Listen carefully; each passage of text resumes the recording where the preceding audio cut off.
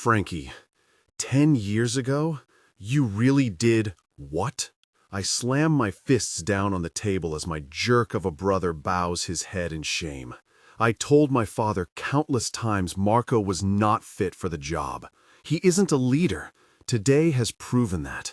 I had no choice. You said we needed to get the Capris under control. I can't believe what I am hearing. My jaw ticks as I try to suppress some of this rage inside of me so I don't shoot him in the head. So, you thought killing his wife would be the way to get him to back off our territory? I spit out. He hasn't said a word since. He shrugs, and my hands ball into fists. I lunge over the table, grab him by the throat, and squeeze. His eyes bulge as he claws at my forearm. You piece of gush, I seethe. Blue begins to tinge the edges of his lips before I release him to fall back in his chair, gasping. Pulling out my phone, I watch him closely and dial Layla, the woman who's had me wrapped around her finger since we were kids, my blonde beauty who is carrying our daughter. I came here to tell my brother we were leaving. Our flight is booked to Cuba to start our new life away from the mess he keeps bringing to our door. I don't want my family anywhere near him. Holding the cell to my ear, I glower at him as it rings. I swear to God, if anything happens to her, I will kill you. Blood or not, you will die. His face pales. Relief washes over me when I hear her sweet voice through the speaker. Baby, I need you to get home. Lock the doors and wait for me. I rush out my words. I'm at Marco's with Carla. We're safe here, right? I shake my head, my heart rate spiking. His protection is nowhere near the standard I would have over my family. Fine. Stay inside the house. I'm coming to get you. As I sprint out of the door, I jump in the car and put her on speaker. Layla, I shout into the phone. I'm here. Do you want me to get Rosa and Eva inside? Her voice shakes. I press my fingers to my temple as I speed down the road. Where are they? I need you and our baby safe, Layla. There's a pause. They're playing in the garden. My hands clench the steering wheel. Tell them to come in, baby. Please, just listen to me. You're sparing me.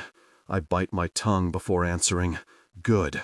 I know this life scares her. That's why I am taking her away. Why I never acted on my plans to take Marco out and assume his place as head of the family. It's the reason I pretend to be a good man. For her. Anything for her. She doesn't need to see the cold monster I am beneath this. Sweetheart, it's going to be okay. I just need you to listen to me. Meet me outside the house. I'm just around the corner. I keep my tone calm, despite the fear running through my veins. Her rapid breathing grows quieter. Girls, I need you to come inside, she yells. 1 second, I hear my niece Rosa call back. I wish I could take her with us. Now, Rosa, inside. I am not asking again, Layla shouts like an angry mom. She is going to make the best mother for our children. I turn onto Marco's road. Layla, baby, I'm pulling down the driveway. Okay, I'm just coming to the front door. The girls are walking towards the back. Marco's mansion, coming into view, lightens the load on my chest. I love you, Frankie. I smile, entering the code to his gates. I love you too, both of you. The heavy iron barricades slowly open. I rub my hand over my short beard in frustration. Really? Waiting until tomorrow for a flight? We're going tonight. Marco can figure his own mess out. I am done babysitting his ass. Racing down the long tree-lined lane, gravel flies as I skid to a stop before the wide marble steps as the front door swings inward. A loud boom has me jolting back in my seat. I brace forward, covering my head with my hands on the steering wheel as the vibrations rock through the car, shattering my windows around me, piercing into my hands. It falls silent, so I slowly look up towards the house. No, no, no. Before I can register what is happening, another bang goes off, flames dancing in my vision. This can't be really real.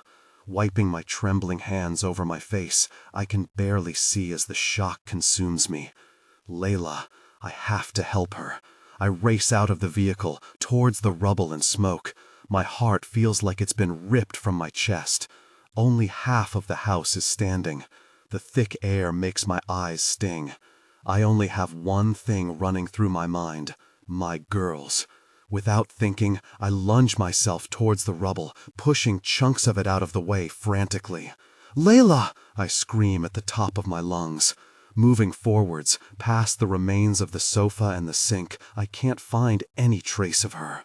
"Really? Come on, baby. Where are you?" I keep going on my hands and knees, tossing the debris out of my way. With every second that passes in silence, my hope fades. There is no coming back from this. It isn't possible. It's my fault.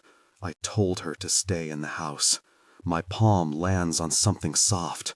Tugging on it, blood drips over my wrist. Looking down, my stomach rolls as I look at the severed hand in mine. "No!" I can barely speak. I choke on the knot that has my throat closing. "Really?" I roar, taking another look through my burning eyes. Her engagement ring? "Frankie, get really out of there. The rest of it's gonna collapse." I swing around to see my brother, face streaming with tears as he looks at the devastation he's caused. Reluctantly, I drag myself to my feet. The wall and ceiling groan, and I hear wood break. A piece of plaster bounces off my shoulder, hurrying me to lunge out of the door before I'm crushed, dropping Layla's hand as I do. Continuing past Marco, I can't look at him. Anger builds within me so tightly I might really kill him if I do. Each step crushes me as I walk away from her. A hollow ache wraps around my heart. She's gone. Tears burn in my eyes, and my chest heaves as I sink onto the ground, wishing it would just swallow me up too. The pain is almost too much to bear. "Frankie," I can hear the despair in his voice as he approaches me. "Frankie, I know you're hurting," he repeats. I suck in a breath, white rage taking over. It's a mistake to be vulnerable to him, to show him how badly this is ripping me apart. He'll never let me forget this if he sees it. My gun points at him before I turn. "Don't take another step towards me, or I will blow your mother really brains out." He holds his hands up, tears rolling down his face. My daughters, my wife. My finger twitches over the trigger. But all I can see replaying in my mind are the visions of Rosa and Eva playing in the yard. That's the last place Layla said they were. With a huff, I lower my arm. For them, I'll tolerate his presence. I need to find my nieces. Let's hope Rosa and Eva didn't listen to Layla and stayed outside. Without a word, I head off, and he follows behind me as we skirt the remains of the house. The girls always played by the swings. The glass crunches under my shoes as we step around the corner. Marco rushes past me towards the two small bodies lying motionless in the grass. My knees sink into the soft earth as I pull a limp Rosa into my arms. Marco cradles Eva, and a low moan escapes his throat. I put 2 fingers to Rosa's neck, searching for a sign of life.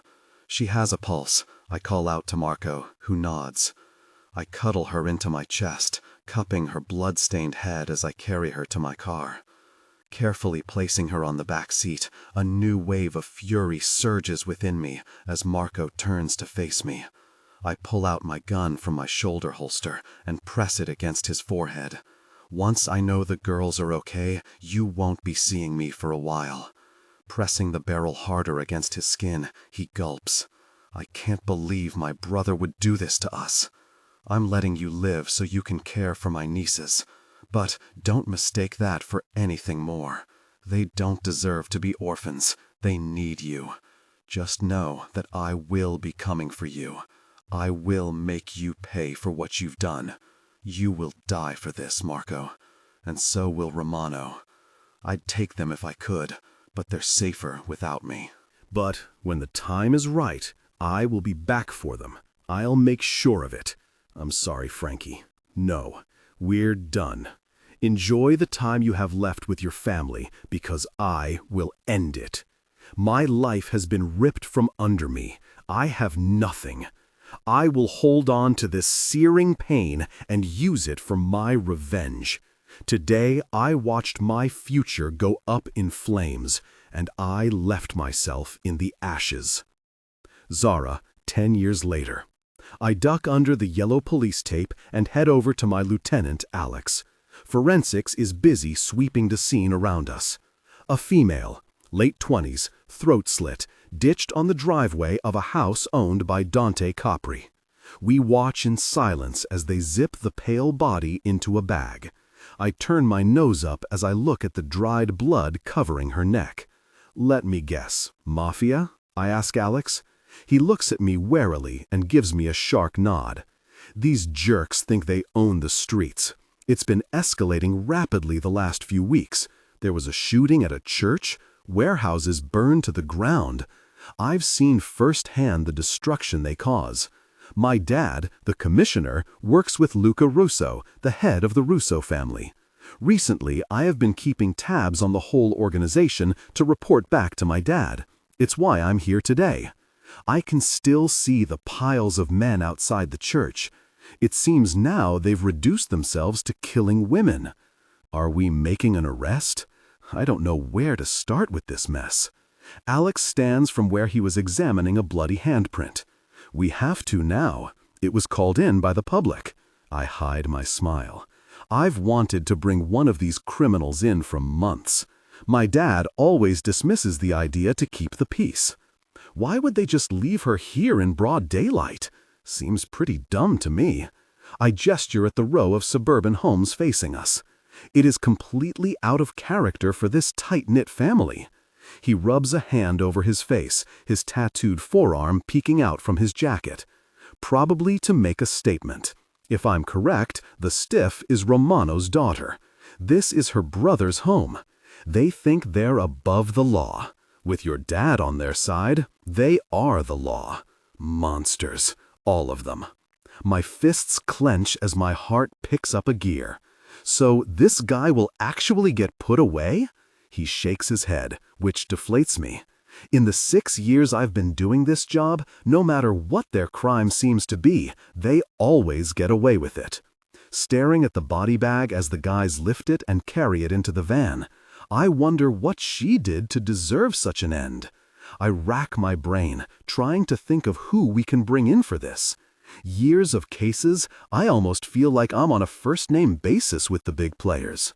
Luca, the big boss, is certainly a no.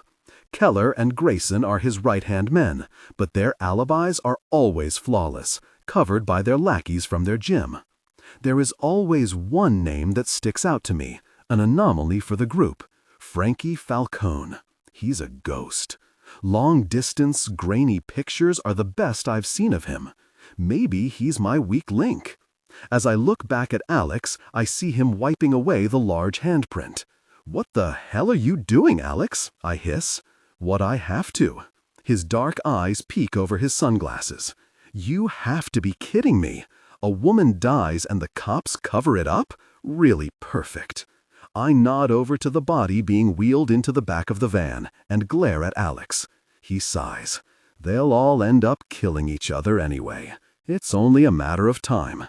He rubs his hands together and heads off to his car, just as a bunch of cops walk onto the scene. After what I've seen the last few weeks, one of these jerks needs to pay for this. Alex is clearly hiding something. It looks like I can take matters into my own hands. I call over Chad as I make my decision. We need to make an arrest, okay? I ask.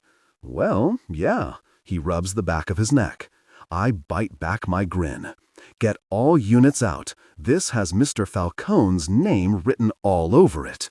He stares at me blankly, registering my words. Frankie Falcone. Call it in. I press. Alex won't, but Chad, as far as I'm aware, doesn't work alongside my father. I was told we need to make someone pay, and Frankie Falcone seems like the perfect fit. I cross my arms over my chest and sit back in my seat with a huff. I'm not letting him free. Just because my dad is the commissioner of the NYPD doesn't mean I won't stare him down. Zara, how many times do you want me to explain this? You don't have a choice, sweetie. I turn my nose up at his nickname for me. We both know that's far from the truth.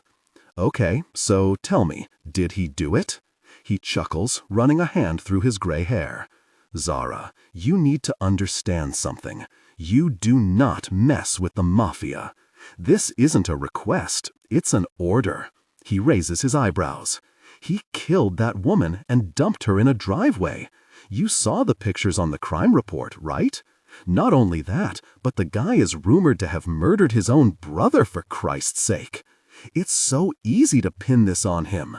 He shrugs, sliding the report I had slammed down away from him. Mafia business is mafia business. We get paid well to turn a blind eye. I'm not prepared to risk myself for the sake of one body.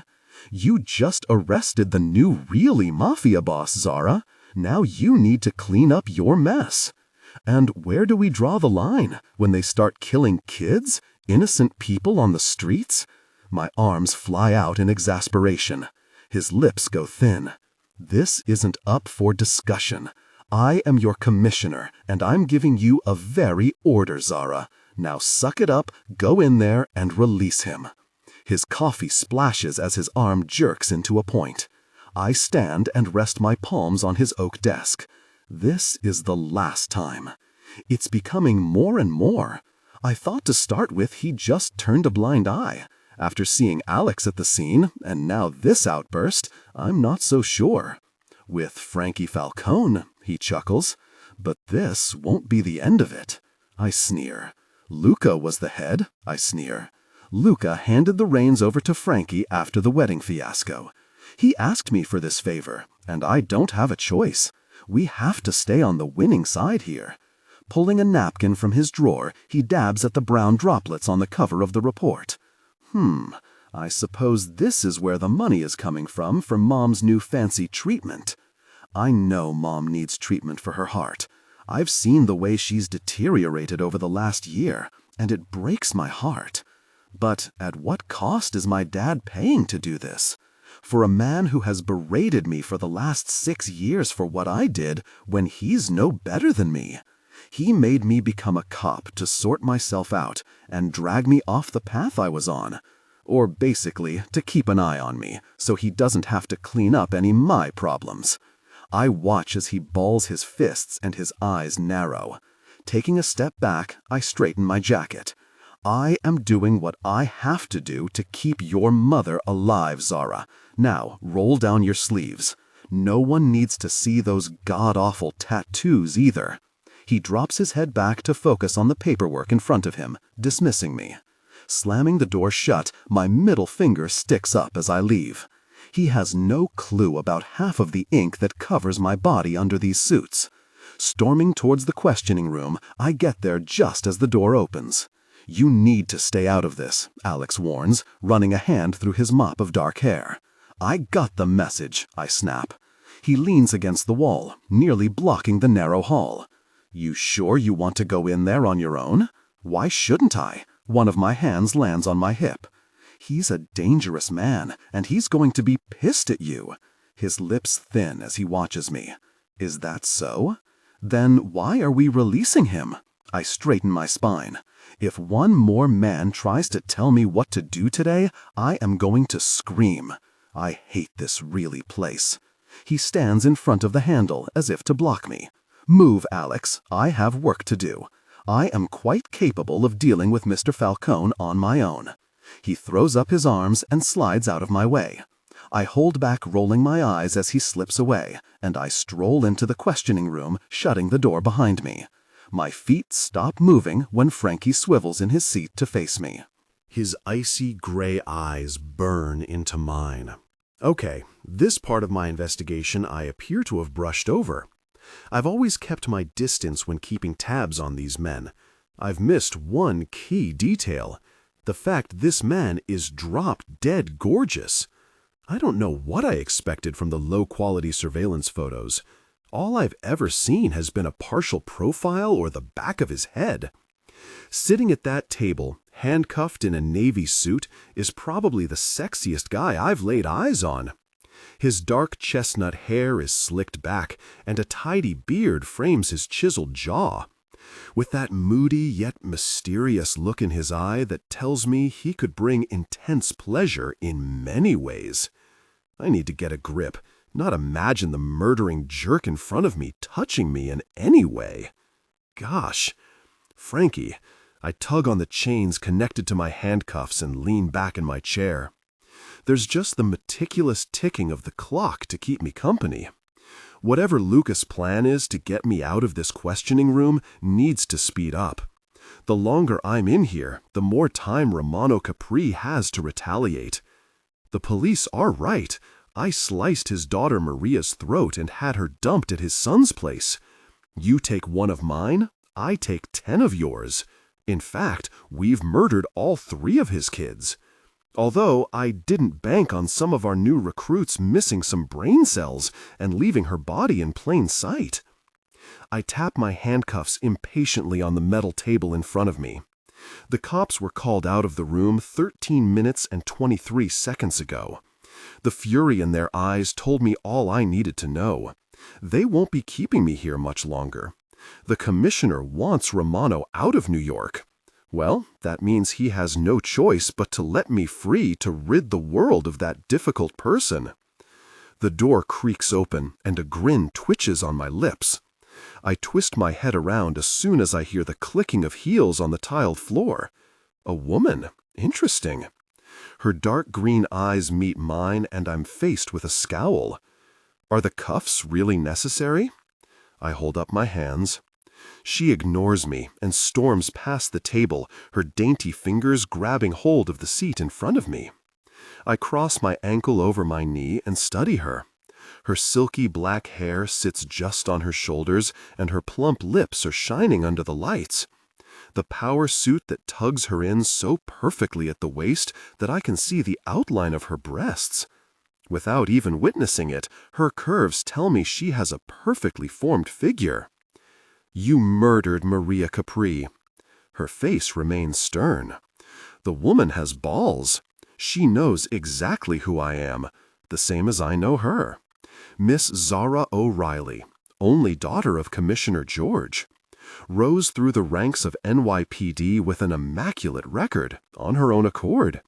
She's a force of nature here, according to her stats. I shrug. I did the world a favor, and it got me one step closer to my end goal. Why? She presses. Any other cop would have just come in here, set me free without so much as a word, but not this pretty little thing. My elbows rest on the table as I lean forward. Do you really think I'm stupid, detective? I drawl out the last word. Her eyes form into slits. To kill a woman, the only daughter of the biggest crime boss in Europe? Yes, I think you must be pretty dumb, Mr. Falcone. The way she says my last name sends a jolt through me, imagining the way she would moan out, "Sir." I shake my head to try and free myself of the image. I didn't realize you were an expert on the Mafia, Miss O'Reilly. Now, if you don't mind, I am a busy man, as you well know. I wink at her and hold up my wrists. She pulls out a key from her pocket and leans over the table, just enough to give me a peek of the top of her chest hiding under her shirt. Nice tattoos. I barely hold back a grin. It's not often I get the opportunity to rile a woman up like this. I'm used to them doing exactly what I say. Zara is a new kind of game. Her chin tilts down, and I let a smile play over my lips, watching her realize the button is undone. She doesn't rectify it. She just shakes her head and continues unlocking my handcuffs. She steps back as they drop on the table. I rub my wrists and raise myself from the stiff confines of the chair. She stands her ground as I walk towards her. Will it make you sleep better at night if you truly knew the monster you are releasing? When she takes a step back, I take one forward. I like a challenge. Ideally, I want this detective on my side. But it's not a necessity. I'm sure the commissioner can keep his daughter on track. The blush spreading up her chest tells me what I need to know. You're free to go, Mr. Falcone. For now, she mutters the last part under her breath. I lean down, my nose brushing against her cheek. I almost expect her to clock me in the jaw, but she doesn't. I slit that difficult person's throat and let her bleed out on the concrete. I laughed as I watched her take her last breath, and I will do the same to anyone who gets in my way. She sucks in a breath and leans back, looking me dead in the eye. There isn't an ounce of fear there. Clock's ticking. You might have the commissioner on your side, but not everyone listens to him. Now get out of my personal space. She juts her chin defiantly. I tilt my head and bite my bottom lip. Gosh, this woman, she struggles with control. She clearly isn't happy with her father's orders to release me. The clock's only just started, sweetheart. We're in a new reign. I step back, despite my body not wanting to. I wanted to assert my dominance. I could break this defiance in no time. But I won't. I know my limits. You think you've got it all figured out, don't you? Her sweet voice has my full attention, even if it is laced with venom. I respond, watching the color deepen on her neck. It's either from stress or my presence, or both. Why is she still speaking? I'm sorry, I'm free to go, right?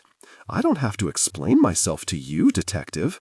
Now I suggest you run along back to your father to collect your next order.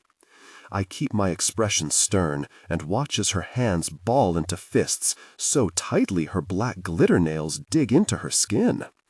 Really you, she spits back. Instinctively, my hand shoots out and my fingers lace around her throat, pressing her into the wall behind.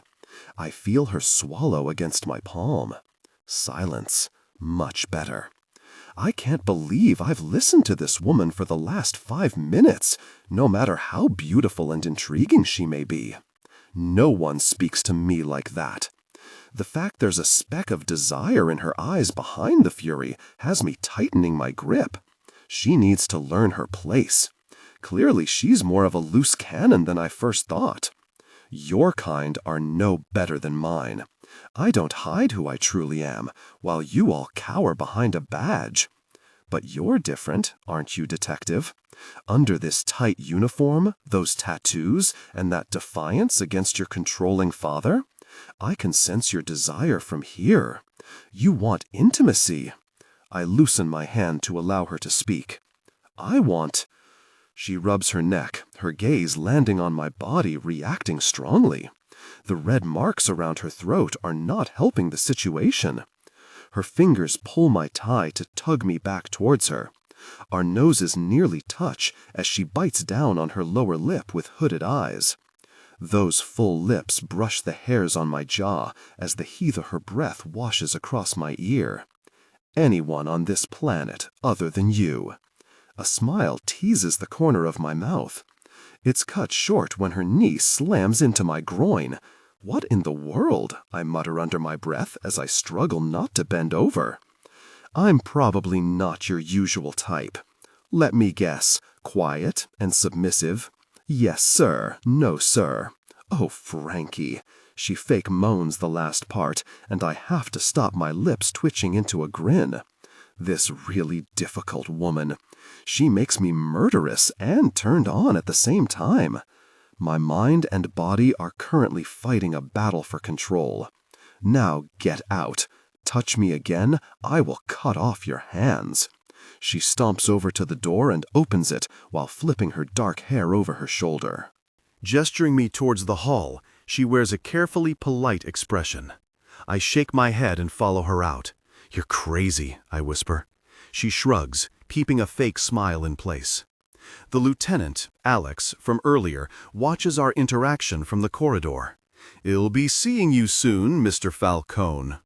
I lean towards her, watching her hand tighten around the doorknob. "I hope for your sake we don't meet again, detective," I say in a low tone, and walk past her, ignoring her gawking friend as I do. Pushing out the heavy door into the warm sun, I spot Grayson's white Audi in the parking lot next to a shiny black Porsche. The sign in front of it reads, "Detective." Interesting. I loosen my tie and slide in the passenger seat. "Morning, boss. Good night." Grayson's blue eyes look over his sunglasses, with one blonde brow raised. I've had worse. I miss anything? A few hours in this life, a lot can change. The last couple of weeks have been filled with bloodshed and death. The Capris have been really messing with my family right under my nose. Romano's long-lost son is my niece's rapist, the same guy who forced her into a marriage and fooled us all. I will live to regret missing that. I should have known. But now she has Luca, which means we have to lose him as a leader. I have vowed to carry on our revenge. It's not just for me anymore, but for Luca's mom and Eva, my niece. We are in the middle of war, and this is what happens. People lose their lives. Grayson knows that. He's my new right-hand man, the ex-Marine. We've come a long way from him wanting to murder me for kidnapping his wife. Luca's men have become mine. Their loyalty lies with me. Why? Because they know I can end this war. My thirst for Romano's blood is unmatchable. The last 10 years will come down to these next few months. Every part of my plot boils down to the end of the Capris. Only then can I breathe again, knowing I took my revenge. No, Luca and Rosa arrived in Greece safely. Enzo has started looking into Romano's whereabouts. Me and Keller have been rounding up the guys in the gym waiting for your arrival. We've built an army. Now it's time to use it. Zara. Dad calls us into his office as soon as Frankie leaves the building. Frankie has my whole body on high alert. What happened back there? What did he do? Chad asks, stepping towards me. The door flies open, and Chad creates distance between us. Clearly, he's scared about my father's reaction to him, calling Frankie in on my orders. Ah, you're both here. Frankie left, I assume? A grin spreads across my dad's face. You two have really messed up monumentally. So, you're both on paperwork for the next 2 weeks. He takes his seat at his desk. What? He holds up a finger to cut me off. This is not up for debate. Chad shifts uncomfortably on his feet next to me, and I shoot him a glare. Sorry, it won't happen again. He looks down at his boots, and I want to slap him. We all know it was Frankie who did this. He just admitted it to me. Dad pins him with a hard stare. No, it won't. Now, back to your desk. Chad opens the door, and I follow behind. Father's voice freezes my movement. Not you, Zara. Sit down. My fists ball before turning back around to face him as Chad slams the door shut behind him. My father leans back, his fingers folding into a point that he taps against his thin lips. Zara, you need to stay away from Frankie. A lump forms in my throat, making me swallow. He takes a deep breath. We can't trust him. Whatever gave you that impression? I ask mockingly.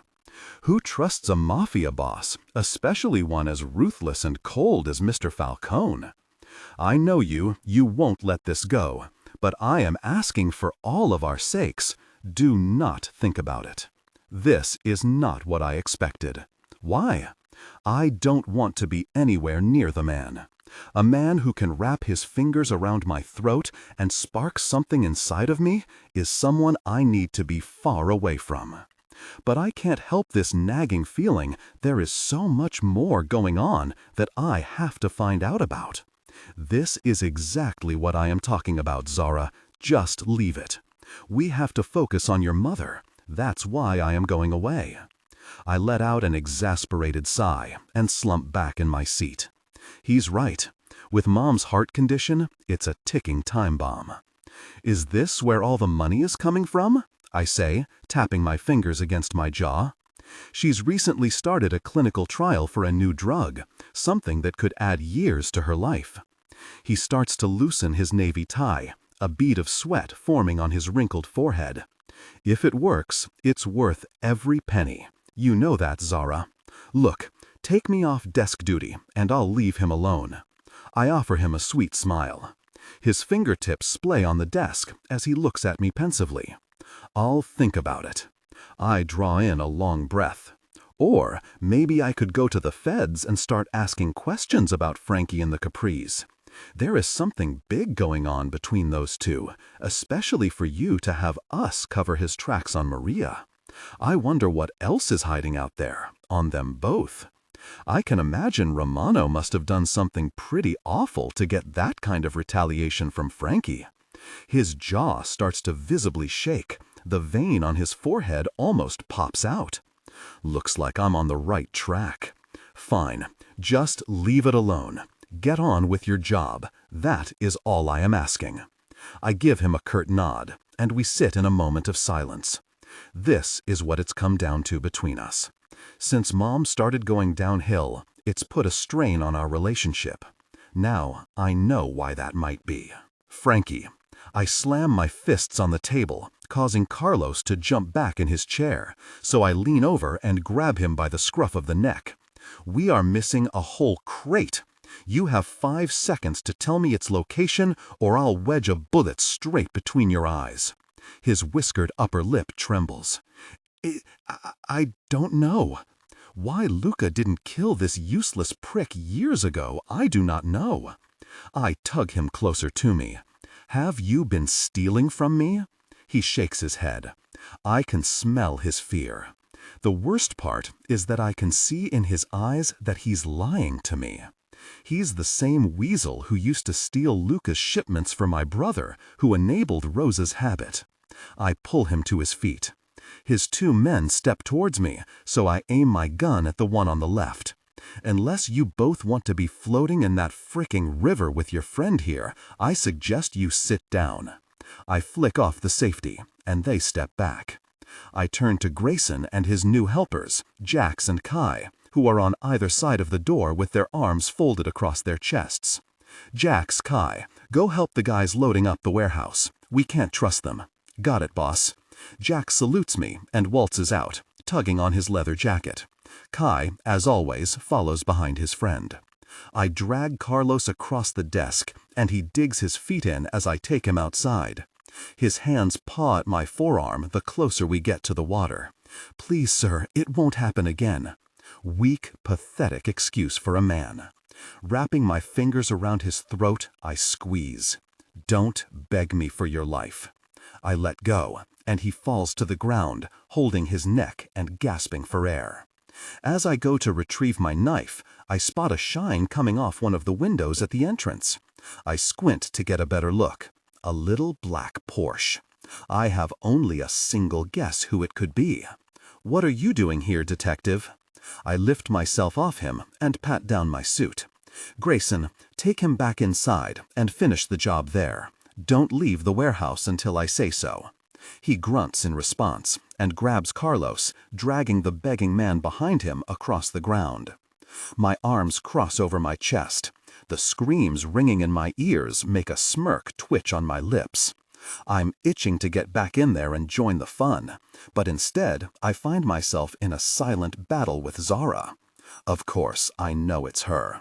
I know everything about the woman that I need to.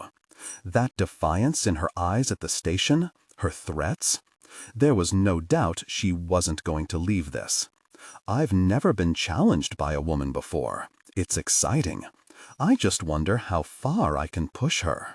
So, I take my gun from the holster and aim it right at her windshield. I bet she's biting that bottom lip, gripping her hands on the steering wheel, watching me. She hasn't driven away. Impressive. Most people would have when a crazed man points a pistol at their car. She really does need to leave, though. I can't have her or anyone getting in my way of ending Romano. Not the commissioner, the cops, and certainly not Zara. I switch my aim slightly to the left, to the brick wall next to her car, and fire. The headlights come on and the engine roars to life.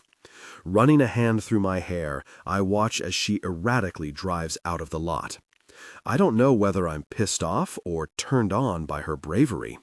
If she wants to play games with me, she better brace herself. Who was that? Grayson asks, dropping Carlos' dead body on the floor. Jax and Kai are doing the same with one of the goons nearby. I look down, and my nose wrinkles as my new loafers are spattered with blood. No one of concern, G. I'll deal with it. He looks like he's about to say something, but his mouth clamps shut and his lips thin. Pulling out my lapel, I slide my Glock back into the holster under my arm. Once you've discarded the bodies, meet me at my place. Bring Keller. Got it, boss. He lifts Carlos and throws him over his shoulder. In the river? I pull out a cigarette and light it. Anything to dampen the smell. He grunts. It'll have to be, unless you want me to blow up your warehouse. He has a spark in his eye. In the year we've worked together, I never quite understood this man's obsession with setting everything on fire. There's a lot cleaner ways to deal with a corpse. I turn on my heel and head to my own silver Porsche parked outside and pull out my phone to dial Enzo. We need a new plan. If Zara is on my case, we need to know why. Grayson, Jax, Kai, and Keller are in the kitchen raiding the drink cabinet. I recline on the couch and scroll through my phone. For a detective, her social media is wide open. Picture after picture, her off-duty persona is revealed. The delicate ink that spans her right arm. Her green eyes that pierce into my soul, even through a screen. I stop on the picture that holds my attention. She's unlike any other woman I've been with. She has a dark side, a rebellious side. In this photo, she's at a concert, in a leather bra and high-waisted shorts, sticking her tongue out to the camera. Her raven hair frames her face, her lips are red and plump. Clearly, she lives a different life outside of her day job, a reckless one, which explains her behavior. If she wants to be my enemy, I need to know every single thing about her. I know she has an issue with control. She hides behind that badge, which is probably why her body is scattered with ink.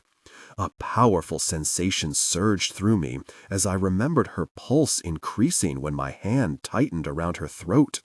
She has a temper and will use violence, but she doesn't like men ordering her around.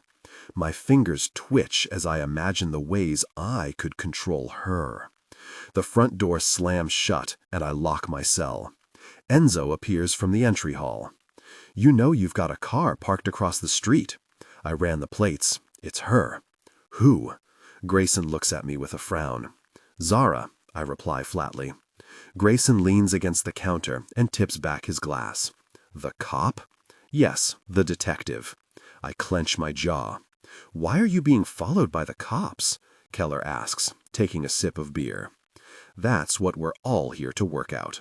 I think I've got myself a little stalking problem. She's brave. Jax chuckles before jumping up to sit on the counter. Sometimes his insolence is irritating. Off. You can sit on a chair like a house-trained adult. This isn't a really frat house. That earns me a snicker from Kai, who tugs on Jack's black t-shirt to get him back to his feet. You heard him, Kai says to Jax, and gives me a nod. These two are like a married couple. Jax, the wild one, the brute, and Kai is always there to calm him down and keep him out of trouble. I stand and join them in the kitchen, taking a seat at the dining table. The rest of them all join me. Enzo pulls out his laptop and puts on his glasses. I've never seen you with glasses. Very Clark Kent, Keller mocks and holds his beer up to Enzo. Really? He retorts. What have you got for us? I ask, looking at Enzo. Enzo clicks a few keys before his eyes narrow at his screen. Well, it looks like George took a private jet to Sicily. Of course he did.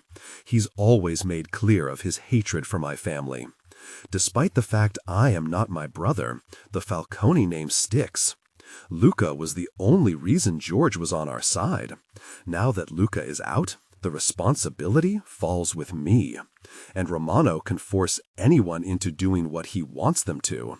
So, how do we plan to keep power? Grayson asks. My chair rocks as I cross my foot over my knee. We have to draw Romano here. I'm not fighting a war on anyone else's turf. We hold the upper hand here. We can't let the commissioner know that we're on to him. Let them think they have one over on us. I can feed him false information. Easy enough. What about the lieutenant, Alex Pierce? Dig up any dirt on him? Enzo leans back with a frown. Clean record. I'll keep digging. Alex is a lieutenant of the NYPD. There must be a way to get to him. He might have cleaned up the crime scene. I don't trust him nor George. If one switches, the other is bound to follow. We killing cops now? Keller glances at Grayson with concern. I shake my head. I was thinking we start with blackmail. We don't need that kind of heat on us.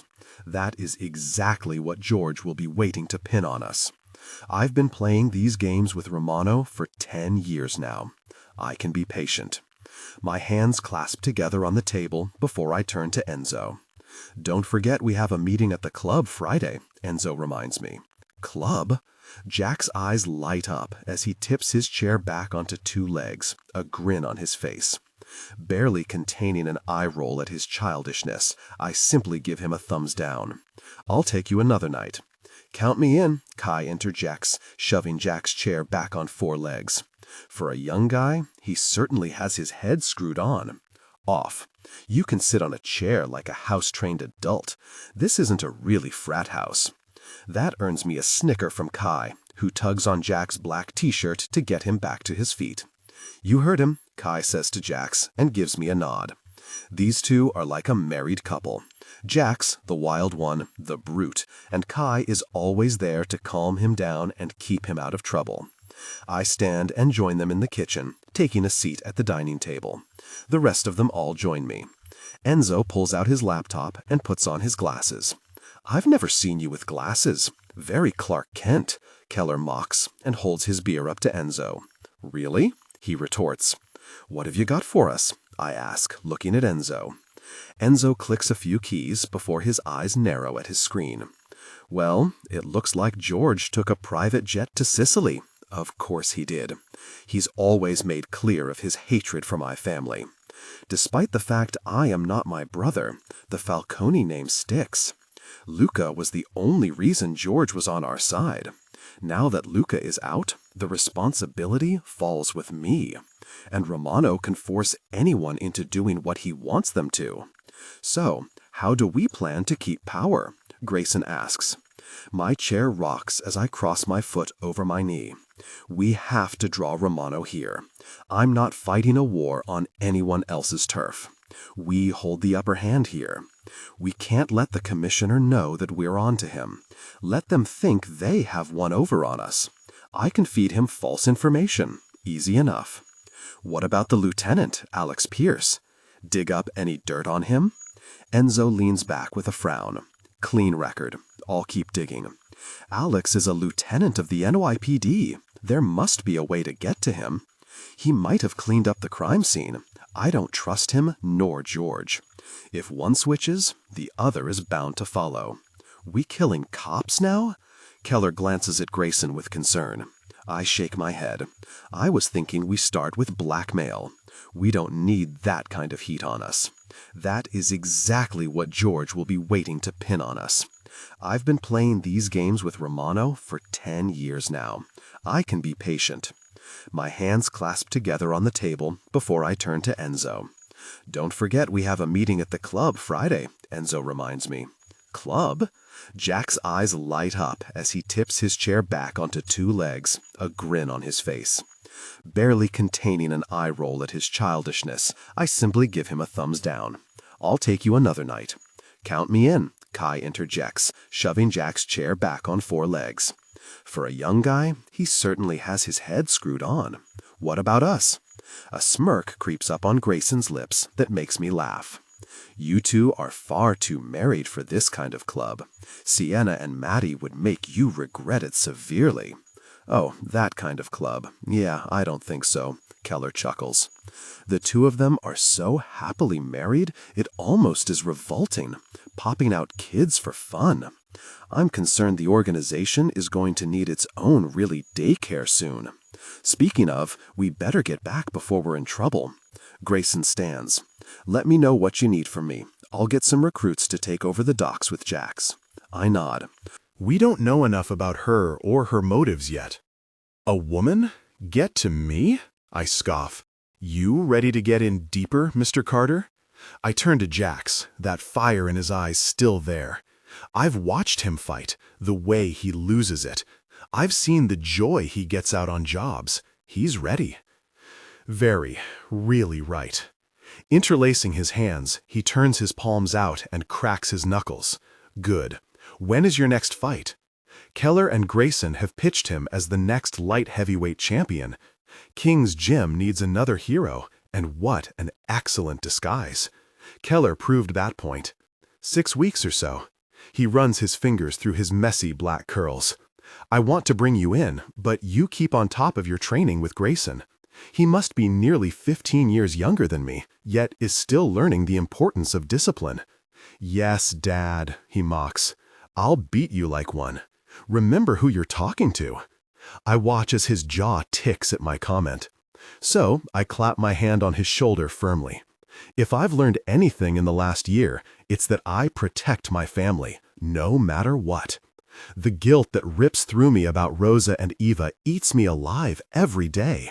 Like everything else, I swallow it down and carry on. Enzo shuts his laptop and stands. Need a lift? He asks Jax, who shakes his head. I've got my bike out front. Jax lifts his heavy leather jacket back over his broad shoulders and follows Enzo out. After they leave, I loosen my tie and pour a heavy measure of scotch, hitting dial on the commissioner's number. Frankie. He sounds less than happy. Call off your dogs, Commissioner. She's your daughter, so I have allowed it this far. Enough is enough. Really, he mutters under his breath. So he didn't order this. A smile creeps up on my lips, and I can't help but lift the blind in the living room that looks out onto the road. I wonder if she can see me. I'll take care of it, Frankie. Good. I cut the call with this new information. Knowing she is here for herself gives me a whole new outlook on our situation. The way her body reacted to me, I bet she likes watching me. Night, Detective, I say before I shut off the lights, knocking back the remainder of my drink. Each heavy step up the stairs is closer to another night of restless sleep, watching Layla go up in flames in my nightmares. Zara. I pull my jacket tighter as the cold air hits me. It's only 8 a.m., so I drive to Frankie's house and park across the street. Reclining my seat, I blast the hot air and fight to keep my eyes open. With Dad being away, I've stepped in and helped Mom out. Every day is watching her fade away. She can barely walk 5 steps without getting out of breath. I swallow down the lump in my throat as tears sting in my eyes. Instead of dwelling on that, I focus on what I'm here to do. Despite my dad's angry call in the middle of the night, I'm still here. I might have promised I'd stop. I just can't. I know Frankie is hiding something. They all are. His Porsche is parked in his driveway. The house is gigantic, a mansion even, with ivory covering the brickwork and black-framed windows. An absolute dream. I tap my nails against the seatbelt buckle and turn up the radio, slipping on my black Prada sunglasses. Even if they are oversized, I have no doubt Frankie would spot me a mile away. I don't think my father realizes just how clever this man is. I sit up and lean against the steering wheel as his front door opens. My heart hammers as 2 stunning blonde women appear, stepping out onto the porch. They're followed by the man himself, his bare chest rippling in the morning sun. Oh my God! Even from here, I can see how perfectly built he is. Of course he is. He grabs one of them by the back of the head and kisses her. I try to tear my eyes away, but I can't. The blush is evident on her face from here, almost matching the heat on my own cheeks. He makes a bold gesture towards her in her tight red dress and turns his attention to hoe number 2, who gets the same service. When his dark gaze connects to me, my heart almost thuds out of my chest. Gosh, I should be worried he's caught me, again.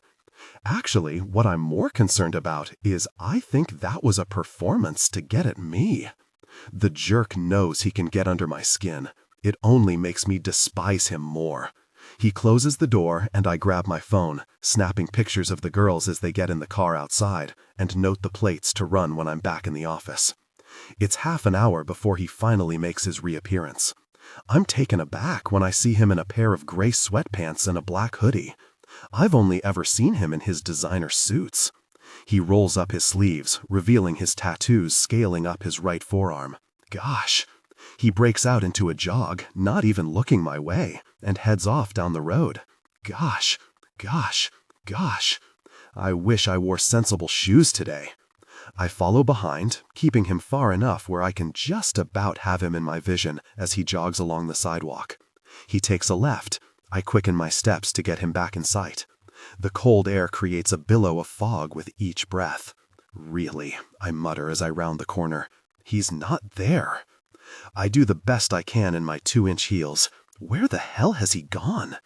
My pace slows, the bottoms of my feet are on fire. Reluctantly, I turn around and start to make my way back. A rustling sound comes from my left. As I spin, I meet a pair of piercing gray eyes that I'm starting to know too well. Before I open my mouth to scream, his hand clamps down over my lips, and he yanks me down the alleyway, making my back crash against the brick wall. A cool blade presses into the side of my neck. What did I say would happen if we crossed paths again, Detective? His tone drips with danger. I can't speak. His palm restricts my air. If I remove my hand, do you promise to be a good girl and not scream? I nod weakly, letting him think he's won. It's a struggle to ignore the fact his words have me hot under his touch. He peels back his hand and presses the knife harder against my skin. My breathing becomes heavy. Concentrate, Zara. It takes all of my willpower to make sure I speak even and calmly. Screaming would mean I need help. I know you won't kill me. Not here, anyway. Is that a flicker of a smile that is teasing up the corner of his mouth? Is that so? I close my eyes as he trails the edge to the center of my neck, then painfully slowly down the front of my chest. He's consuming my space, his face just inches from mine. Zara, what am I going to do with you? His eyes focus on my lips. Let me go, Frankie. My breath hitches as the knife brushes against my shirt over my stomach. Why would I let my stalker get away so lightly? He grips my chin and turns his face left and right. I don't know what to say. Why is my heart racing? The thrill of his body wedged against mine feels better than I expected. He can't ever know that. Get really off me. I hate that I want the opposite, for him to push harder. His nostrils flare as he looks me up and down before he chuckles. Are you going to make me, Dolcezza? What the gosh is Dolcezza, and why does it sound so very hot coming from his deep voice? That line of thought has to stop. I need my brain to start working. Sliding my hand down my side, I reach for the flip knife in my pocket and bring it up to his throat. I press a little too hard, and droplets of blood start to drip down his neck. He doesn't flinch, but grabs my wrist and squeezes until the blade falls from my grip. Pushing my back against the bricks with a thud, one of his muscular legs wedges between my thighs. Don't fight me, Detective. It will only intensify my desire for you, and that's the last thing either of us needs. I gawp at him, fighting for air as his hand laces around my throat. He squeezes and leans in. Now, whatever this little mission of yours is, it needs to end. Maybe look a little closer to home for the real enemy, Zara. You never know what monsters are lurking in plain sight. I swallow against his palm. What the really does he mean? You're the only monster here, I croak out. That earns me a full-bellied laugh. I didn't have you down as naive. I thought you were smart, relentless, with a disregard for personal safety. It seems I was wrong. He releases his hold, and my body sags. I rub my neck, and he wipes the droplets from his. Staring at the crimson stain on his fingers, his eyes narrow, then lock with mine. Open your mouth, he demands. I look up at him through my lashes. He cannot be serious. He raises his eyebrow. No. My voice shakes as I speak. I can barely hear it through the pulse pounding in my ears. Have it your way. He shrugs and grips my chin and pries my lips open. The metallic twang of blood sours on my tongue. His eyes glint with hunger. "I'll see you around, detective," he rasps. The way it rolls out of him with a deep Italian accent does something to me. Still tightly holding my jaw, his mouth is just a breath away from mine. I'm fighting between the urge to headbutt him or kiss him. He gives me one last smug grin and backs away from me. Breaking into a jog, he veers out of the alleyway. Leaving me up against the wall, my body is tingling. A new fire is set within me to take this jerk down. "Hey, Alex, can I talk to you for a second?" I ask as he pours himself a coffee in the break room. His spoon clinks against the edge of his cup as he glances up. "Yeah, sure, fire away." "So, I'm working a case and the guy keeps going to this address," I lie. "I spent the afternoon following Frankie around. First to King's Gym, then to Grayson's house, and lastly, he met Jax on his bike outside this shady-looking black building. I watched him swipe a key card to get in. I know there's something important behind that door. So I stayed for the rest of the afternoon and into the evening. It was either stunning women in hardly a shred of clothing or suited men. I've got my bets it's a club with adult entertainment, and what mafia organization doesn't have one of those? I pull up the address on my phone and the picture of the entrance. Alex's brows bunch together and then his eyes go wide. Bingo! "Oh, I'm not sure that is the kind of place you want to be standing around, Zara." I tilt my head, and he chuckles. "Why? What is it?"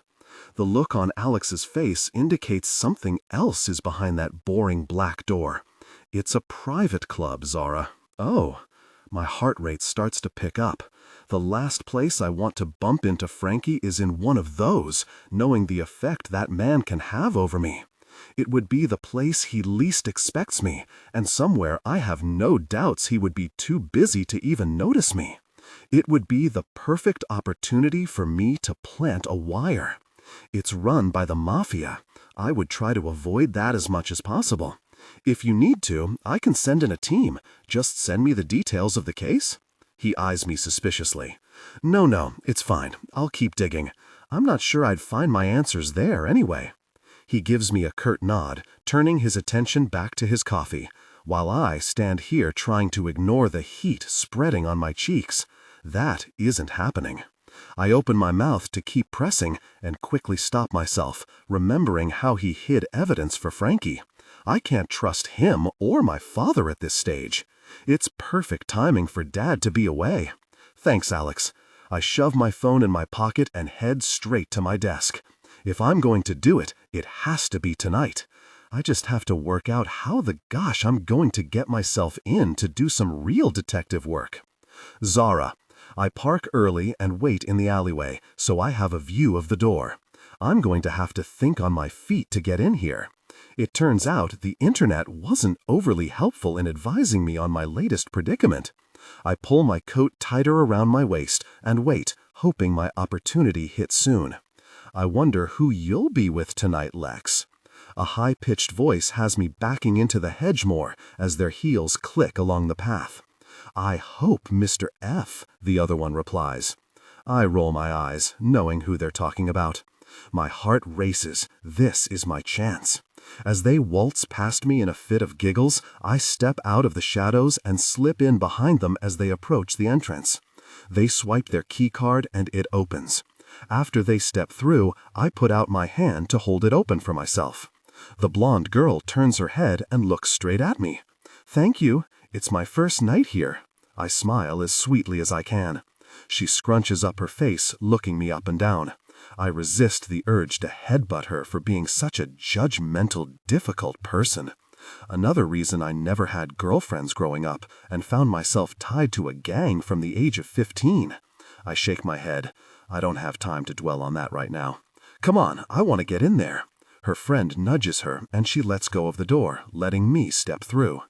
The second I walk through, the aroma of vanilla mixed with something else fills my nostrils. The girls head off on their mission down the dark hallway, and I follow behind them.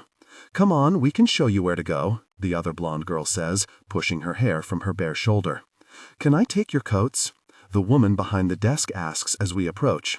I shuffle mine off and hand it to her, revealing my tight black dress that plunges between my breasts, showing off the tattoo between them that scales down across my ribs. "Thank you," I give her a smile as I hand it over. The two girls push open the gold doors and saunter down the hall. I trail along behind, keeping my eyes down to not attract any attention. If Frankie and his men are here, they would spot me. So I try to hide behind these two bundles of joy in front of me. "Girls, you're late. He's expecting you. Keep your head down, remember?" I look up and quickly drop my gaze back down to the floor. It's one of the guys who works with Frankie, the one I can't put a name to. A brunette hostess opens the red door up for us, and I follow behind the girls, mimicking their position. The first thing I'm greeted by is a scene of intense intimacy. Desire pools in my core. I scan my eyes up. I'm not one of these girls. Now that I'm in, I don't need to bow my head. All the air is knocked out of my lungs as the man tips his head up, his cold gray eyes meeting mine. Him. The shock on his face is there for a second before his cold resolve masks it. He roughly laces his fingers through the blonde's hair and pushes her down. His eyes don't leave mine as he gives me a smirk. The two girls I entered with prepare themselves and position themselves beside him, keeping their heads down. I plant my feet firmly in place, tightening my grip on the door handle. My brain is screaming at me to leave. This is dangerous, not just for my safety, but for my head. I can't let him get to me. I shouldn't be turned on by him. Yet I'm clenching my thighs together, feeling a complete rush of desire. "Now you're here, why don't we play a game?" Frankie's voice just heats me even further. I can't physically tear my eyes from his. I'm under his spell. His eyes dart to my hand on the handle, and he raises an eyebrow. He thinks I can't do this? I straighten my spine, dropping my hand. "What do you suggest?" A grin twitches on his lips. Frankie's grip tightens in the girl's hair, causing her to moan. "You give me a show. If I reach my peak, I'll answer anything you ask me. If you can't satisfy us both with your performance, you stop this little mission of yours." Desire flashes in his eyes. I lock my gaze with his as I step forward, slowly unzipping the side of my dress and letting it fall to the floor. He groans, raking my body all the way up. My red lace undergarments and matching lace bra are a brilliant choice for tonight's activities. "Show me what you've got, detective." He drawls out that last word in a way that has me feeling intensely aroused. The two girls kneeling both look up directly at me. Frankie growls, making them turn their heads away. "Lexi, here." Frankie's tone is commanding. For some reason, I open my legs, the pressure building within me. She saunters over, not before flashing me a malicious grin, and sits next to him, her legs spread wide as she leans into his shoulder. He slides a hand down her stomach and between her legs, starting to engage intimately with her. His eyes still firmly on mine. Fine. If he wants a show, I'll give him one. I can probably do that better myself anyway. I mimic his actions, brushing my hand along my bare stomach and slipping it under my panties. I start to caress myself lightly, and Frankie grunts in response. The thrill of it has me on the edge. My entire body is on fire. I start to picture him doing this to me, and a moan escapes my lips. Unclasping my bra with the other hand, it falls to the floor, letting my breasts bounce free. The cold air makes my nipples stand to peaks as I roll my nipple piercing between my fingers, tipping my head back against the door as I deepen the intimate touch. The pure fire in Frankie's eyes greets me when I look back at him. I can't focus on the other women. He is all I see. I can hear the woman's moans. I can feel my temperature rising. I want the man who's staring at me like he's torn between strangling me and connecting with me intimately until I can't walk. Gritting my teeth, my blood pounds in my ears. I shouldn't want him like this. I hate the man. I want to take him down. Frankie, I can't concentrate on anything other than her. This blonde can offer her affections for as long as she likes. The only woman I want to be intimate with is the one standing in front of me. I groan as I imagine her closeness. I'm riveted to her every movement. She had a moment where she was debating leaving. It only made me want my stalker more when she slipped off that dress with a defiant glint in her eye and revealed her perfect frame, scattered with beautiful ink that spans a lot further than I first thought. Her arms, her ribs, her thighs. I want to explore every part of her. The way she's looking at me with such intensity and biting that plump bottom lip tells me she's not picturing anyone other than me in that moment. I lick my lips and fire flashes in her eyes. She needs more. She's desperate for it. She needs to be claimed and controlled to truly be set free. I guide the blonde's head closer, my fingers still engaging intimately with Lexi, her legs shaking next to me. The girls might be moaning next to me. All I can focus on is the little breathy pants Zara keeps letting out. I could have her screaming. I bite down on the inside of my cheek. Gosh, I want her. I push the blonde off me and disengage from Lexi, which earns me a displeased moan. You girls go and have some fun. I tap Lexi's side as she stands, and she giggles. I can't concentrate on them. My focus is entirely on Zara. My hand grips myself, and I lean back, my other arm up on the back of the couch. I wonder how my little detective is going to play this one off. She's close, and I know she won't back down from a challenge. What's your next move, detective? I can almost feel the conflict happening inside her brain. She wants to finish. She hates herself for wanting me, but she's so turned on right now. If she wants the answers, she has to find satisfaction. I keep touching myself. Her eyes zone in on my form. I bite back a groan as she rolls that silver nipple piercing between her fingers. I can smell her sweetness from here. It's taking every single ounce of restraint I have right now not to go over there and connect with her intimately like she craves. Her back arches against the door, her head lowering, and her hooded eyes meet mine. The desire, the pure hunger in them almost has me overwhelmed. This woman is like none I've ever met. I have a nice slice on my neck to prove that. Gosh, she mutters as her body shakes. I tip back my head and imagine her in a state of complete surrender.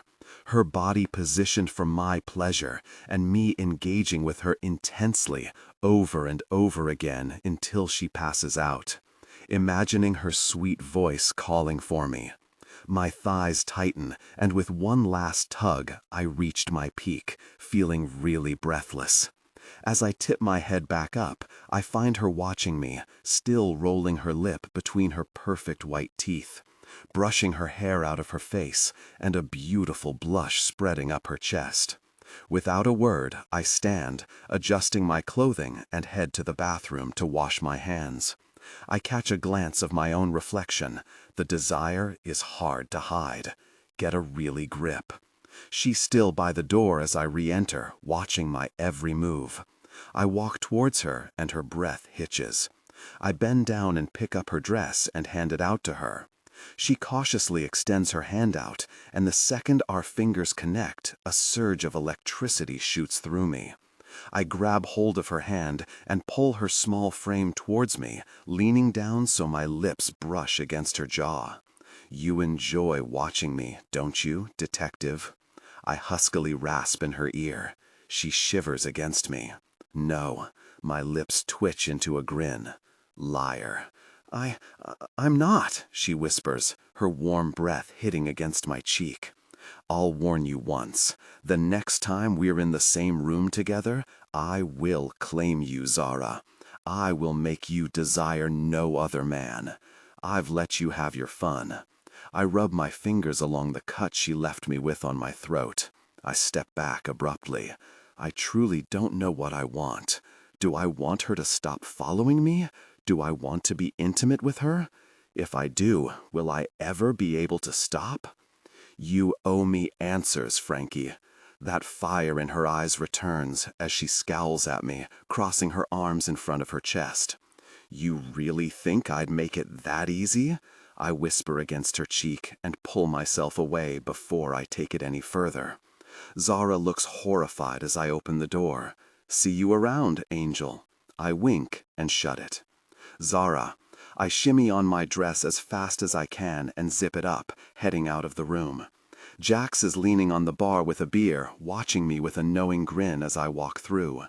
My cheeks are still on fire from my encounter with Frankie. I can't believe I just let him see me reach my peak, imagining it was him. Gosh, it was hot. Seeing him lose control for that split second, it was the hardest I've reached my peak in a long time. That jerk owes me some answers. I head towards the exit, the smell of cigarettes lingering in the hallway. The door opens and two men walk in. That's when my eyes lock on Frankie's as he stands outside, hand in pocket, blowing a puff of smoke towards the door. "Miss, your coat." I ignore the woman and slip out of the door into the darkness with Frankie. "You didn't feel like joining the girls?" he asks, holding out a packet of cigarettes to me. I take one, place it between my lips, and he lights it for me. Not really my thing. Now I want my answers. "Go on then." He pauses and smirks. "You get one, and so do I." I place my hand on my hip, the cool air causing me to shiver. "That wasn't the deal, Frankie." I scowl at him. He stretches one arm against the wall, framing me with his tall body. "Tough. I'll go first. Do you have a boyfriend?" I blink a few times at him, his face expressionless. No. I don't know why I felt the need to even reveal that to him. As stalkers go, I'm doing a really bad job at this. I just want to know the answer to one burning question. "Good," he replies, blowing out smoke. "Excuse me?" He grins at me. "I'd be pretty upset if my girlfriend found satisfaction imagining another man being intimate with her." My mouth gapes open. "You have no idea what I was thinking about?" I take a long drag. He leans towards me, and I clench my thighs. Jesus, what is wrong with me? I blow the smoke straight in his face, and he waves it nonchalantly out of the way. "Now I know the most important thing there is to know about you, Zara." He licks his lower lip. "Really? What's that?" I counter. His head lowers, even with mine. "Just how absolutely breathtaking you look when you reach your peak thinking about me." His hungry eyes scans my body as he scratches his beard. "Go away." I glare at him. He laughs. "You really don't learn, do you?" His eyes darken as his finger trails up my bare arm, making me suck in a breath. "Stop," I whisper. His chest rumbles as his voice deepens. "Admit you found satisfaction thinking about me." I shake my head, dropping my cigarette to the ground. He stamps it out for me, stroking along my collarbone. I won't ever let him know the truth. My heart races as his fingers loosely wrap around my throat. "Say it." His lips hover over mine. "Why? Will it make you feel better about reaching your peak while watching me?" I raise my eyebrow at him, biting the inside of my mouth. "I didn't do that from watching you." The tease of his smile grows. "Really?" I bite back. "Yes, really." Intimate thoughts filled my mind, imagining a passionate encounter where I would bring you to the peak of desire. I gulp, snapping my lips together. That image forever ingrained firmly in my mind. Quite the picture, isn't it? He tips his head to the side, his warm breath hitting against my jaw. We lock eyes, and he releases me. "My question." "Yes, detective. What have you got for me?" "Maria. Why did you kill her?" He rubs his beard. "Because that difficult person deserved it." He leans back in, and I hold my breath. "I'm sure I'll see you around, detective." He salutes me and turns his back to me and walks down the alley. It leaves me breathless and on fire. The door slams shut behind me. The sound doesn't jostle me from the spell of watching him slip into the shadows. "Frankie, what do you really mean? There is a shipment coming in." I shout into the phone to Enzo. "It flagged up. Do you want me to send some guys down there?" Enzo asks, and I rub my finger on my temple. "Yes, get Keller, Jax, and Kai down there too. Keep an eye on police reports. Keep your guys waiting on the sidelines until we work out what the hell is going on." "Got it."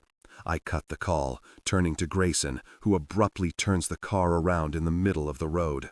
"The docks, I take it." I nod. "Tell me we've got enough weapons in this car." He laughs, putting his foot down on the accelerator. "It's a real candy shop in the trunk. We're good." "You think it's Romano?" "Most likely Romano's first power move, to remind me that he can try to take me down from Sicily. I could be wrong. It could be a coincidence. The only downside is we have no commissioner on board this time. We have no police units blocking the roads or the call-ins. We do have Enzo, though, ready to intercept the response. The last thing I need is to get arrested again. I need Zara away from me, not even hotter on my tail. If we are right and the commissioner has switched sides, they'll be waiting for me to slip up. Like hell am I letting them take my docks. So, it's a risk we have to take tonight. It won't be the last one either. Until Romano is dead, we have to fight. I can't die until I end that really bad person. I spot Keller, Kai, and Jax on the side of the road next to the entrance, and G pulls up next to them. "What the hell is going on?" Keller asks. "We're about to find out." I grab the pack of cigarettes from my suit jacket and open them, offering Grayson one. "Thanks, boss." He slides one out and sparks it up. Keller does the same. "You're not wearing your famous mask anymore, Keller?" I ask. "What do I need it for? I'm not hiding anymore. These really bad people can see my face just before they die." Grayson raises an eyebrow at him. I can sense the tension from here. I won't be encouraging Keller to step back like Luca did. He's a grown man. If he wants in, he's in. I won't say no to a trained killer being on my side. It will be good for Jax and Kai to learn from him. "What do we think is in there?" Jax asks from my right. "Worst case, an army of Romano's men are sent here to slaughter us. Best case, more drugs and guns," I answer honestly. "We've never to this day had an unexpected shipment arrive." Jax looks raring to go. Kai, behind him, shifts nervously from foot to foot. "All good, Kai?" He rubs his tattooed hand along the ink on his jaw and nods. It's his first time up here with me. Grayson assures me he's ready. Jax, I agree, he is ready for more. Kai may need more persuading. "Likely it's the first option," Grayson says, taking a drag of his cigarette and blowing the smoke up in the air. I do the same, the nicotine calming the adrenaline pumping around my veins. It's been a while since I've had blood on my hands. I miss it. As I step into the yard, I spot the commissioner watching the boat come in. There is movement next to the warehouse behind him. What the hell is he playing at? I hold my hand up to stop the guys behind me. The first boat starts to approach. I stand in front of my men and wait. Tossing my cigarette to the ground and stamping it into the gravel, I slip out the brass knuckles from my pocket and slide them on my fingers. My right hand rests on my gun, ready for whatever surprise they have planned for me. Here we really go. The second boat stops a few yards away from the dock. We need to move closer. Glancing at Grayson, I catch his small nod. I click my neck from side to side, unholstering my gun, leaving it at my side. We crouch and scale the side of one of the containers, so we're close enough to see and hear what George is doing. "Is that?" Grayson asks. "Yes," I say through gritted teeth. This confirms everything I need to know. That trip to Italy wasn't a vacation. It was an act of war. The lackey on the boat uses a crowbar to tear open the front of the first wooden crate. Enzo's voice comes through the speaker in my ear. "Armored vehicle approaching, ETA 3 minutes. Sending in your backup. They'll wait at the gates." The last of the long nails screech as the face of the large box falls to the ground, the impact reverberating through my feet. As the choking dust clears, I can barely believe what I'm seeing. "Oh, really?" Keller mutters behind me.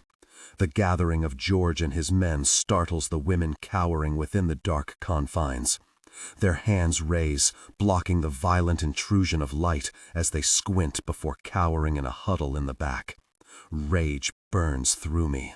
Those dirty, really bad people. "What do we do, boss? He's the commissioner?" My hands shake with rage as men jump off the boat and stand with George. I know we can take them out. That isn't a question. Kill every single one of them. Leave George alive. Jax and Kai, you get the girls to safety. My blood boils. A stabbing feeling radiates through my chest as I think about Rosa, of everything that happened to her that I couldn't stop. Over my dead body will any harm come to these women? Romano knows our stance on trafficking. A big really no. "What if this is a setup?" Grayson asks. "We can't leave these women." I take a step forward, my feet crunching on the gravel, and George's head turns to face me. Pure, really horror on his features as I aim my gun at him. "Kill him!" George shouts at the man next to him, who pulls out his weapon at me, but he's too slow. I shift my aim and pull the trigger. The bullet hits through his cheek and he drops without a sound. The screams get louder as our backups start to arrive, the men filtering out of the back of the armored truck just as the second boat pulls up.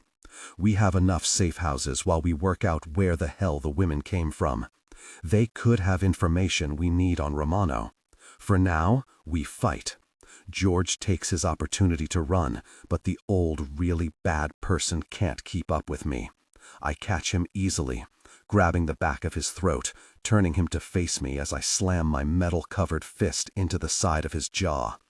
"You're going to really regret this, George," I grit out, throwing him to the ground. He coughs, spitting blood into the dirt, and laughs, looking past me as more black SUVs filter in. "You touch me again, you'll spend the rest of your life behind bars, Frankie," he warns. My finger twitches over the trigger. I could end him, here and now. I look back at the men coming out of the cars. My bet, dirty cops. If I kill him, I'm done. We all are. Zara, I've really messed up. Big time. The heavy sound of the boat engines carries through the air as I slip between two containers. There is no way I can find a way out, not with this many of his men here. I wrap my arms around my body and lean on the metal. Hopefully, it will be over soon. I'm far enough away to stay hidden, especially in the darkness. Still close enough, I can just about work out what's going on. They all seem tense, which is making me on edge. I don't really know if I want to witness the monster in action again. Yet, I can't peel my eyes from him. I lean forward, squinting, and my heart almost stops. My father. He's standing with his hands in his pockets, watching the boats arrive. What the hell? He didn't even tell me or Mom he was home. My eyes flick back to Frankie, who is next to the container closer to the docks. The way he commands his men and the way they respect him fascinates me. I can hear shouting coming from the boat. I shuffle forwards to listen. That's when the unmistakable sounds of female screaming rips through the air. Gosh, I hiss. He's trafficking women. With my father? I fumble back, the fear taking over. This is a whole other level of dangerous. Gunshots start to ring out, and the cries get louder. Squatting against the cold steel, I wish I could melt through it. If anyone sees me here, I'm as good as dead. Squeezing my weapon, I shuffle forward to get a better view. Frankie didn't strike me as the lowest of the low. A monster, yes. He seemed, I don't know, classier than that. A sliver of nausea boils through me. I let myself be turned on by him. Fighting back the bile rising in my throat, I watch as men from the second boat swarm in from all angles. Behind me, there is shouting, shots firing. Even with the chaos, I can't take my eyes off Frankie as he bolts towards my father. I gasp as he shoots the guy next to my dad in the head, and my heart is in my throat as my dad makes a run for it. I almost take a step forward and stop myself. I shake my head. What the hell is going on? I thought my dad worked for Frankie. The next thing I know, my dad is thrown to the ground. Clamping my hand over my mouth, a guy runs at Frankie with a knife. "No," I whisper. I can barely breathe. Jumping Frankie from the back, a hulking brute wraps his arms around Frankie's neck. Frankie grabs and slings him over his shoulder to land flat on the ground before pummeling the man in the head. The street lamps reflect off the metal bands across Frankie's knuckles. He straddles him and lets loose, his fist slamming into the prostrate man, blood splattering all over his shirt. I watch as my dad takes his opportunity to make a run for it towards the black SUVs at the entrance. Another man runs in my direction, and I press myself into the shadows. Keller darts after him and catches him easily, swiping a knife along his throat and stabbing it through his jaw before tossing him to the ground like trash. My heart almost beats out of my chest. There are bodies and blood everywhere. These men are feral beasts, and Frankie is the leader of the pack. His deep voice calls out orders over the screams and gunfire. The fighting behind me gets closer, and I tighten my grip on my gun. Another van speeds through the gates. I am so far out of my depth here. Frankie spots the van and runs towards it. They stop only a few containers down from me. I bite down on my cheek. I can't even risk them hearing me breathe. "Jax, get these girls somewhere safe and hidden." Frankie's unmistakable voice sends my mind into a whirlwind. This doesn't make any sense. Grayson trots behind him. What the really is happening? Frankie runs a hand through his hair, smearing the blood that was sprayed across his face. Romano is sending a message. "We need to get out of here." He shouts the last word and balls his fists. My mouth falls open. The ringing in my ears almost drowns out Frankie's voice. "G, get on the phone to Enzo. Send them to one of our safe houses." His jaw clenches. They're all dead men. I swear my heart almost stops, and tears threaten to erupt. My dad did this? Jax leads the sobbing girls past my container, speaking in Russian to them in a soft voice. I keep deadly still, praying no one spots me in the shadows. Footsteps crunch on the gravel. With every step, they get louder. I feel like I'm about to pass out. "Did they hurt you?" Frankie's husky voice asks. He's far too close to me. My hands tremble on my face. I can't make out her response. "We will keep you safe, okay?" The sickening realization dawns on me. He is saving them from my dad. Chaos continues around them. Frankie, Grayson, and Jax lead the girls into an armored truck. Let's finish them off and get out of here. A thump behind me makes me spin around, aiming my gun out in front. I have no clue who works for who. I keep my eyes set between the gap, where I saw a flash of movement. Protect myself first. That's what my dad always taught me.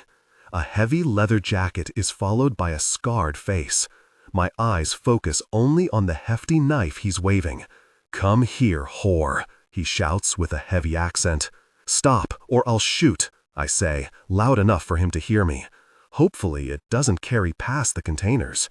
He hunches his shoulders and runs at me, blade extended. So I do just that, firing and hitting him in the chest. I back away as he charges forward. He lunges and I duck as he hits the side of the container. Oh gosh. I back out from the metal alley into plain sight. I fire again and hit him in the stomach. He doubles over. Blood pours through his fingers, clenching the wound as he grunts pain. My finger itches to pull the trigger again to finish him. A gun goes off next to my ear. The back of my attacker's head splatters and he drops to the ground. I spin around, running straight into a chest. Looking up, Frankie's familiar gray eyes lock onto mine. He looks from the gun in my hand back to my face with a scowl. His jaw ticks, and I swallow past the lump in my throat. I'm in deep gosh. My heart races, knowing he's going to kill me. His fingers wrap around the wrist that's holding my weapon. "Are you hurt, Dolcessa?" I blink at him, registering his words. He studies me as if looking for marks and blood. I shake my head. My hand starts to tremble, so he tightens his grip. Weirdly, his piercing gaze makes me feel safe. His face is completely unreadable now. A shot fires and I jump. Frankie pushes us back between the containers. My back crashes against the metal, and he cages me in with his grip still firmly on my wrist. I should be petrified, yet for some reason I'm not. "Frankie, I'm fine." She tips her chin up to me. I study her as her chest rises and falls. My heart almost stopped when I saw her, before the rage returned. "What the really do you think you're doing?" I hiss. I can't trust her. She tries to yank her arm away, but I tighten my grip, pulling her closer to me, enough to feel her warm breath beat against my neck. I inhale her vanilla scent in an attempt to calm down, to settle my emotions. The defiance in her jaw tells me she doesn't want to be here. "Why are you here?" I press. "I have to know." I don't know," she falters. I pull back and study her face. She's telling the truth. I doubt she even realizes I can read her like a very book. "Tell me what you're doing here, Zara." I drop her arm as she steps back, looking down to the ground. What the hell do I do with this woman? She's a thorn in my side. I can't leave her here with Romano's men prowling around. It's irritating that I can't even seem to get her out of my mind. "I followed you." That fire in her eyes returns, and I bite down on my tongue. "You want me to believe you aren't here with your father?" Her eyes flick to the dead guy on the ground beside us, who has bullets from her gun lodged within him. Pulling the magazine on my own weapon, I do a quick count before shoving it back into place. "Frankie, move!" I look up, and she shoves me out of the way into the side of the container, stepping in front of me. Before I have time to register what is happening, gunshots ring out and I grab hold of her. "What the really are you doing?" I shout, looking over at the new body tumbling into the dirt. My nostrils flare as I spin her to me. Her hand trembles as she looks down at the smoking gun. "He was going to shoot you." Her voice shakes and I pull her against me.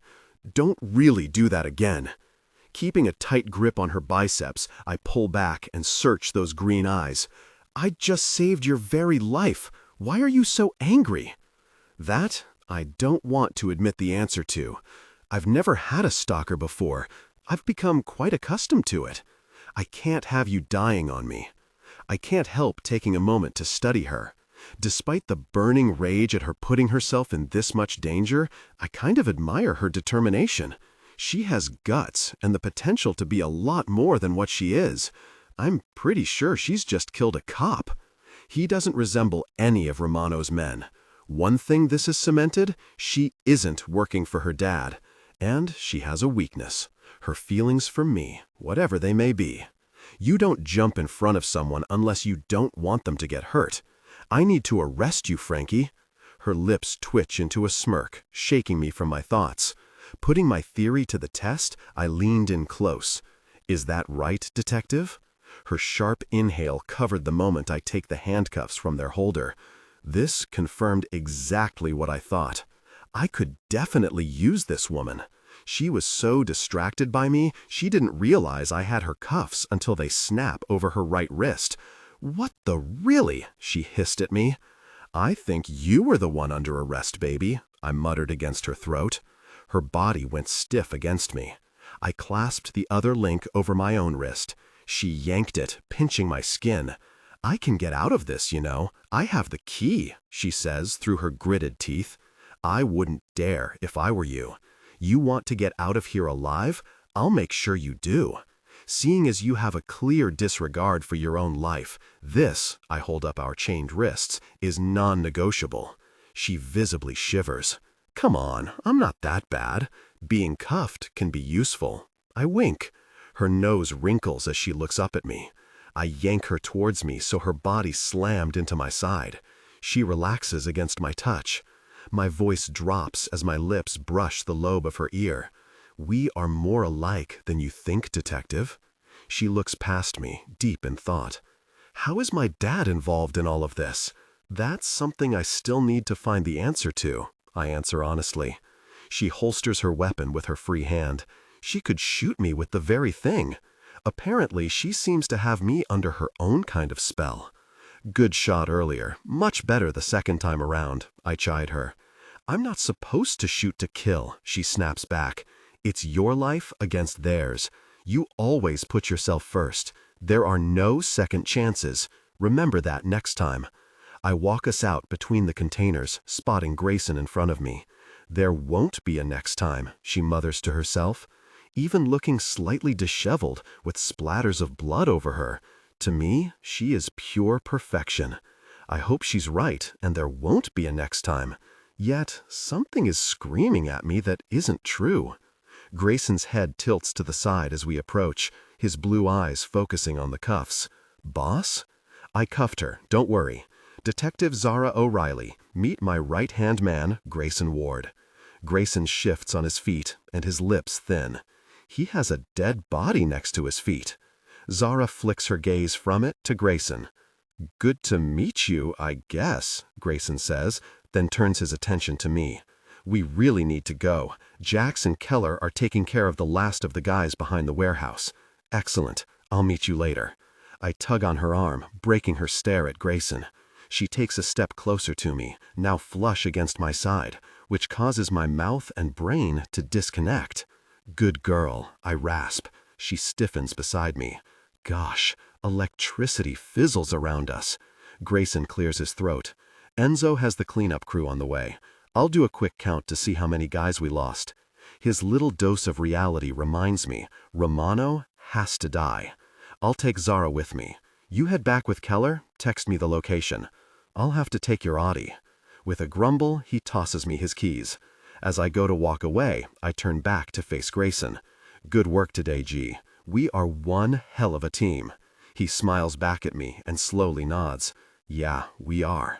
I look back towards Zara, who's watching our interaction intently. Tugging on her wrist, I set a brisk pace. She stumbles forward and walks beside me.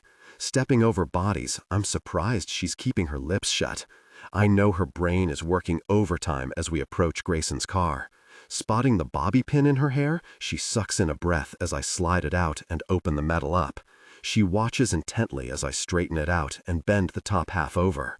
Pulling our cuffed hands up in front of my face, I stick the makeshift key into the hole and jab around until it clicks, freeing my wrist. She subtly nods her head, holding out her free hand. Let me try, she says. I grin, placing it in her hand. Just wiggle it about until you feel it click. It doesn't take her long to master it, releasing her wrist and rubbing over the skin. Opening her door with a flourish, I step back and cup her elbow. In you go. She doesn't move. Zara, get in that really car before I drag you in there, I bark at her, losing my patience. She blinks at me a few times before huffing and finally obeying. We drive back to her apartment in silence. My fingers tap on the steering wheel, weighing my options. She isn't safe to be around her dad, nor any of the cops at this point. Why do I care about her? It's several minutes of blissful silence before she shatters it. You okay over there? Just plotting, I reply, keeping my eyes on the road. I can't look at her, she's far too distracting. She turns in her seat, one knee shifting towards the center console. Plotting what? My death? My kidnapping? I let out a groan. Jesus Christ, this woman! Both are on the list. Keeping Zara alive is my best bet. Keeping her close? Even better. I pull up outside her apartment and spot the amused grin on her face. She bites her lip. Oh, you're letting me go? I give her a curt nod. Her eyes thin to slits. Why? I don't need anything from you, I reply with my best neutral expression. Great. As she reaches to open the door, I hit the internal locks. She spins around to glare at me. That means no more following me, Zara. This is your final warning. If I see you skulking in the shadows again, I won't have a choice. Don't put me in that position. She chews the inside of her mouth, looking deep in thought. I swear she's really with me. Deal. A grin forms on her lips and she holds out her hand. Reluctantly, I place my large palm in her little one, ignoring the internal protests as our fingers touch. I give a little pressure and she doesn't flinch. I can't figure her out. She's right. Killing or kidnapping her would be the easiest option. I let out a breath. I can't do that. So I hit the button and she slips out of the car, walking into her apartment without so much of a look back. My fingers grip around the steering wheel before my head falls against it. Gosh, what a mess. I stay parked outside Zara's for an hour in silence, waiting for her lights to go off. Her dad had run off before he would have spotted her. Gosh. I pull out my phone and dial Enzo. I'm heading to the safe house, Frankie. Yeah, I'll meet you there. I swear, he mutters, jerk in Italian under his breath. I choose to let this one go. Keep a detail on Zara for the next few days, will you? I won't be able to rest, not if there is a chance they did see her there. In the meantime, I need to work out my next move. I have to end Romano, yet nothing seems to get me closer to him. Zara. Dread boils in my stomach as I knock on my dad's office door. I spend all night tossing and turning, replaying the events in my head. I can't let this go. He might be my father. He isn't getting away with this. Getting my mom new treatment is not an excuse for trafficking girls. He's actually putting both of us at risk. Mom doesn't need the stress, not now. Is he more dangerous to me than Frankie? How deep is he in this? I can't follow Frankie anymore. He gave me his warning, and I believe him. I also know he doesn't want to kill me. Whatever this weird pull is between us, he feels it too, and we're both fighting it. He might be dangerous, brutal, and the most powerful man in the city. I'm not frightened of him. I am scared of the man behind this door. Frankie doesn't hide the monster he is, but my dad does. That's worse. I'm stuck between two evils. One wants me to embrace the chaos within, while the other tries to force me to fight it. Come in.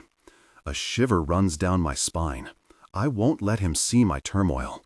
I tip my chin up and enter. Commissioner, I greet him, keeping my tone light. Sit down, he orders. I smooth my skirt and take a seat in front of his desk. I made sure to dress appropriately, masking my tattoos so I don't anger him up any further. He taps his pen, each time increasing the pounding in my head. What can I do for you, Zara? I shuffle in my seat, mustering the courage. You are a piece of mess, Dad. I jerk back as his hands smash against the wood, sending our family picture crashing to the ground. Don't you dare speak to me like that, he grits out. It's the truth. I've seen enough. There is no excuse for what you're doing. I'm going to let everyone know exactly what kind of monster you are. I don't owe either of them anything. Yet, only one of them stoops low enough to abuse and traffic women. The lines are blurring. Frankie's first concern last night was if I was okay. No, you won't. He stands and steps around the desk, towering over me. I scoot my chair back and stand, looking up at him. His fists ball at his sides. Do you want to know why? I frown. You don't get to make the orders here, Zara.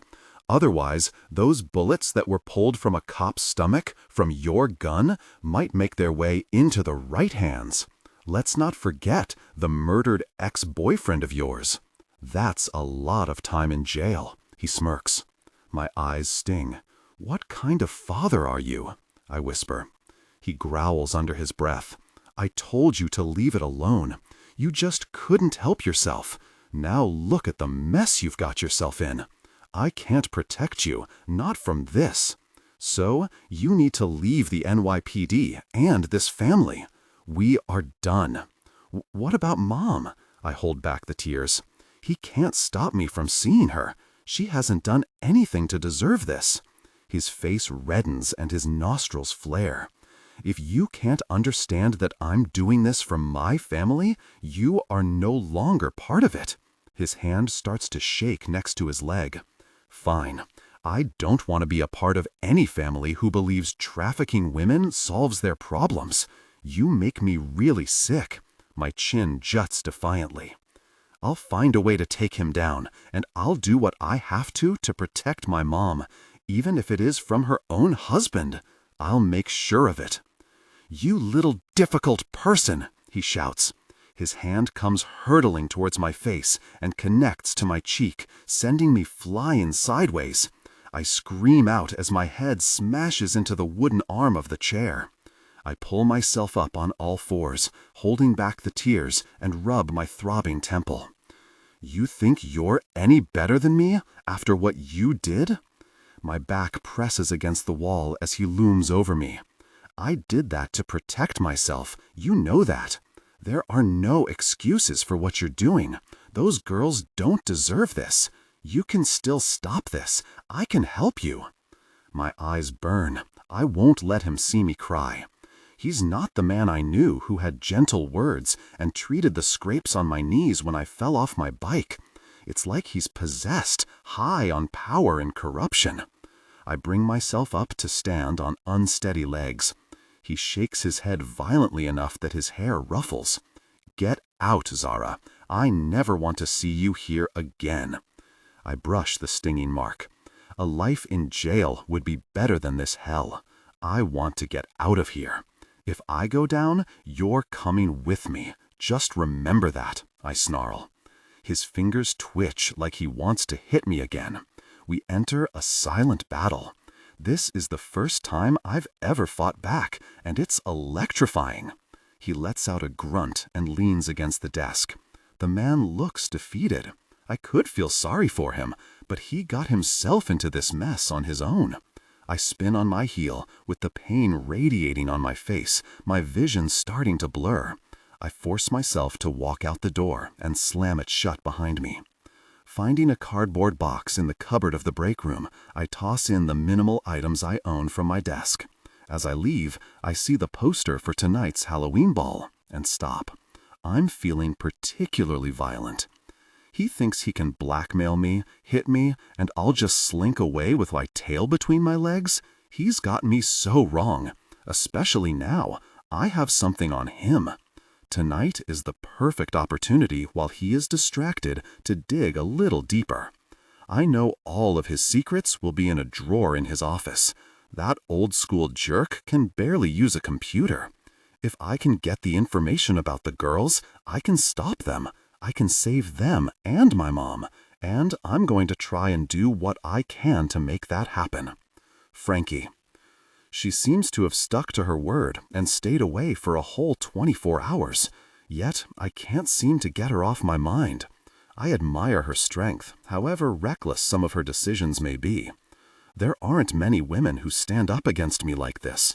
She intrigues me because she isn't scared of me. Quite the opposite, actually. I shift in my seat, feeling a growing desire. It's the same every time I'm near her, or when she invades my thoughts. I can't really stop myself. It's for the best that I sent her away. She's liable to get herself killed. I saved her ass last time, and I'd do it again in a heartbeat. That's what concerns me. I'm distracted, and I can't afford to be. We are so close to taking down Romano. It's just a matter of time before he steps foot back in my territory. Letting Zara too close to me opens up another weakness, something he can exploit. Kicking up my feet onto the coffee table, I start scrolling through Zara's social media and try to delude myself that this will be the last time. I groan as I open up the most recent post from 10 minutes ago. Her in a tight red corset with a leather skirt, revealing all of those intricate tattoos on her porcelain skin. Gosh, she's beautiful. The phone slips from my fingers as the front door crashes open. A red-faced Grayson with a flustered Enzo following closely behind push into my office. I try to keep my expression neutral as they crowd into my space. Well, hello. Come in. Why don't you? Enzo sits down beside me and immediately opens up his laptop. I shoot Grayson a questioning look. Either of you care to tell me what's going on? We have a big freaking problem, boss. Enzo ferociously jabs his fingers on his keyboard. My patience is wearing thin. Spit it out, I say through gritted teeth. Here. Enzo turns the screen towards me, and I lean closer, looking at a page of numbers and some women's faces. What the hell am I looking at? I rub my beard, shaking my head. It means this isn't the first nor the last shipment of women. It seems New York isn't their end goal. We need to dig deeper. The girls are coming from Russia with George's involvement. It has to be Romano. He leans back in the seat, looking pleased with himself. Well, continue, I say, bringing the computer onto my thighs. Enzo shifts to face me. We need to get to George. He must have some information on the end buyer. I rub my hands over my eyes. Why the hell would a commissioner be doing this? It makes no sense. What about that other detective, Zara? Grayson asks. I straighten my spine at the mention of her name. Her reaction to the shipment made it obvious she had no idea. No one can act like that, let alone put herself at risk like that, with no backup. I shake my head. This isn't her, G. She did everything I asked. She might be the only person in that force that isn't completely against us. Gosh, she could be deeper in this than even she realizes. Enzo pushes his long black hair out of his face and lets out a long breath. I agree. Tapping my finger against the screen, I process all of this new information. The last thing I want is Romano having the complete upper hand with the police. Looks like Zara may have some further use to me after all. I might have an idea. I bite back the grin. Grayson raises his brows at me. You might not like it. Frankie, Enzo replies sternly. I hold up one finger. We need to stop them from trafficking women. It's non-negotiable. This mess does not happen in our territory. So, we need to get into the commissioner's office? Enzo nods. Correct. I decide to hold back my plans for Zara, just in case they go sour and she tries to stab me again. This game might take a little more work to get her where I need her. Where's Jax? I ask Grayson. He's training with Kai, then we're going to the girls' safe house tonight. I'll take him with me. I can use his help in case things go south. Where? I clap my hands together and push myself up from the chair. We're off to the annual Police Halloween Gala, boys. You think they're going to let you in? Grayson chuckles. Not like this, obviously. They won't have a clue who I am in a mask. I wink, turning to Enzo. Get your team ready. Looks like the key to Romano is the cops. You think this is a good idea? Enzo asks. Images of Zara in her little red outfit and that lipstick that would look perfect on her fill my mind. I don't see the problem. We can be in and out in no time. Enzo leans back and rubs his face. I can speak to Mikhail. Since he split the Volkovs to Vegas, I can see what he can find out about the Russian women. He should be able to confirm Romano's involvement. You do that. I'll go to the ball. Either way, we're getting closer to our goal. Let me go get changed. G, get Jax here. Tell him to pick me up a mask that will hide my features. I can't ignore the thrill I'm getting from turning the tables on Zara. Tonight, she won't have a clue I'll be the one watching her in the shadows. Let's see how much she likes it. You got it, boss. He pulls out his phone and brings it to his ear. Enzo is already chatting away in Italian to his men. By the time I shower and put on my tux, I hear Jack's engine revving up the driveway. At least it isn't that very bike this time. I open up the front door and roll my eyes. Jax is leaning against his new bright blue Lamborghini, still in his leather jacket and ripped jeans. The rings on his fingers catch the light as he holds up a mask with a long, narrow white face and a gaping mouth. Looking suave, Mr. Falcone. He winks at me as I walk over to him and snatch the monstrosity from his tattooed hand. Nice wheels, very inconspicuous, Jax. He shrugs. I come from a rich family, remember? No one gives a gosh about what I drive. We're breaking into a police event tonight.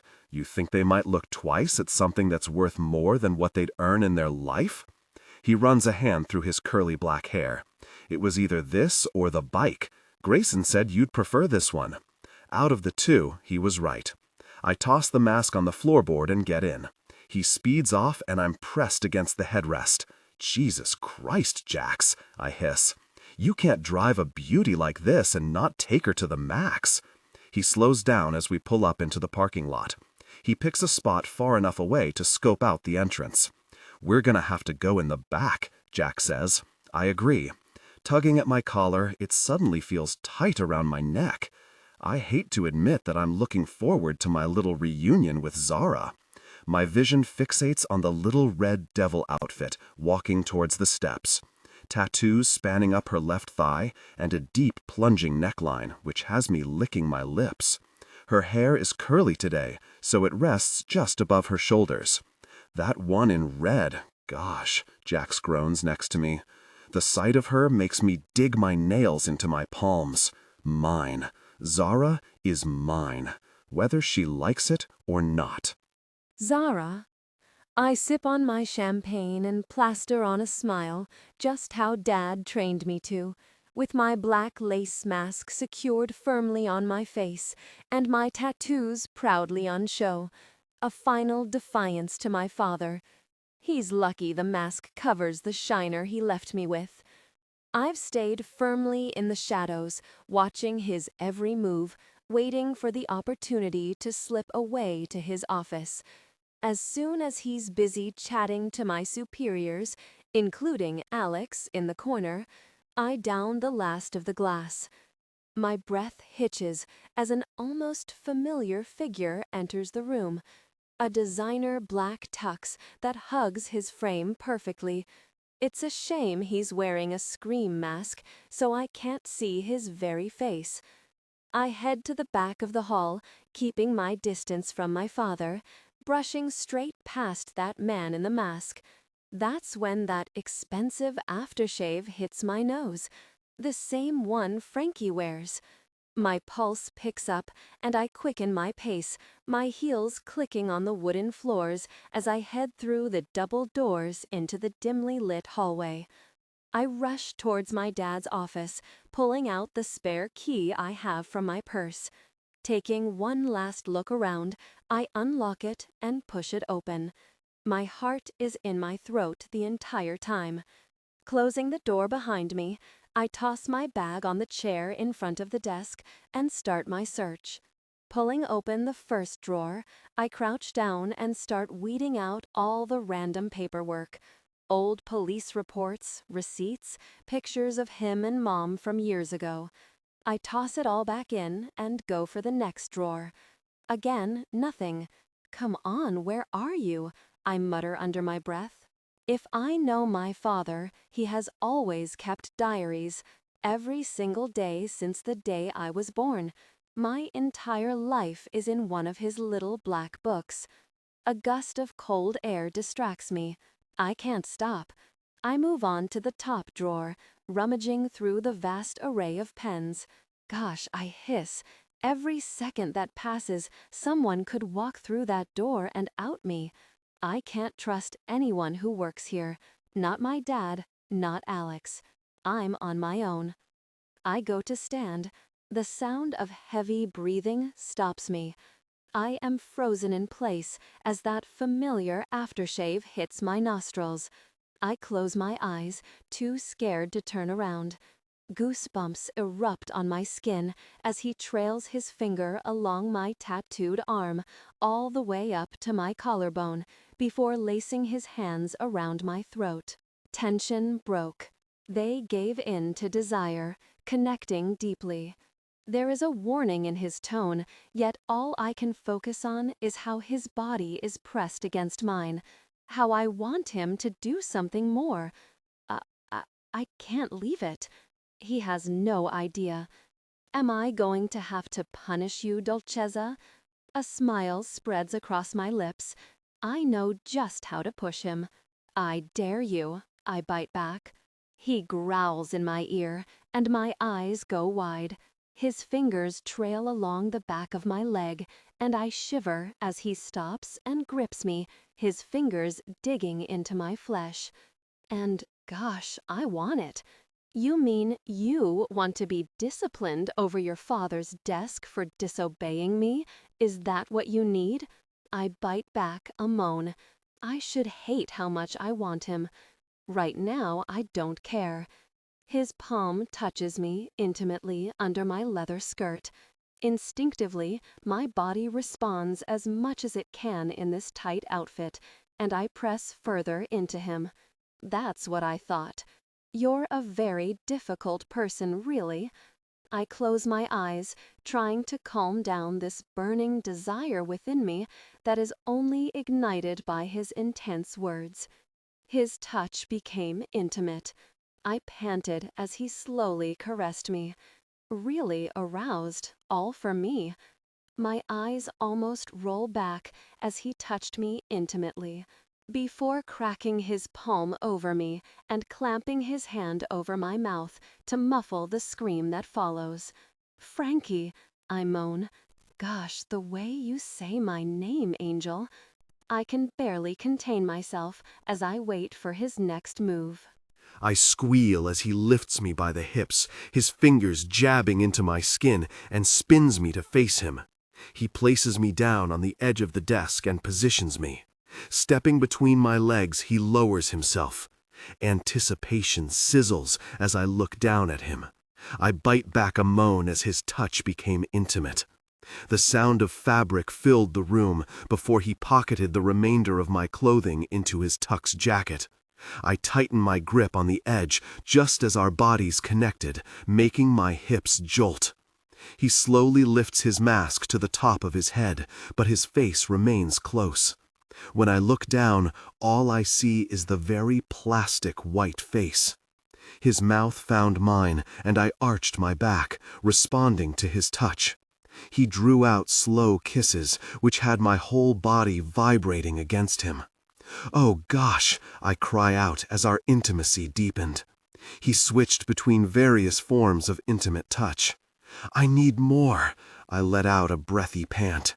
He deepened our connection, which had me screaming out in pleasure. He finds a rhythm that has my thighs trembling next to his head. "Please," I all but scream. If this is what he can do with his mouth, I have to know what more he can do. "Quiet, baby, unless you want an audience." I press my lips together, the realization washing over me. His left hand shoots up and pulls down my dress, revealing my chest, his hand finding me intimately. "Gosh," I hear him grumble something against me. The next thing I know, he lifts me like I weigh nothing, and my back crashes against the wall. My chest heaves, his mask is firmly back on, and his grip is tight around my throat. He adds pressure to the sides of my neck, not enough to restrict my airflow.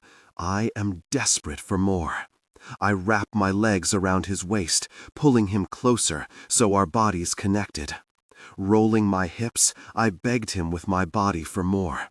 I've never wanted anything more in my life. Frankie, gosh, her pulse hammers against my palm. Her essence was fresh on my tongue. I don't know what I expected to happen when I followed her into this room. It certainly wasn't the words, "Give me more." I groaned just thinking about all the ways I could bring her to a peak, if she were mine. I'd have her bound to my bed, bringing her to a peak over and over until her body finally gives up. Her hands fumble around my boxers in desperation, just how I need her. I'm in two minds about whether to stop before she reaches her peak to punish her for defying me at every turn. But I think I'll save that for later. Now I want to give her a taste of what I can give her. I can use her, and in return, bring her to life. I squeeze her neck, and she releases her hands, her eyes wide behind the black lace, filled with lust, as she bites down on her bottom lip. This is on my terms. It is always on my terms. Please. The desperation in her voice, begging for more, sets off a new wave of pure fire within me. I yank down my zipper, freeing myself from the tight confines of my pants. Dropping her down slightly, our bodies press together. She's going to hate how aroused she is for me.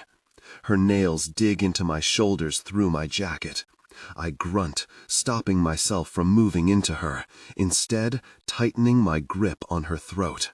Enough to add that pressure she needs, to add that euphoric feeling. Come on. She rolls her hips in frustration. If only she could see herself. That perfect flush on her pale skin, her chest begging for attention even, desperate for one thing more. I suck in a ragged breath and slide her down the wall so she's on her shaking legs. She looks up at me, exasperated. What are you doing? Be a good girl and respond, Dolcezza. When I am intimate with her, it won't be a quickie in an office. It will be so much more. She doesn't move, her eyes focused on my intense arousal, licking her lip.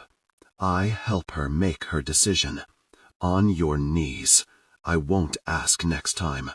I grab the bottom of the mask and go to pull it over my head to show her I am not joking. No, leave that on, she says.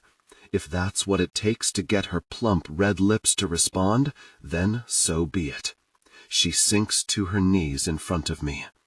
They came together in passion. She sits back on her heels with a satisfied grin. I tuck myself back in my boxers and zip up my pants. She brings herself up to stand and tips her chin. You're joking, she mutters, shaking her head. I grab her jaw and force her to look at me. Those bright green eyes bore into mine, and my heart races. There is only one way you get to reach your peak, and that is with me, over and over again. What the gosh, she spits out. Moving my hand to her neck, I wrap my fingers around, feeling her heart rhythm match mine. Good work, detective. I drawl out every single word. Her body shakes, probably with rage. I take a step back, brushing the strand of hair out of her beautiful, shocked face. There she is, my demon. Frankie, it's only fair I get to see you now. I hook my index finger under her black lace mask and slide it up. I want to capture her expression forever. Furious at me. I freeze when I see the dark purple bruise under her right eye. The pure desire that flowed through me quickly morphs to rage. Who really did this to you? I grit out through clenched teeth. She closes her eyes as I brush my thumb along the angry blemish. She flinches, and I am murderous. Someone marred her perfect skin. The only marks she should ever have are the ones I will give her. On her. My dad, she whispers, trying to lower her face. I'll make him pay, Angel. Don't you worry about that. My hand shakes as more guilt rushes through me.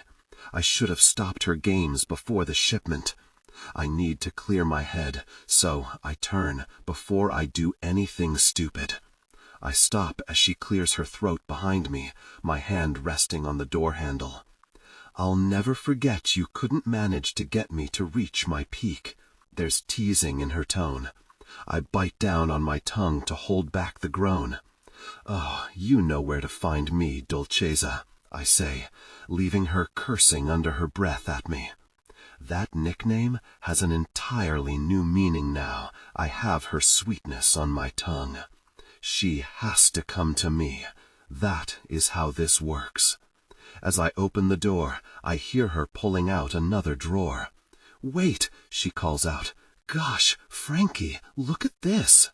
I rush back over to her and rip off my mask so I can peer over her shoulder at the little leather black journal open in her hands. Dates, Russian names, and addresses. I quickly scan the page. Every single one leads to Vegas. She has seen quite enough. I pluck the book from her fingers and pocket it, despite her protests.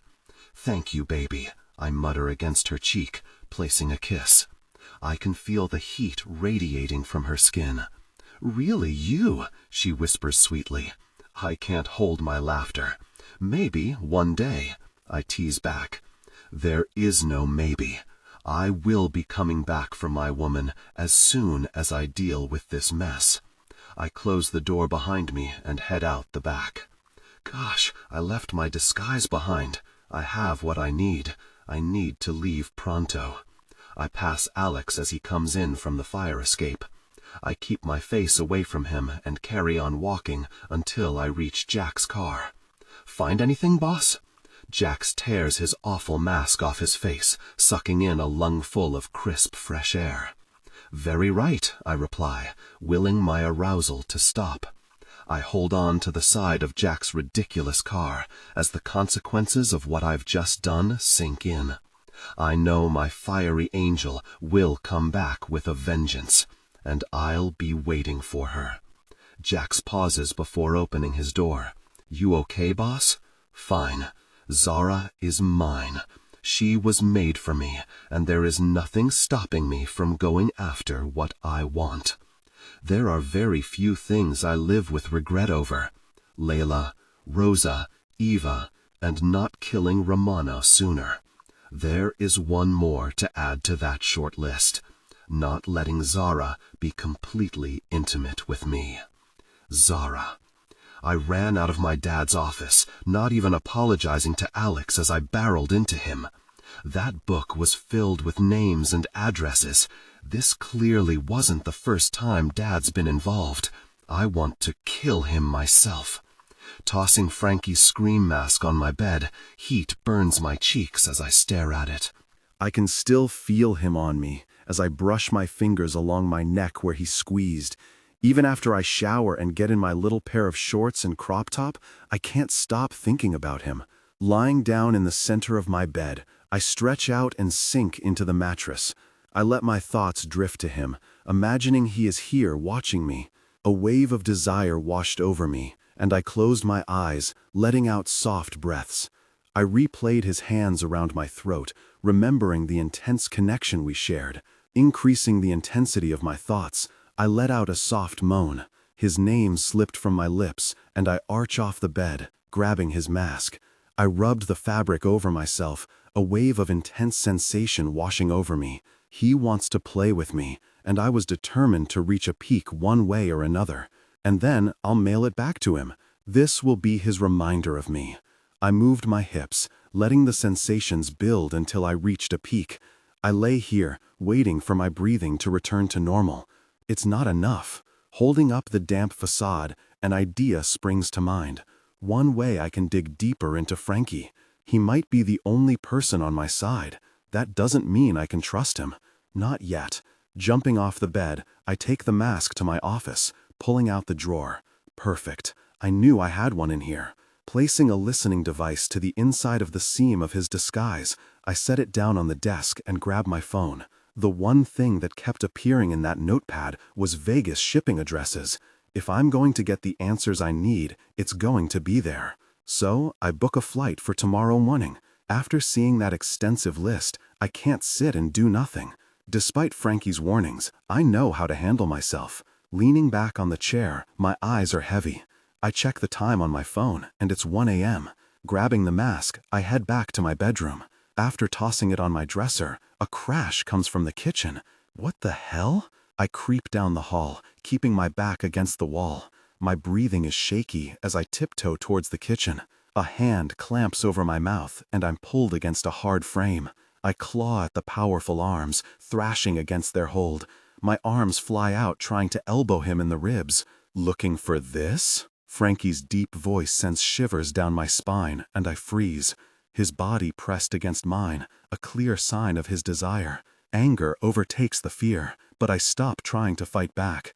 He takes his hand away from my mouth, still holding me tight against him.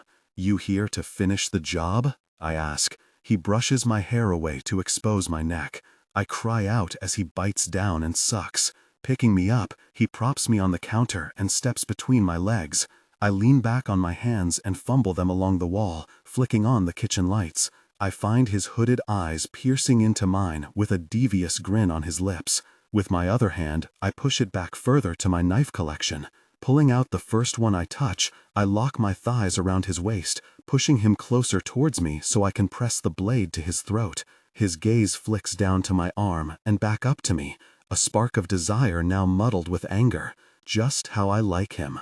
Well played, detective. He licks his lips. I stay frozen in place. There is no fear on his face. He's looking at me like he wants to punish me in all the best possible ways. What's your next move? He rasps, his mouth dangerously close to my own. Blood hammers in my ears, and desire ignites in my core. I open my mouth to speak, but no words follow. I can't even think coherently, let alone string a sentence together. He rolls his bottom lip between his white teeth. I tighten my hold on the knife and gasp as he pushes himself forward against it. It will cut you, Frankie. He stares into my very soul. You think a bit of blood bothers me, Dolcezza? I have enough of it on my hands. This is ridiculous. He shouldn't be here. I shouldn't be thinking about the intense intimacy he could offer. Yet no matter how much I want to stop, I can't. I keep the blade where it is, his eyes flicking between my lips and my eyes. I'm here to claim you. Now open yourself to me and let me have you. My heart rate picks up. You think I'm that easy? I raise my brow, looking down at the knife still on his throat. For me? I know so. I'm done playing games with you, detective. What if I'm... He silences me by leaning forward and crashing his soft lips over mine. His fingers run through my hair, and he pulls at it, arching my neck. Let go of the knife, Dolcezza. His breath hits my burning cheeks, and I do as he says. His hand covers mine and retrieves my last line of defense. I hold my breath as he brings the bloodied knife up to my neck. It's only fair I get to mark you too, don't you think, Dolcezza? I squeeze my eyes shut as the sharp tip presses against the skin of my collar. After a sharp sting, I open them and let out a ragged exhale. The pressure between my legs is almost unbearable. Frankie leans in and runs his tongue along the wound, only intensifying the burning from the small cut. We need to stop this, I stutter. Not happening. I'm not letting you get away again. I've had one taste and I need more. Tell me, do you think you could go through the rest of your life not knowing? I nod weakly, but I know it's not true. He's all I've dreamt about for weeks, no matter how hard I tried to stop it. Such a beautiful liar. He strokes my hair away from my face and crashes his lips over mine. His tongue pushes into my mouth, and I can taste the metallic twang of my own blood. Shivers run through me as he runs his thumb along the inside of my thigh, still ferociously kissing me. This time you'll see it's me claiming you. You'll feel it's me. You will forever remember this, the man who commands your deepest desires, the man who owns your soul. I roll my eyes, and he forcefully grabs my chin between his fingers to face him. Do not roll your eyes at me, brat. I glare at him. He kisses along my jaw. Trust me, I know. I pull back. Weirdly, I don't like that comment. What do you mean? He chuckles. If you were, you'd already be giving in to my desires, and I wouldn't have had a knife pressed against my artery. He has a point. A darkness flashes across his eyes, and he brushes his fingers along my arm. On your knees, Zara. His voice is deep and commanding. I almost obey, but I stay strong, holding his stare. Submissives and I have a mutual agreement. You and I, however, do not have such luxuries. He taps the bloodied knife on the tip of my nose. You could be perfect for me. He tilts his head. I gasp as he starts to slice through my crop top to expose my breasts. I swallow past the lump in my throat as he watches with intent, before his other hand shoots out and grips my neck.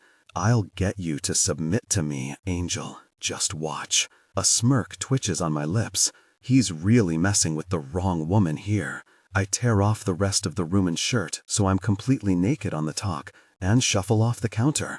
I hold my hand out for him. Knife, please, I say seductively. He places it in my palm, amusement clear on his face. I swipe up his blood from the blade. I don't break our stare as I let the coppery crimson touch my index finger before dropping it. I removed my shorts and panties, tossing the knife back on the counter. Really? He mutters. That heightened my desire even more. I can get to him just as much as he does to me. He might want to control me. I want to break his resolve. As I saunter to the couch, I hear him behind me unclasping his belt, his heavy steps following me. I choke on a breath as the leather loops round my throat and he tightens it, completely restricting my airflow. I try to pull at it and he only yanks it up. Knees, now. Closing my eyes, I do as he says, my heart now beating erratically as he comes into view. I look up and the panic that was bubbling sates slightly when I see the way he eats me up with his eyes, like a man starved. Frankie, I don't think I've ever witnessed anything so erotic in my life. I have ultimate control over myself. I have always prided myself on that. Until her. Every muscle in my body is tense. There's a thin thread of restraint stopping me from saying, "Gosh, just let go," and both of us letting in to our darkest urges. No dominance, no submission, just raw and intense passion. She's right. She isn't like any other woman I've met. That's probably why I'm so hell-bent on claiming her. I see her potential. The fact she's on her knees, naked, with my belt squeezing her throat, tells me everything I need to know. I'm just not sure I have the capacity to deal with a woman fierce enough to start her own fires. This distraction could be deadly for everyone around me, yet I can't stop myself around her. My body painfully ached with desire, and I groaned, tipping my head back. Never has my brain been so hectic. I grunted as she reached for my pants. I should tell her to stop. I never ordered her to do that. I will break her. I look over to the phone on the floor and press the end button. Chad's body lies in a heap. I killed another cop. Bile rises up my throat and my hands cover my mouth as I gag, scooting myself away from him until I'm at the door. What the hell have I done? The tears start to free fall. I can't fix this mess on my own. I can't go to jail either. These jerks were looking for that book. Alex saw me leaving Dad's office. That means I can't even rely on the justice system anymore. I am truly in a difficult situation. There is only one person on this earth that can help me, that has even just a small sliver of my trust. I slide my cell out of my back pocket, blinking through the tears as my shaking finger hovers over Frankie's name. Sucking in a breath, I hit the call button. He answers on the second ring. Couldn't wait for me. His husky voice comes through the speaker, and relief washes over me. Frankie? I can barely get my words out. Zara, what's happened? The concern in his voice is clear. I need you. I don't know what to do. Sobs consume me. Are you in danger, Dolcezza? My gaze fixes on Chad's lifeless body. Not anymore, but I don't know how long for. Don't move. I'll be there in a minute, okay? I've really messed up, Frankie. Big time. We will fix this, Zara. I've got you. I pull my knees up to my chest and rest my head on them. I can't look at the spreading pool of blood for another second. Can you stay on the phone, Frankie? I sniffle. Anything for you, Angel. His soft words have my heart fluttering. Thank you, I whisper. What for? His hands move up and down my back in a calming pattern. Seeing me. I give him a small smile. He runs his fingers through my hair, pushing it out of my face before kissing the tip of my nose. I told you before, you and I are the same. I see you for who you are. He leans in closer, and my breath hitches as he licks the shell of my ear. And who you will become after I break you. Cupping my elbow, he begins to lead me out of the room. Come on, let's go. I look up at him and frown. Go where? What about Chad? I can't just leave him here in my apartment. I have a cleanup crew coming to take care of that. You are coming home with me. I step out of his hold, crossing my arms across my chest, and shake my head. No. He steps forward, and I take one back. I don't need protecting. I'm capable of looking after myself. I gesture to the dead body on the floor. He chuckles, towering over me. I swallow as he leans down, running his mouth along my neck. Just from that touch, I'm on fire, and I really shouldn't be. Not right now. Oh, Zara, we are far from finished. You just signed yourself over to me. I close my eyes as his lips press against my jaw. You made your choice when you called me Angel. No turning back now. You will be coming back with me, and you will be under my complete protection. Capisce, dolcezza? He is my only way out of this, and that smug smirk on his annoyingly handsome face tells me he knows exactly just that. I am his now. Squeezing my thighs together doesn't quell the flurry of excitement. It won't be the worst thing in the world. I've had a taste of what he can give me, and I want more. And, while under his roof, I can learn everything there is about him. Maybe I can still take my dad down. I want my own room. My bag is already out. Time to pack. A low rumble comes from his chest. Let's see how long you last with that arrangement. I swallow. I could live to regret this. Frankie. Closing the door to Zara's room, I let out a long, exhausted breath. She's sound asleep, so finally I get some peace. I need her under my roof and my protection, otherwise I can't think straight. That little demon is clawing her way under my skin, and I can't do a thing to stop it. If I don't do something now, her kill count is probably going to go up and land her and me in a lot of trouble. Reckless doesn't even begin to cover her, but I'm very proud of her. Once she gets in tune with who she really is, she will be a force to be reckoned with. She doesn't fully trust me, which I don't blame her for. Everyone is turning against her. Soon she will realize I am not her enemy, far from it. I pour out a generous measure of scotch, feeling the smooth glass in my hand as I slump back on the sofa and pull out my phone. I'm waiting for Mikhail's proposal for our alliance. If what I saw in that book is correct, there is another shipment of women somewhere in Vegas. Not only can I save them, it could lead me to Romano. As I scroll through my phone, the soft glow illuminates the dimly lit room. The clinking of ice cubes echoes as I raise my glass of scotch to my lips, taking a long, smooth sip. With a sense of anticipation, I tap on the message from Enzo, feeling a slight buzz of excitement tingling through my fingertips. Enzo Makisa's first offer. $500K cash plus a joint venture on the arms shipments. 25. With a laugh, I shake my head while typing my reply. Mikhail is new to the States.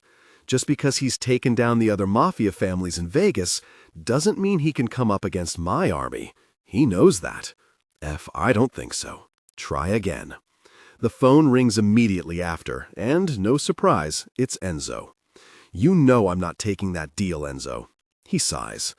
I know. We can at least counter it.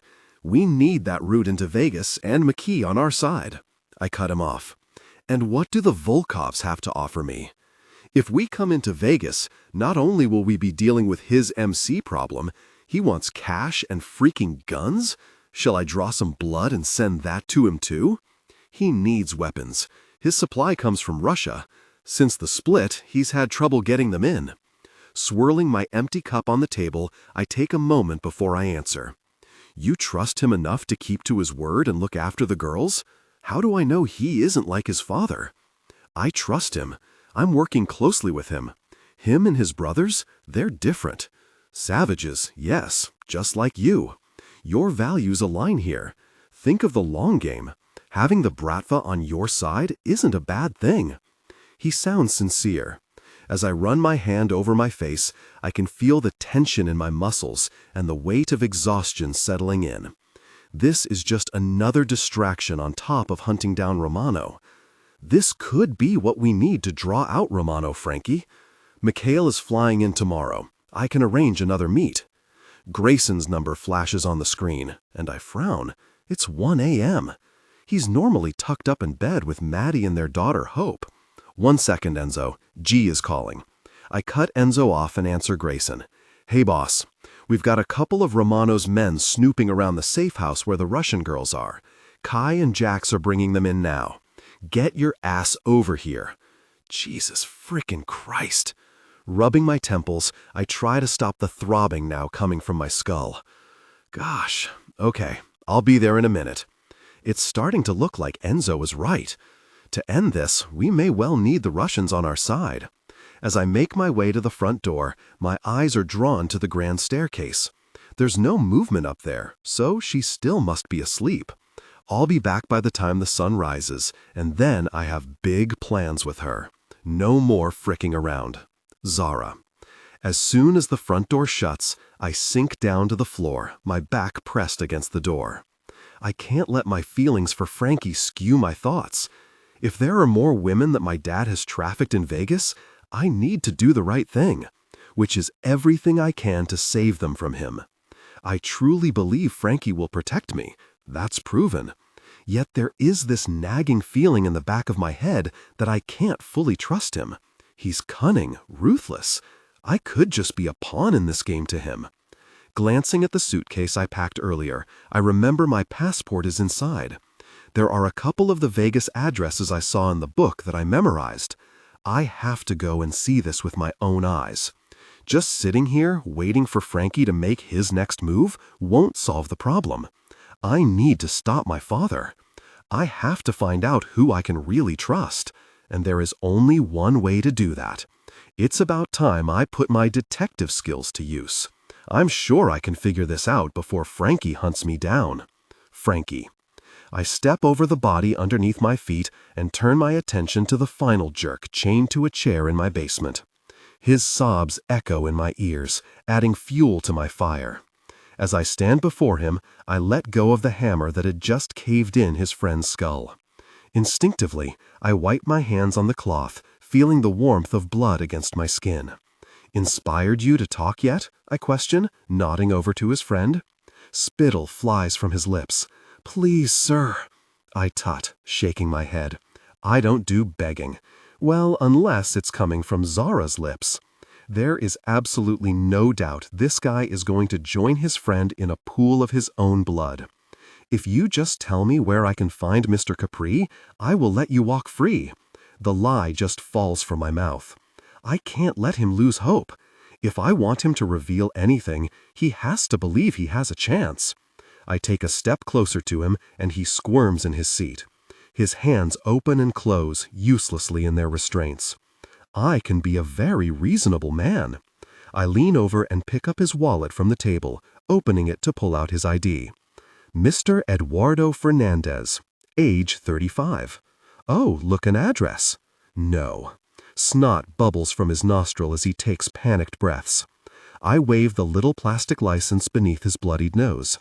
Is that where I'd find the wife? The little kids running around? Huh? With a firm grip on the blade, I tap it against his card, feeling the vibrations travel through my fingertips. I'll tell you everything. Please don't hurt my family. They haven't done anything.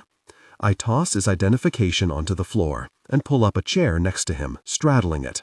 I examine the silver blade, feeling its smoothness as my fingers glide along the metal. "It's amazing what you can do with one of these, isn't it?" I say with a menacing tone. "I could slice your throat. I quite enjoy watching someone's life slowly pour out of their neck. Or I could plunge it into your stomach as many times as I want. I could even—" I pause, tapping the knife against my lips. "Slice out your tongue." He gulps. "If you had a choice, how would you want to die, Eduardo?" "Personally, I'd have to choose a bullet in the head, nice and quick." He doesn't respond. I push myself up off the chair and kick it out of the way. If you can't answer a simple question, how are you going to tell me what I need to know? I press the blade just below his jawline, the sharp edge biting into his skin. "The same. Shoot me," he croaks out. I tap his cheek. "See, it's not that hard, is it? Answering simple questions?" He shakes his head with a rapid, short movement, and a tear rolls down his nose. "I don't know where Romano is." The way his eye twitches as he speaks, the tremble in his voice indicates to me he's lying. Lies. Driving the tip of the blade through the back of his right hand, it lodges in the wooden arm of the chair. When his screams subside, I jerk it loose. "Okay, tell me this. Where did the second shipment of girls go to? Before I make any deal with Mikhail, I have to be certain it's Vegas. He coughs hoarsely before answering. To some motorcycle gang. Well, there's a truth. Where? I think Vegas? I don't know. I was just told to see if the missing girls were here. I nod. Thank you. Sweat drips down his forehead, a look of relief that washes over his face as I step closer. Now, who gave you your orders? I knock the blade against his cheek. I don't know, he sobs. Bending over, I level with his bloodshot, dark eyes. Do you know one of the worst ways would be to die? He shakes his head. I untie his left hand and place the knife in his palm, closing his fingers around the handle. His jaw drops in surprise as he looks up at me. Forced suicide. The sound of his gulp echoes in the room as he stares transfixed at the glinting weapon. Tell me what I need to know. If you can't, then slice your own throat. As I take a step back, my attention shifts to Jax, who stands with arms folded across his chest.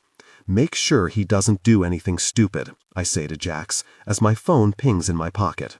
He steps past me and stands next to Eduardo, who's now crying like a frickin' baby. My cell buzzes in my pocket again.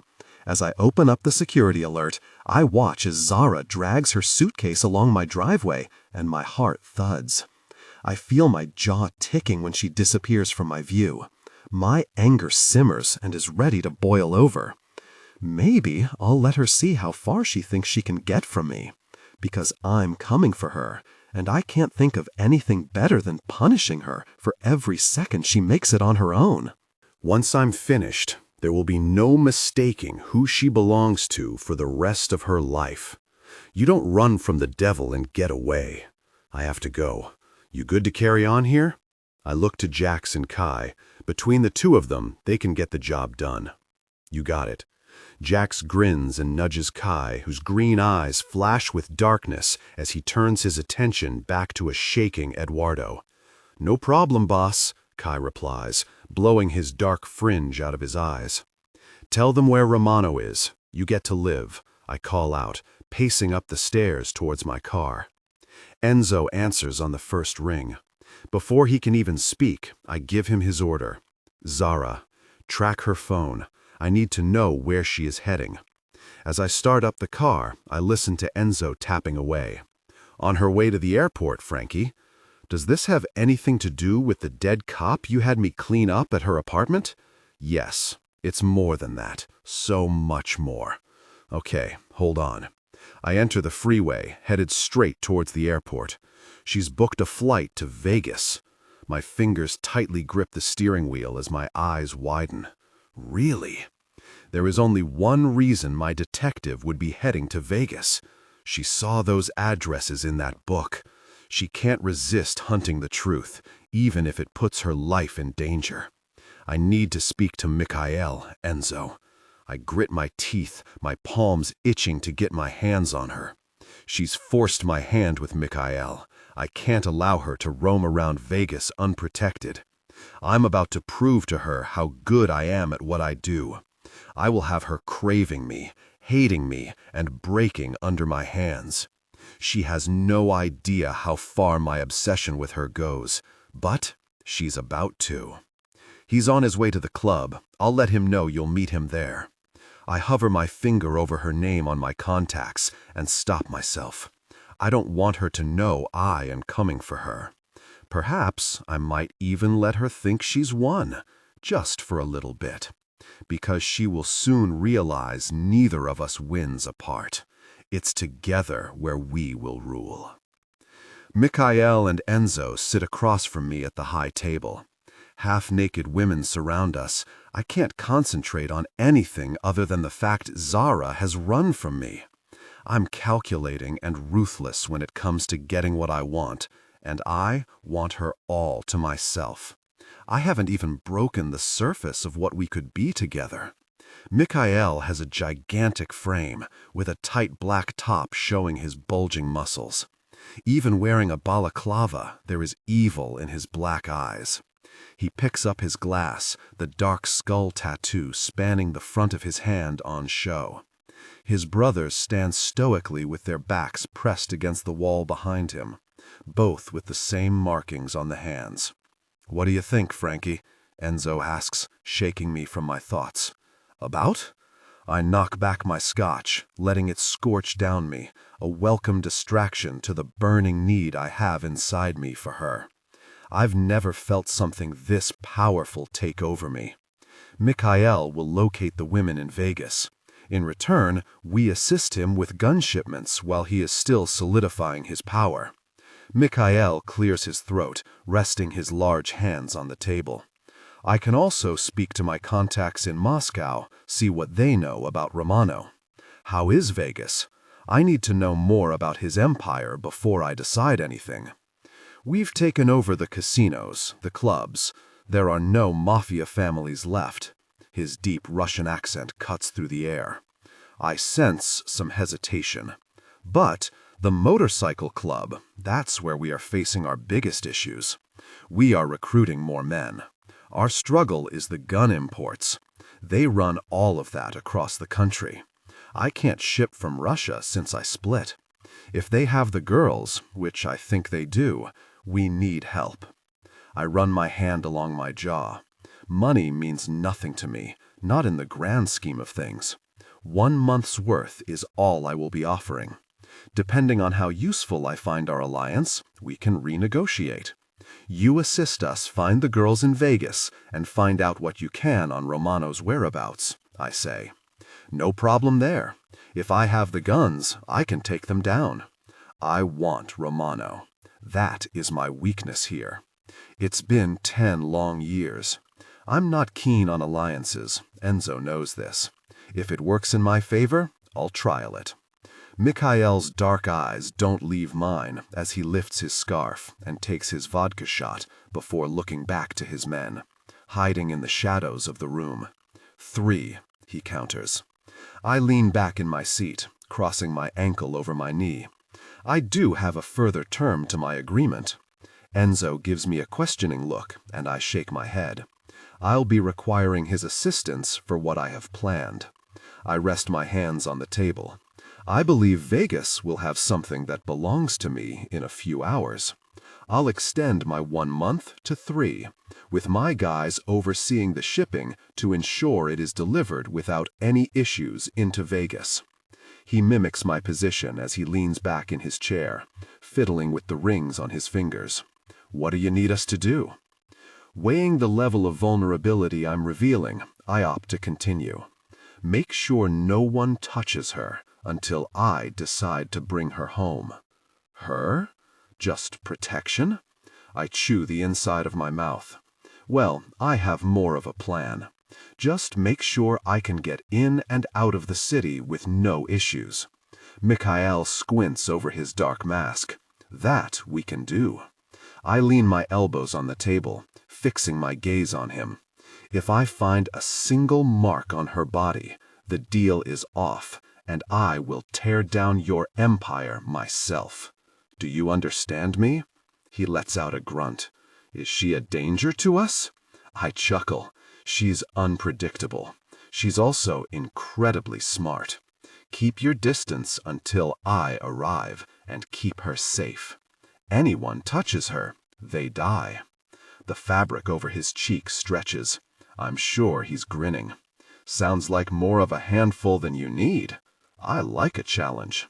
I salute him with my scotch. The crazier, the better, I understand, he says, and he is right. Do we have an agreement? I ask. We do. Pleasure doing business with you. He takes out a card from his tailored jacket and slides it across the table. Picking it up, it's a casino business card. You need me. This is the only way you can contact me. Now we have a flight to catch. We look forward to welcoming you to the Strip. Zara will have no idea I have eyes on her from the second her foot touches the ground in Vegas. None of my men need to know why. All I know is she brings out a spark in me I thought had died, and I want to watch it burn with her. You'll hear from me soon, Mr. Falcone.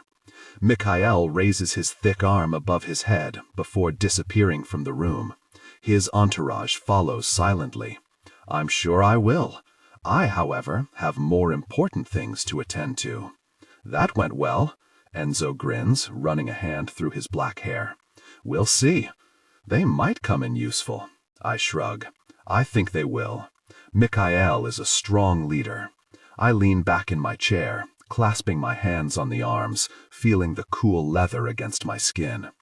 Don't you think we have other, more pressing issues to be working on here than some cop? Enzo frowns at me, and I ball my fists to stop from punching him. Clearly, you don't see the bigger picture here, Enzo. Enzo chews his bottom lip. He should know that pressing me won't get him anywhere. It depends on how much this woman means to you. Is she worth the risk? I tap my finger on my tumbler. I know my answer. I can feel it in my soul, and my palm is twitching with desire for her. He closes his eyes and sighs as he stands. He knows. Don't make me regret this, Frankie. I can't have her running around that war zone, not with how reckless she is.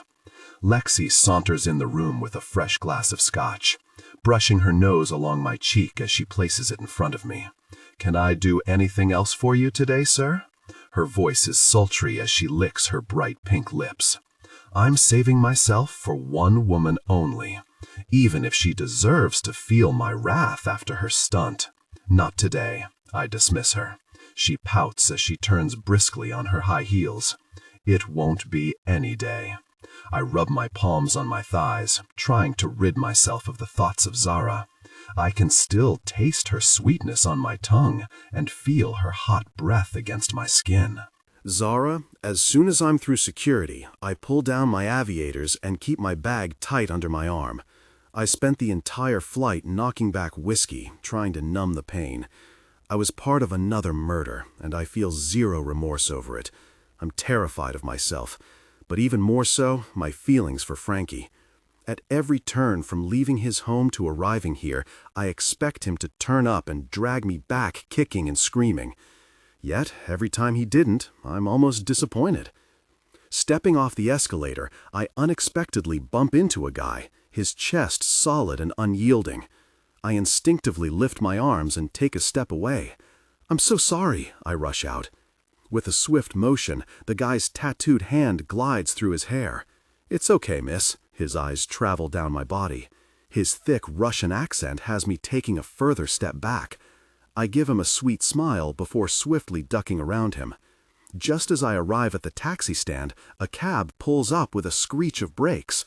I take another look behind me and see the guy I bumped into leaning against the railings, his eyes fixed on me. With a shiver down my spine, I quickly throw my bag into the back of the cab. Hotel? I nod again, another Russian accent. The guy's piercing blue eyes appear in the rearview mirror. I tell him the address for the hotel I booked for 2 nights on the way here. It should be long enough for me to work out my plan. I feel a surge of unease as the driver's phone punctuating the air before he responds in a flurry of Russian speech as he weaves in and out of traffic. The locks click on the door, making my heart rate spike. Vegas has recently been taken over by the Bratva. Is that what's going on here? I grab some cash out of my bag. He smiles at me and holds out his palm. He has the same skull tattoo spanning the front of his hand as the guy from the airport. Thank you. Enjoy your stay. One tooth in his wide grin reflects gold in the dim light. Thanks. As he unlocks the cab, I quickly grab my bag and get out, exhaling with relief. Maybe this wasn't a good idea. I head in, not wanting to stay out in the crowds for too long. I hand over my passport to the blonde check-in lady. I have a 2-night reservation, under Zara O'Reilly. She nods and chews on her pen. Could you give me 1 second, she asks.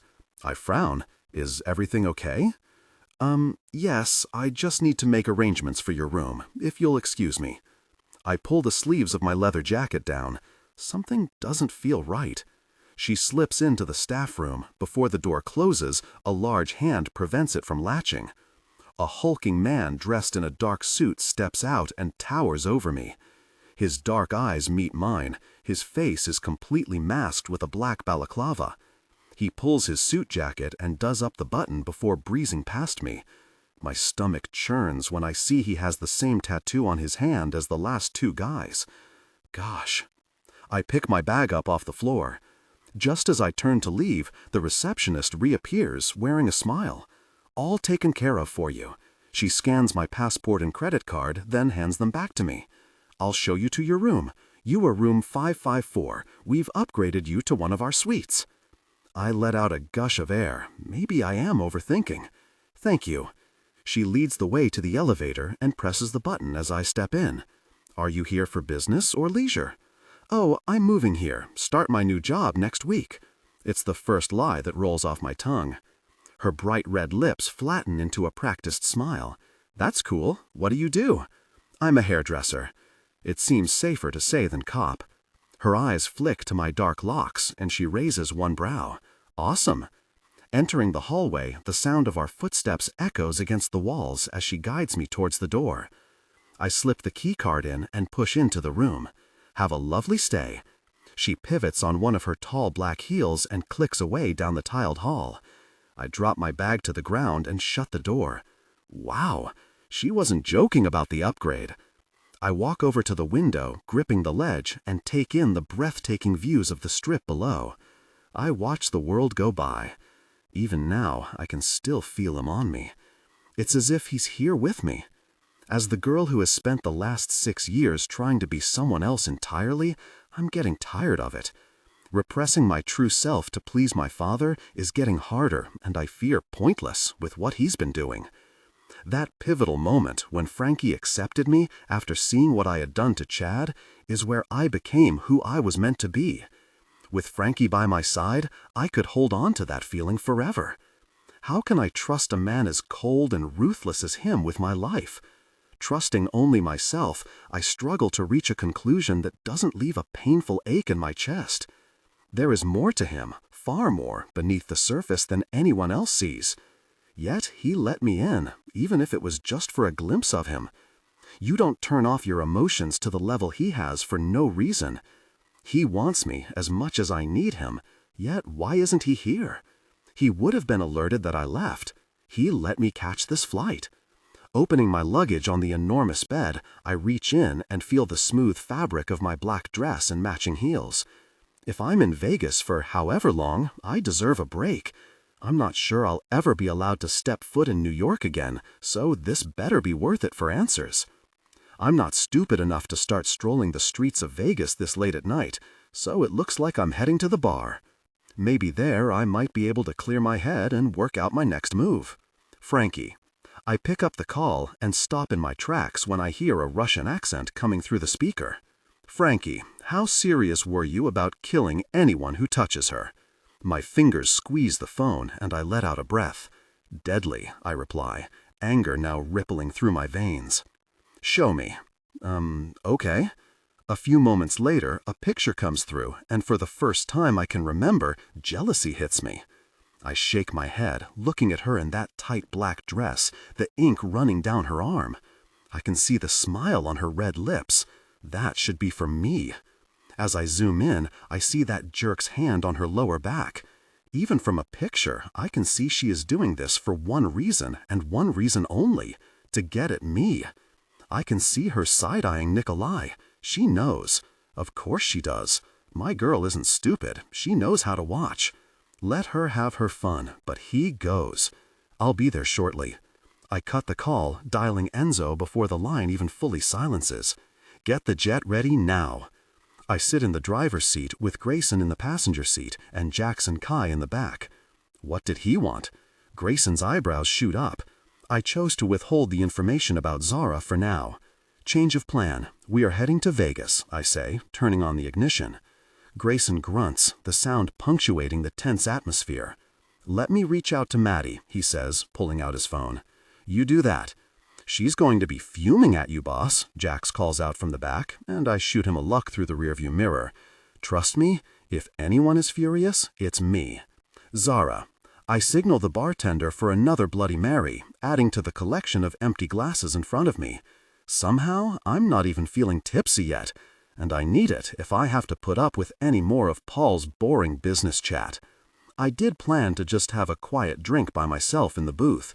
That was until I spotted the same guy from the taxi watching me from the corner of the room. Call me paranoid? Something about it is just screaming Frankie. He's powerful enough to have allies all over the country. Whoever this Mikolai is that Frankie has been talking about with Enzo, I bet my life it's them.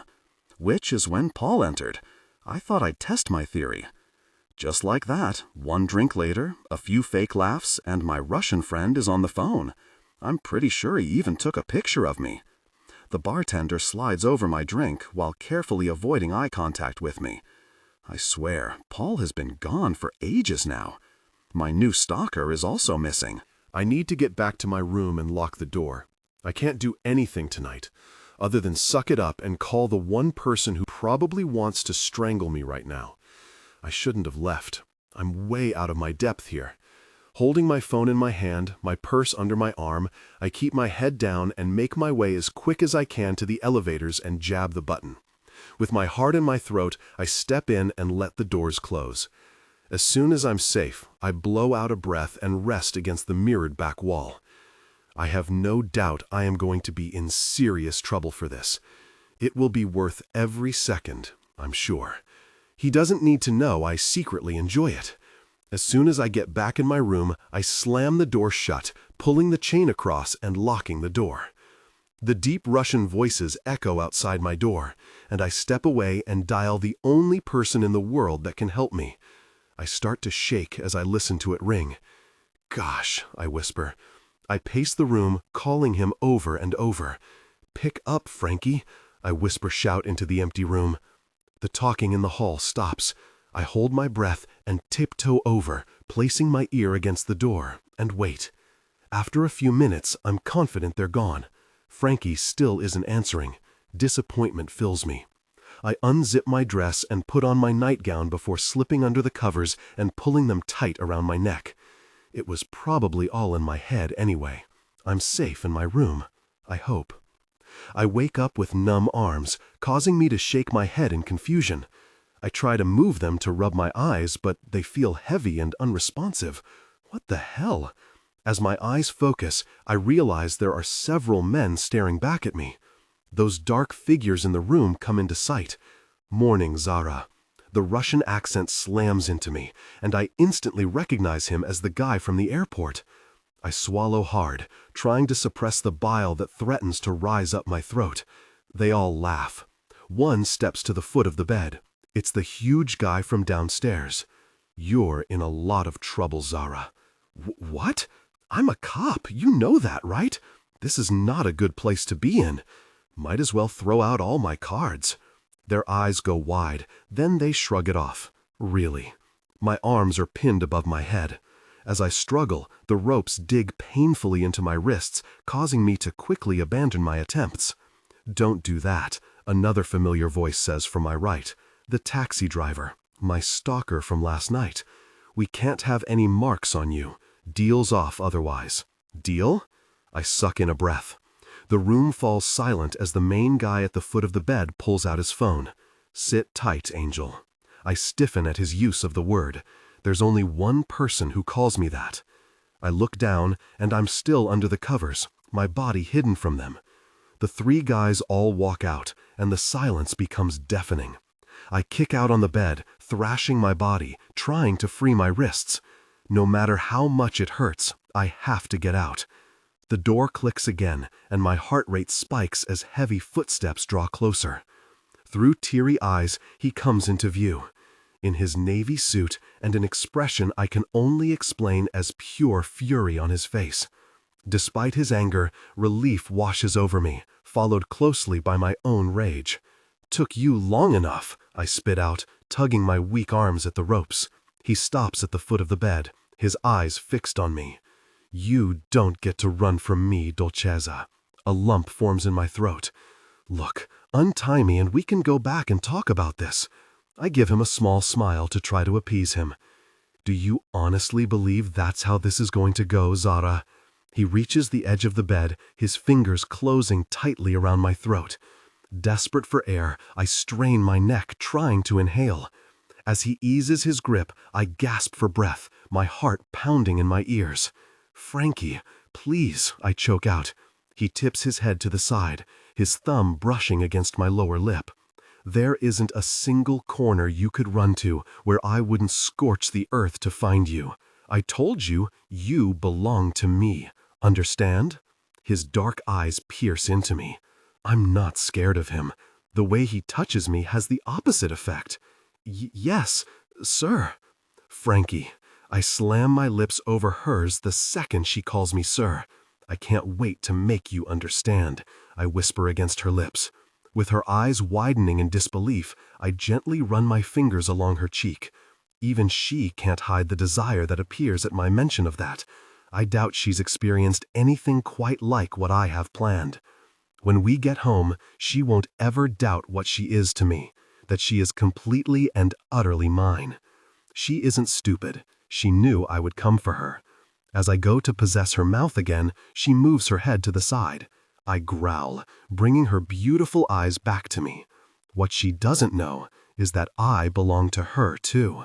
She juts out that perfect bottom lip. "You let the bratva tie me up, Frankie?" I shake my head, a smile tugging at my cheeks. "You think I'd ever let anyone have their hands on you?" My finger glides down her jaw, gently brushing against her chin and down the graceful curve of her neck. No matter how much she's pissed me off with her little stunt, the fact still stays the same. I won't let anyone else touch her. You tied me up?" Her voice starts to shake. "I did, and you had best get used to it, Angel." Her green eyes narrow. "What if I don't want to be yours?" "Looks like I'll have to leave you here a little bit longer for you to think about it." I press a kiss to the tip of her nose, stand, straighten my jacket, and turn to leave. "Frankie, don't leave me here!" she screams out in frustration. I close the door behind me and knock on the room across the hall. Nikolai greets me. "She's a feisty one. We are working on it." I step past him. Mikhail is leaning back in his chair, his other tatted muscle man behind him, and my very own Grayson and Jax are sitting on the opposite side of the table from him. "Take a seat," he says in a thick Russian accent, his words rolling off his tongue. I join my men, resting my hands on the desk. "Do we really need the mask here?" I ask Mikhail. I like to get a read of people's face. I assumed in his home city he'd relax more. Clearly not the case. "Yes," is all he says. After giving him an unamused look, I pull out a cigarette and light it. He pulls back the cuff of his black sleeve and checks an expensive-looking Rolex. I don't have long. "We are about to go after the MC's vice president." I nod. "Sounds like a productive afternoon." Leaning on his knees, he threads his fingers together. His brother, Nikolai, places a firm hand on his shoulder and leans down, whispering something in Russian to Mikhail. Jax watches them intently before turning to me and translates quietly. They've had a hit on one of their casinos. I pull back, blinking at Jax, registering this new information. "You speak really Russian?" It takes everything in me to keep my voice low after his surprising revelation. He nods with a sneaky grin. "My dad," he says with a shrug. Mikhail clears his throat. "I've had confirmation this Zasaranets is holding some of the girls.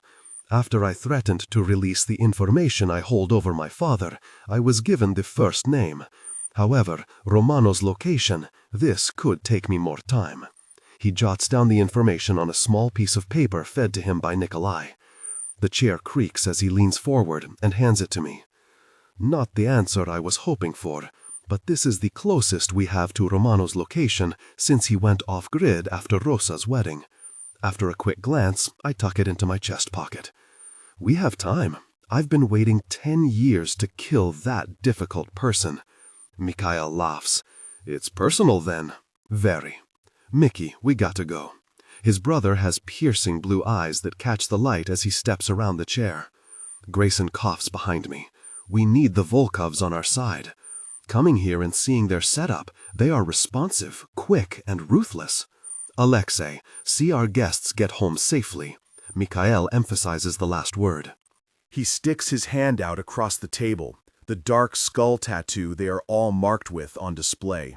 I give him a firm handshake. The big guy to his left brings over 6 glasses and pours out a vodka. Mackay slides mine over to me, followed by Grayson's and Jack's. He holds up his shot. To our alliance.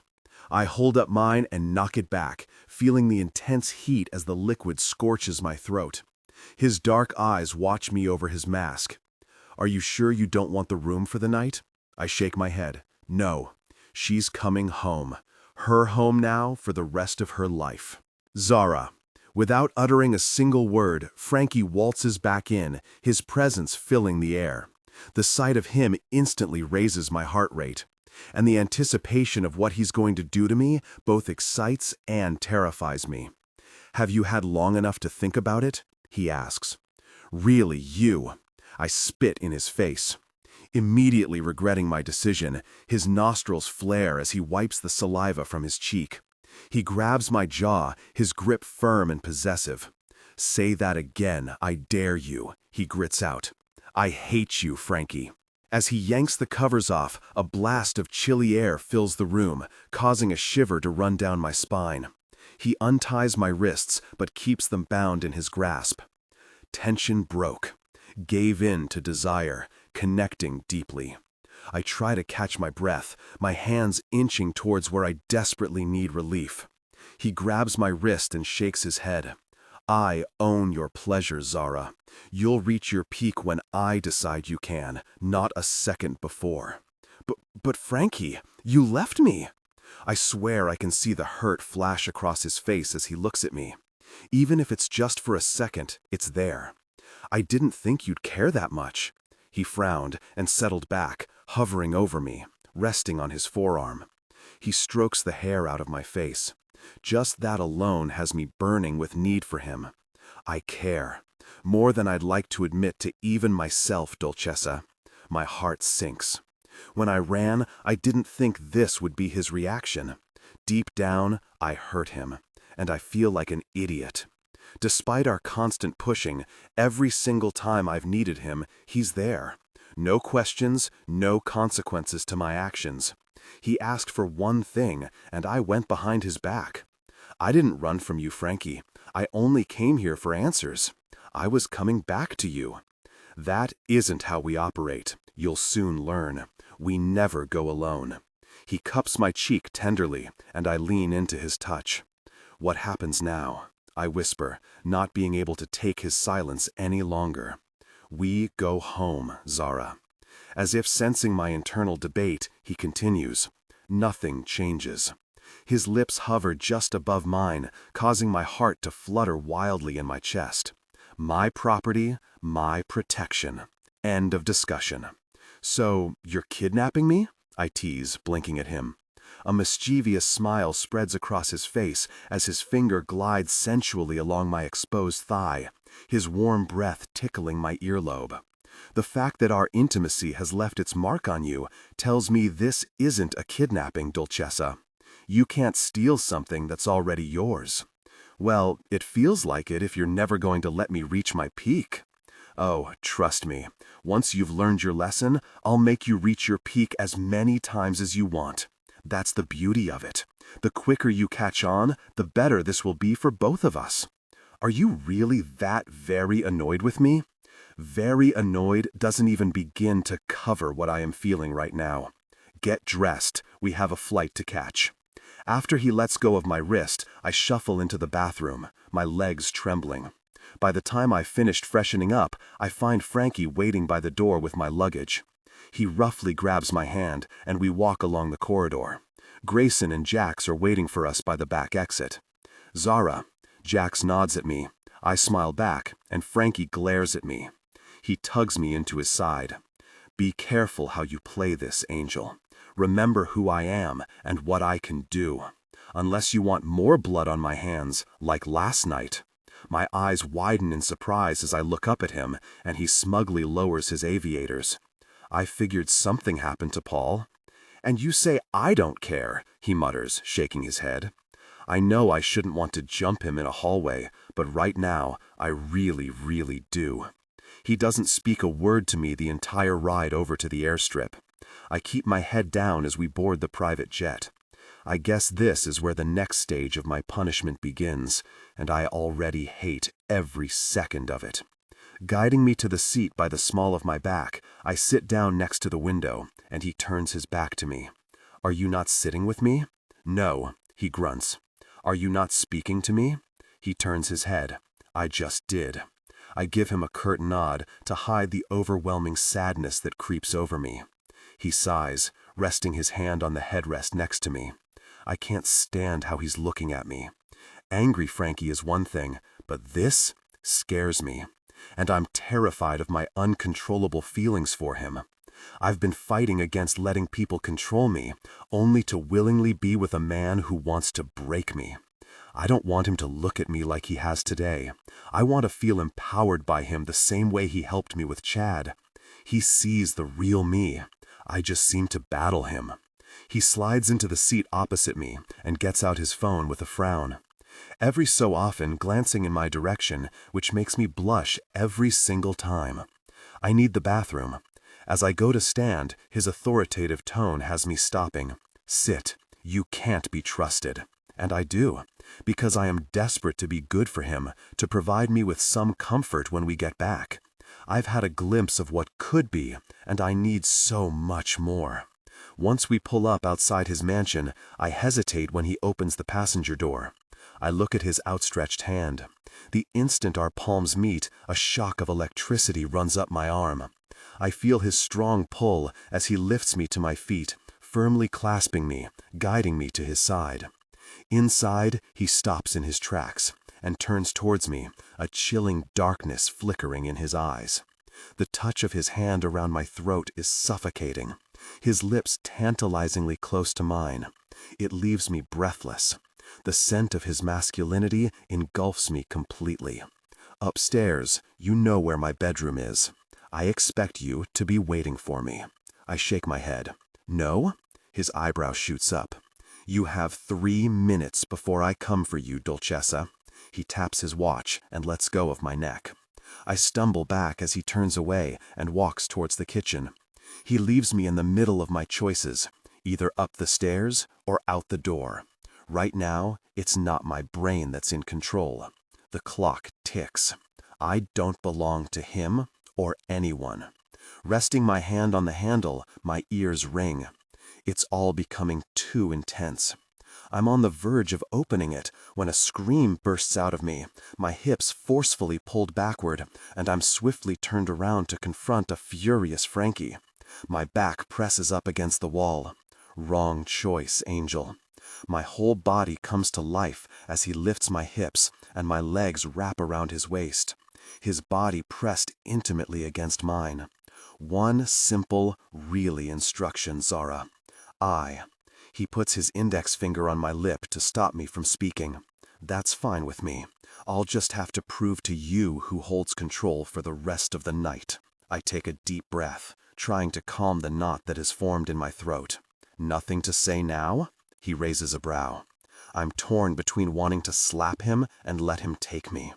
His beard tickles along the side of my neck, and I tip my head to the side to give him better access as he starts to place rough kisses there. "See, so responsive when you want to be," he mutters against my sensitive skin. His arms tighten around my middle, and I hold on to his neck. His lips slam over mine, and it takes my breath away. "Clothes off." His tone is gruff. Without breaking eye contact, he loosens his tie and unbuttons the top of his shirt. He takes a step towards the bed, and I immediately get to work on my own clothes. I shrug off my hoodie and shimmy out of my leggings, leaving me in just my bra and panties. He licks his lips, and that sparks something inside me to come to life. There is no escaping him, and right now, whatever he has to offer me, I want. In the middle of the bed, I lower myself onto my knees, my tongue darting out to moisten my lips, my eyes fixate on the tension in his pants. With every second he doesn't touch me, the fire inside me builds further. Frankie, I resist the urge to touch her. That isn't what she needs right now. She wants discipline. She needs it as much as I do. For us, this is how we get what we need from each other. With every step away towards her, she takes a breath, watching me like a hawk. Even now, she defiantly lifts her chin up to me. My body ached with desire at the sight of her on her knees for me. To punish her, I have to punish myself. If that's what it takes for her to become the version of herself she so desperately deserves, then so be it. I step towards her and caress her cheek. She presses her face into my touch. "What am I going to do with you, hmm?" She peers up at me, giving me a naughty grin, which will soon be wiped off those plump lips when she learns what I have planned for her. She wanted release, and I intended to provide it until she was completely overwhelmed, feeling only my presence. Cracking my knuckles, I step back, watching the steady rise and fall of her chest. She lets out a shaky breath as my hands go to the buckle of my belt. "I want you." Preferably, she counters with a sexy smile. I look down at her. Enough talking. My body ached with intense desire in my boxers. She squirms beneath me, that fire still blazing in her eyes. I've had enough of her trying to fight me for control. He moved her, positioning her on the bed. He leaned in, and an intimate touch elicited a gasp. For the woman who just tried to run away from me, you're incredibly aroused for me, baby. A breathy moan escapes her. He deepened the intimate touch. As her hips begin to rock against his hand, he leaned forward, offering intense pleasure. He pulled back, and she let out a groan. He adjusted himself, teasing her. The way her body shivered as he barely touched it made him almost lose control. He prepared her, gradually introducing an intimate touch. Oh, Frankie! Her body jolts forward, and I instantly pull her back by her hip, deepening the intimate touch, holding her firmly in place. "That's it, baby," I rasp. With my hand on the base of her spine, I run it along her tattooed hip. He increased the tempo of his intimate touch, intensifying the sensations. Her hands grip onto my sheets, squeezing her eyes shut. "More," she says through gritted teeth. I pull back my hand and smack her upper thigh. "I'll tell you when you can have more. If you're going to beg, it has to be better than that, Dolcessa." Sweat beads on her forehead, and her walls clamp down on my fingers. "You're so incredibly close," I whisper, taunting her. She wiggled her body, bringing it up further in the air. Is my partner going to find release from my touch? I moved intimately, over and over, causing her moans to turn to cries. "Give yourself to me, Zara," I demand. Her body convulsed on the bed. I continued the intimate connection through her peak, her hips rocking violently against my hand. "Take it. Take what you want." Just as she starts to fade from the wave of her first orgasm, I swiftly turn her over, so her back is on the bed. "Bring your knees up." She does, opening her legs, and I step between them. I lean over and grip the sides of her throat. Her breath catches as he introduced an intimate touch. Another one. Her cheeks flushed as he continued his intimate movements. Her back arched off the bed, and her body responded intensely. It doesn't take long to have her balancing on the edge again. "Look at me." Her hooded green eyes meet mine. "Look at the man who holds you as you reach your peak." She opens her mouth, and he deepened the intimate touch to stop her speaking. "Oh my gosh." She lets out a muffled cry. Her pulse hammers against my grip, so I squeeze it tighter. Before she could finish, he changed their position, bringing her body closer. He didn't waste any time, offering intense oral pleasure, rubbing her intimately with his fingers at the same time. Her body responded completely. She found release, and he took everything from her, her hips bucking, her legs shaking next to his face. "Frankie!" she cries out. It only spurs me on more. He held her thighs down and continued the intimate movements with his tongue. "I can't," she sobs. Reluctantly, I inch my face back away from her. "Yes, you can," I say, and lightly slapped her, making her scream. He offered intense pleasure, sucking, licking, and biting. Her legs started to close around his head, and he gently pushed them apart again. I'm desperate for my own release. I wanted to connect deeply with her until she was completely overwhelmed. As soon as she was close again, he introduced an intimate touch. She squeezes her eyes shut. Eyes on me, gorgeous. I want to witness her fall apart. Over and over again. She sits herself up on her forearms and does as I say, her green eyes glistening. With an intimate touch, her gaze pinned on me, she let loose. Her plump lips open, and she screams my name. It is a really sight to behold. She flops herself back onto the bed as I stand. We are far from done here. She watches me as I slide my belt from my pants, tossing it onto the bed. Pick a number. 1, she replies, biting down on her lip. I lean over her and tilt her chin up. Wrong answer. I shake my head. I pull open the drawer, taking out a set of cuffs connected to metal chains, and clip them onto the headboard. She doesn't move a muscle as I position her in the center of the bed and buckle her wrists into the leather. Yes, I want to punish her for running from me. It's more than that. I want to show her how incredibly freeing it can be letting me take control. For once in her life, she can stop that brain from overthinking everything. If she says stop, I will. This is a test. Can she trust me enough to hand over herself entirely to me? I want to prove to her she can give me every single part of her, and I will protect her with my life. I'm not her enemy here. I don't think I ever truly was. I roll up my sleeves, and she whimpers as I rest on the bed. What? I place a finger on her plump lips. No talking. You'll see you don't have to keep fighting me. With a gentle touch, I run my finger down her chin, between her breasts, and trace the tattoos beneath them, all the way to her bare skin. I flip her around by her hips, then reposition myself between her legs, on my knees. As her hands meet above her head, the metal clashes. Rubbing my hands over her perfect body, I ached for deeper connection. Such a gorgeous body, Zara. It will look even better covered in my marks. Her soft moans are replaced by screams as I smack my palm against it. Count for me, Dolcessa. 1. Good girl. See, you can listen. My hand cracks down again. He ran a finger along her soaking skin, and she jolted forward. 2, she stutters, and my body was begging for release, so incredibly aroused. With her body positioned, he leaned forward and offered intimate pleasure, then quickly withdrew. That was for him. He needed another taste. I pick up my belt and climb off the bed, admiring the view. Look at me. I want to see you. She turns her flushed and sweaty face to me. He brought the belt down over her pale skin on the perfect swell of her thighs. Her face squashes into the pillow, and she cried out. He sucked in a breath as the marks started to appear. It's perfect, beautiful. I stroke along her back. Her fists clench as he introduced an intimate touch, letting her balance on the edge of pleasure and pain.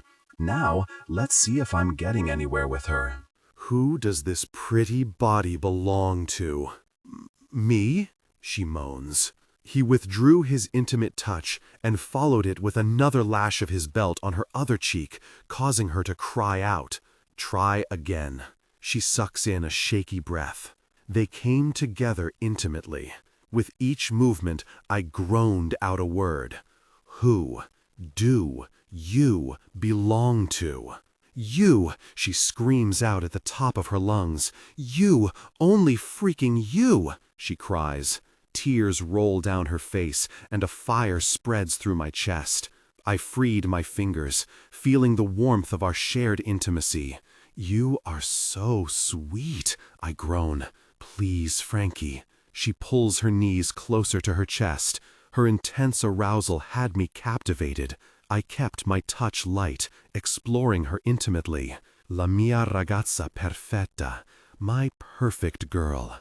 I keep my gaze locked on hers as I undo each button of my shirt. I'll give it to her. She is the first person to almost make me break my resolve.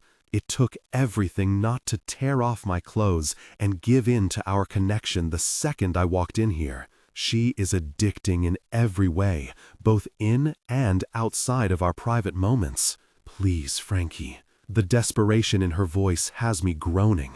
What do you want, baby?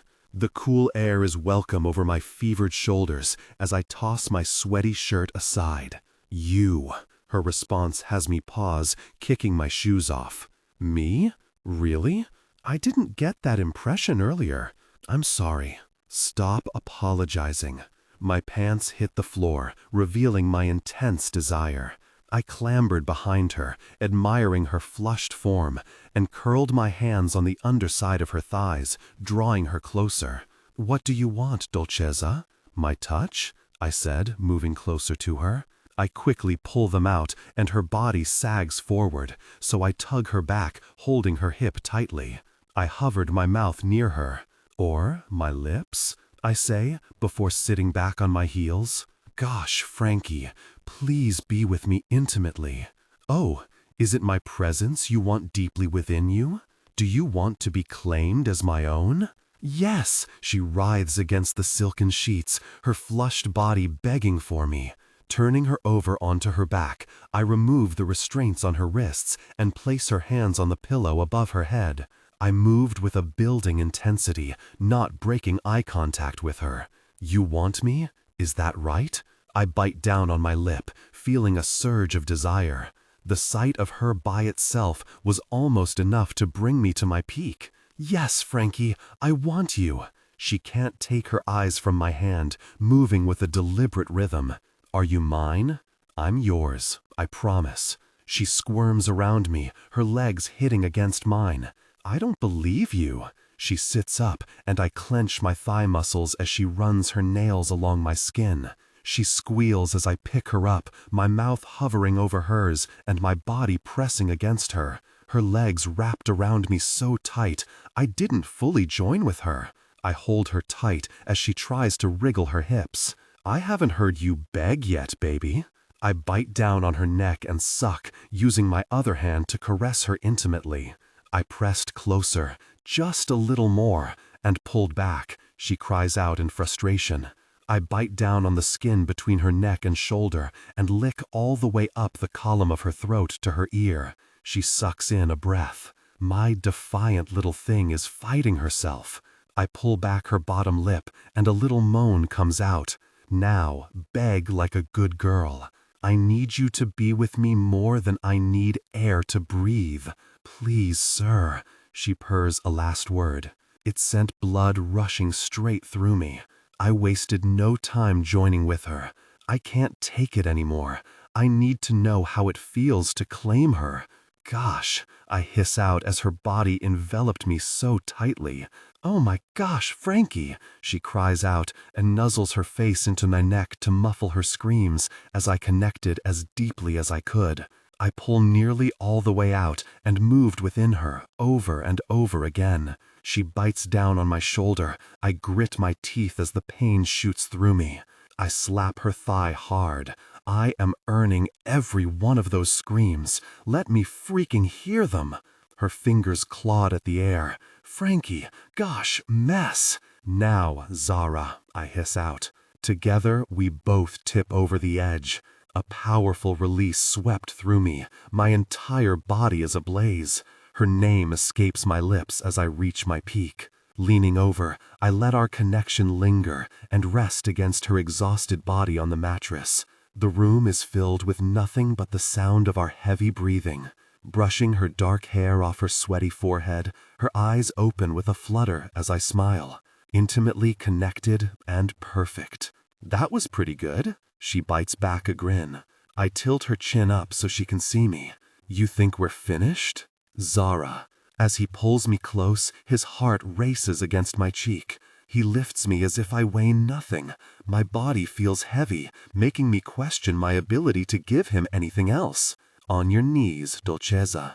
He spins me round so I'm sat up on my knees, my back pressed against his hard chest. Open yourself to me. I shuffle them out, too exhausted to argue. His arms wrap around me, pulling me tightly against him, and his lips graze my shoulder with soft, lingering kisses. So freaking perfect, he whispers. He strokes down my side. Just that simple touch alone forces me back to life. His other hand tightly wraps around my lower stomach, causing me to gasp in surprise as he gently touched me intimately. He kisses up my neck, sending shivers down my spine. "Can you hear how aroused you are for me?" he groans. Yes, embarrassingly so. He increased the pressure on my stomach and moved more intensely with his fingers, lightly nipping at my jaw. His body pressed against mine. "Come on, baby, let me have it all." He caressed me intimately with his thumb. I start to pant. My head tips back, and I rock against his hand. "I'm so close," I whisper.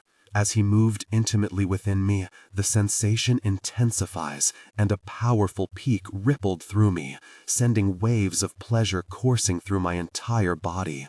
I give in to the feeling, losing myself against him, and a warm release spread from his touch down my legs. Oh, holy gosh, Zara, I can barely see, let alone do much else. I wriggle in his grasp. His thigh between my legs was intensely warm. Did I just... Yes, you did. A powerful one. His husky voice sends flutters in my stomach. I lower my head, not sure what else to do. "Zara? Look at me. I don't know what comes over me. It's all too much. All I know is I don't want to look at him. I'm suddenly completely vulnerable to him." He guides my face up with his thumb. "Don't you dare be embarrassed, Dolcezza. Do I look anything other than completely captivated right now?" The way he was looking at me, he touched me intimately, then brought his finger to his lips, a glint in his eye. "Well, no, you don't," I stutter. "That's because it's true. That was so very intense," he rumbles. "Frankie." I pulled her spent body into my side and listened to her steady breathing. This isn't something I've done in the last 10 years, and now that she's here, she isn't going anywhere. Even if she wants to fight me on it, it's something I've come to love. She might be a brat, but she is my brat. She let out a soft snore, her warm breath hitting against my chest, and I was instantly aroused for her. As my phone starts ringing on the nightstand, I hiss in frustration. Jax's name flashes up on the screen. Jax. I keep my voice quiet not to disturb her. What the hell is he doing up at this time of the morning? "Have you seen your messages from Enzo?" I rub my eyes. I've been far too occupied with Zara to check anything. I swipe up and see the onslaught of texts from Enzo. I open up the attachment, and I stare back at a lieutenant of the NYPD with a hollowness in his eyes. As Zara stirs beside me, the warmth of her hand glides down my chiseled abs. "What does that picture mean?" I ask. "That guy and one of his cop buddies have requested a membership at Enzo's club, using fake papers, obviously." "Oh, interesting." As I pull up my text chain with Enzo, I can hear the faint sound of my fingers tapping on the screen as I type out a simple instruction: "Approve their memberships and invite them this evening. He'll be bringing Zara." "Okay, Jax. I've sent instructions to Enzo. Round up a team. We will be meeting there at 6 p.m. "Nice." I can hear the excitement in his voice. "This is work, Jax," I remind him. "Work hard, play harder. We'll see." I cut the call just as Enzo's prompt reply comes in. "Enzo, all arranged. There won't be any trouble inside the club, and I expect Zara will still be on a guest pass?" A smile creeps up on my lips as I recall our last encounter in Enzo's club. He's right. She has absolutely no need to participate in any activities. Yes, I'll see you there. I place my cell back on the table. I don't want Zara knowing anything about the cops. I want to see if I can really trust her. I'll be able to sense her alliance from a simple interaction with them. It will prove if we're really on the same team. Her leg brushed up along my thigh, resting over my morning arousal. When I look down, I am captivated by her big green eyes, sparkling with mischief. "Morning, gorgeous. Are you always this busy?" she asks in a husky tone. "It would seem that way. How could you possibly have time to fit me in that busy schedule?" she teases, biting down on her bottom lip. I brush my nose against hers. I don't think she quite understands what I expect out of our arrangement, especially if she passes my test tonight. Don't worry, I'll have plenty of time to make sure all your needs are met, baby. Is that so? She pouts, and I bite down on her protruding pout. I'll always make time for people who deserve it from me. Rolling on top of her, I firmly grasp her hands, restraining them above her head with one hand. Can I trust you to behave today if I leave you for a few hours? I need you to do something for me. Her eyes light up. You can trust me. She sounds sincere enough, but words mean nothing to me. Actions are the only thing I take note of. What she doesn't realize is I'll have my men tailing her wherever she goes until she fully earns my trust. What do you need? She asks as I plant wet kisses on her neck. For you to buy yourself a new sexy dress, something you want me to rip off of you. I'll give you my card, buy whatever you really need for tonight, and, well, for the rest of your life. As she wiggles her hips, her laughter fills the air. Frankie, she says with warning in her tone. What, Dolcezza? I'm not just going to sit around here and look pretty for you, waiting for you to take me out and shower me with gifts. If that's what you think is happening here, I won't be here when you get home. That fire in her eyes is back. I tighten my hold around her wrists. You'll do exactly as I say. I hide my smile against her neck. Teasing with her is still one of my favorite pastimes. This woman is wound so tight it's almost too easy. Like hell, I silence her by sinking my teeth into the column of her neck. A soft moan escapes her lips beside my face. You think that is what I want from you? I've told you I want a woman to stand alongside me. It's up to you if you become that. Oh, she says in a breath. Oh, indeed. Money doesn't mean power with me, Zara. Take my card, max it out if you want. Buy something from a thrift store, I don't care. I won't ever have you going without. You're unemployed, remember. I smirk at her. She shoots me a look that tells me to go away. Just make sure whatever you buy, I have access to you whenever I want it. I murmur against her skin, and she shivers. Where are we going? She asks as I roll my hips, pressing close to her. We have a meeting to attend. The club? The end zone? Of course, she knows about Keller's club. I doubt there isn't much she doesn't know. Nope, the club we're going to, I'll actually be able to touch you this time. And I won't just know what you look like when you desire me. I know what you look like when we are intimate. So something short, tight, and revealing? I can sense the tease in her tone. I can't help but growl at her words. If you want anyone who looks at you to die, then go ahead, Angel. I pull back, my eyes searching hers. She isn't remotely worried about my threats. In fact, that desire written across her face tells me the opposite. You think that bothers me? She says with a menacing grin. I swear my heart almost pounds out of my chest. Jesus, gosh. I rub a hand over my face, letting out a breath. This woman. I need to marry her and never let her out of my sight again. As she giggles, I seize the moment and press my lips firmly against hers. I really hope she proves me right tonight, because now I have her, I don't think I'd ever be able to let her go. The more she lets me see, the deeper she digs her claws into me.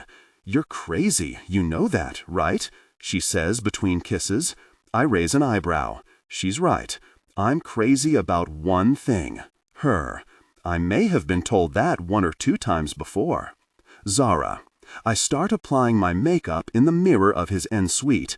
His predatory stare meets mine in the reflection as he slowly approaches. No, Zara, today is a new day. But very.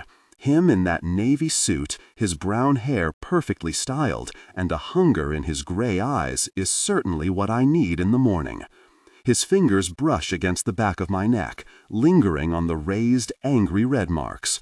How am I supposed to go out like this? With a playful smirk on his lips, he pulls down his collar, revealing a glimpse of the red scratches that trail along his throat and shoulder. Oh, gosh. I cover my mouth with my hands.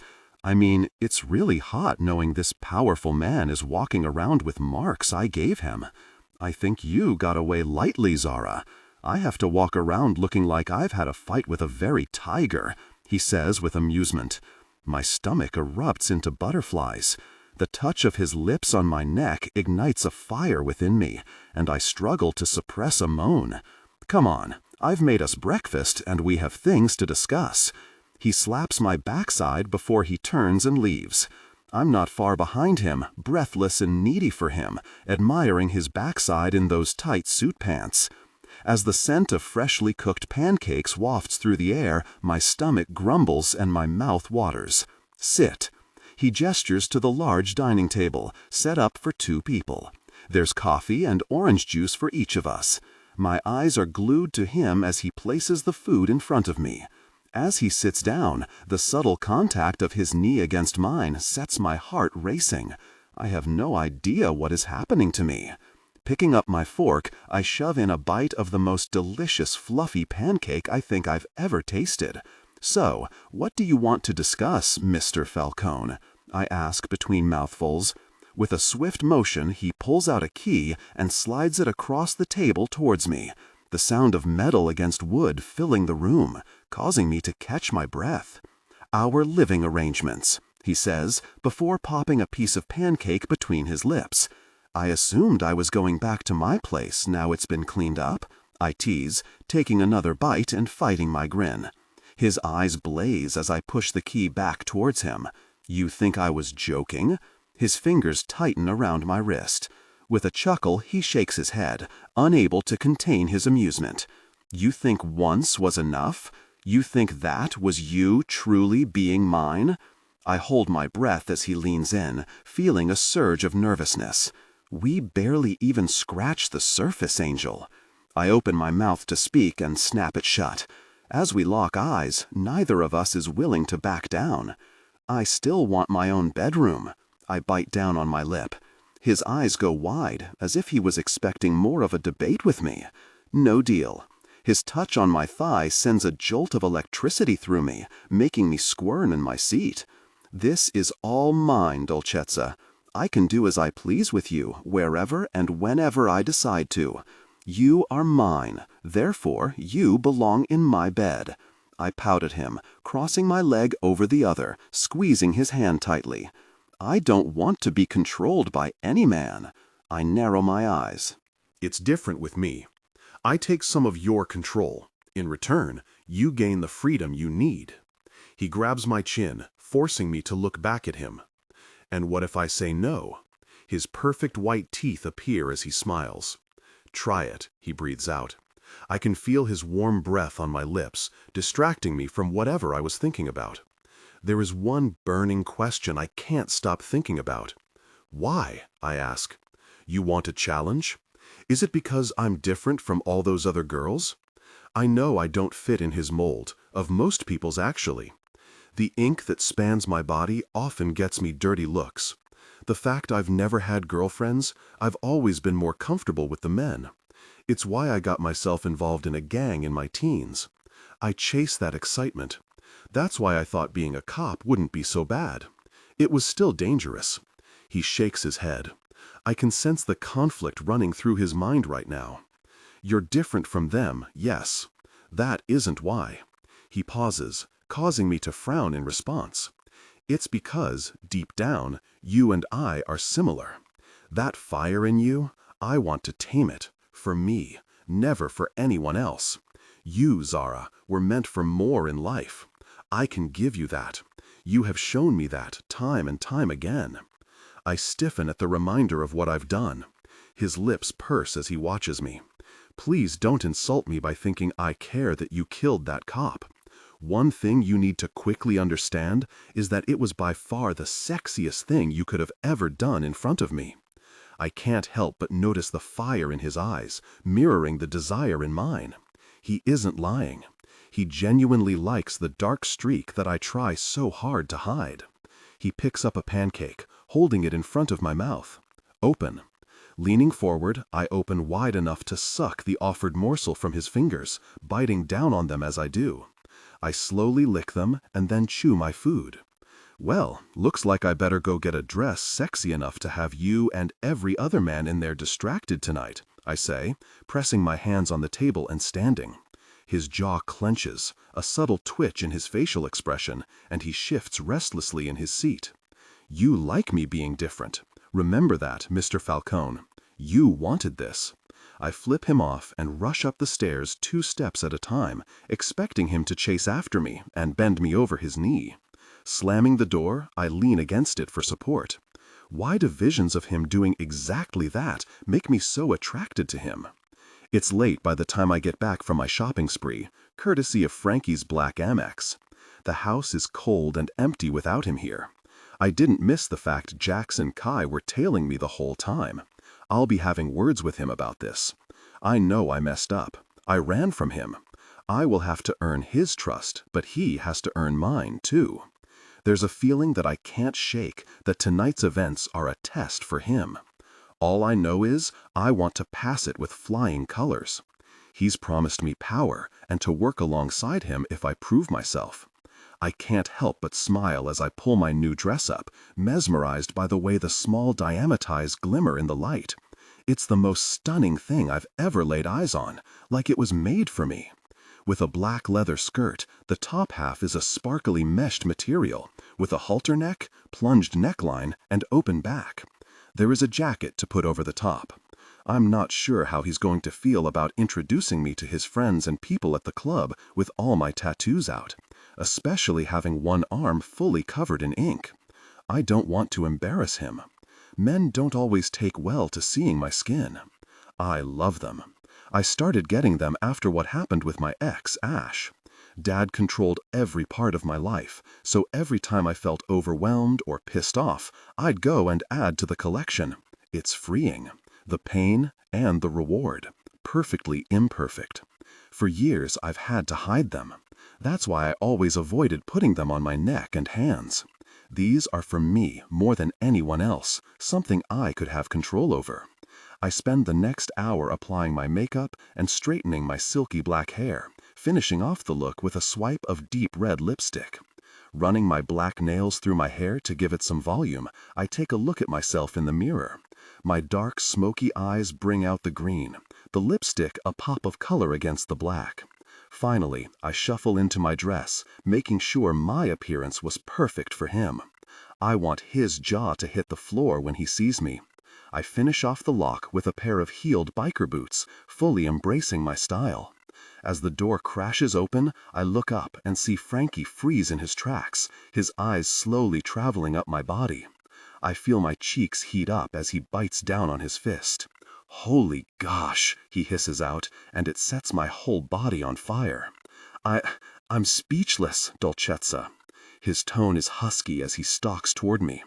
My breath catches as he traces his finger along my throat and down the neckline of my dress. I've never felt more beautiful in my entire life. The way this man is looking at me with such intense desire has my heart racing. The most beautiful woman I have ever laid eyes on. There is a sincerity in his tone that has me speechless. His touch ventures down my dress, reaching the hemline that stops at the center of my thigh. "How am I going to concentrate on anything other than this body?" he groans, his hot breath beating against my sensitive skin. His other hand tightens around my lower back, causing me to snug against him, my body pressing into his solid chest. It's a private club. You don't need to think about work. I smile. This is work, baby. His lips graze against the shell of my ear. "We might be able to fit in some fun," he whispers. I shiver in anticipation at his words. "You might like this, then," I whisper. Their touch became intimate, and the tension was overwhelming. "Just for you, sir." Such a good little one for me. I can't deny the way his words get to me. He withdraws his hand and taps my lower back. I've got a bottle of champagne chilling downstairs. Let me go and have a shower, and I'll meet you downstairs. My hand trails over his arousal, straining against his zipper. "You don't want me to fix this for you before?" With a wicked grin on his lips, he shakes his head in amusement. "You'll be getting plenty of it tonight. Don't worry about that." He places a fierce kiss on my lips, almost leaving me breathless as he waltzes off into his ensuite. Bringing the glass to my lips, I savor the sensation of the fizzy bubbles dancing on my tongue before the silky liquid goes down my throat. Sitting on the bar stool, I keep looking over to the hallway, waiting for Frankie to come down. Even from just a little bit of the alcohol, I have that buzz of excitement running through me. For the first time, I think I belong somewhere. I'm accepted for exactly who I want to be, even with my recklessness, my defiance. My mouth gapes as Frankie walks through the door, tugging his black suit jacket tighter, giving me a boyish grin, letting me get another peek of the tattoos on his forearm. His crisp white shirt with the top button undone, that smart yet rugged look about him, a perfect match to me. "Look at you, handsome." I wink at him and hold out his flute of champagne. His hand wraps around my waist, and the familiar aroma of his masculine aftershave fills my senses. With a swift motion, he tilts his head back, emptying his glass in one gulp. After he places it on the counter, I feel a rush of warmth as his nose brushes against my neck. "We have to go, baby." I run my hand along his coarse beard, feeling the roughness against my fingertips, before bringing his lips to mine to steal a passionate kiss. I grab my jacket from the counter and put it on. "What are you doing?" He pulls back with a frown, looking at the black leather covering my arms. "Take it off." His harsh tone catches me off guard, causing me to blink at him in surprise. Don't you think this dress would look better with all my tattoos covered? My dad always told me that my skin looks a mess, and they make me look unprofessional and reckless. He pushes it off my shoulders and tosses it across the room onto the dining table. I look away, staring down at the snake tattoo I have wrapping around my forearm. This one was always my favorite, so I put it in a prominent place. Why do I want to hide that? As he grips my chin, he turns me to him, his touch gentle yet firm. His face softens, and I feel a warmth in his gaze as our eyes meet. "No, Dolcezza, that ink is a reflection of you. If they don't accept you for who you are, they don't deserve a single really second of your time." I don't know what to say. His finger trails down my arm, tracing past the flowers, the butterflies, and on the delicately detailed snake. "I never want you to hide, not from me, not from anyone. You need to realize just how special you are, Angel." I blink rapidly, trying to keep the tears from welling up in my eyes. Never in my life have I been accepted, not like this. Thank you, Frankie. As he leans in, his tongue glides across my shoulder, leaving a trail of tingling sensations down my arm. His eyes never leave mine as he explores every inch of my skin, finally ending with a tender kiss on the top of my hand. I squeeze my thighs together as his face is just a breath away from mine. Plus, every time I look at them, I feel a strong desire, thinking about tasting every single one. With a captivating grin, he takes a step back, his hand outstretched towards me.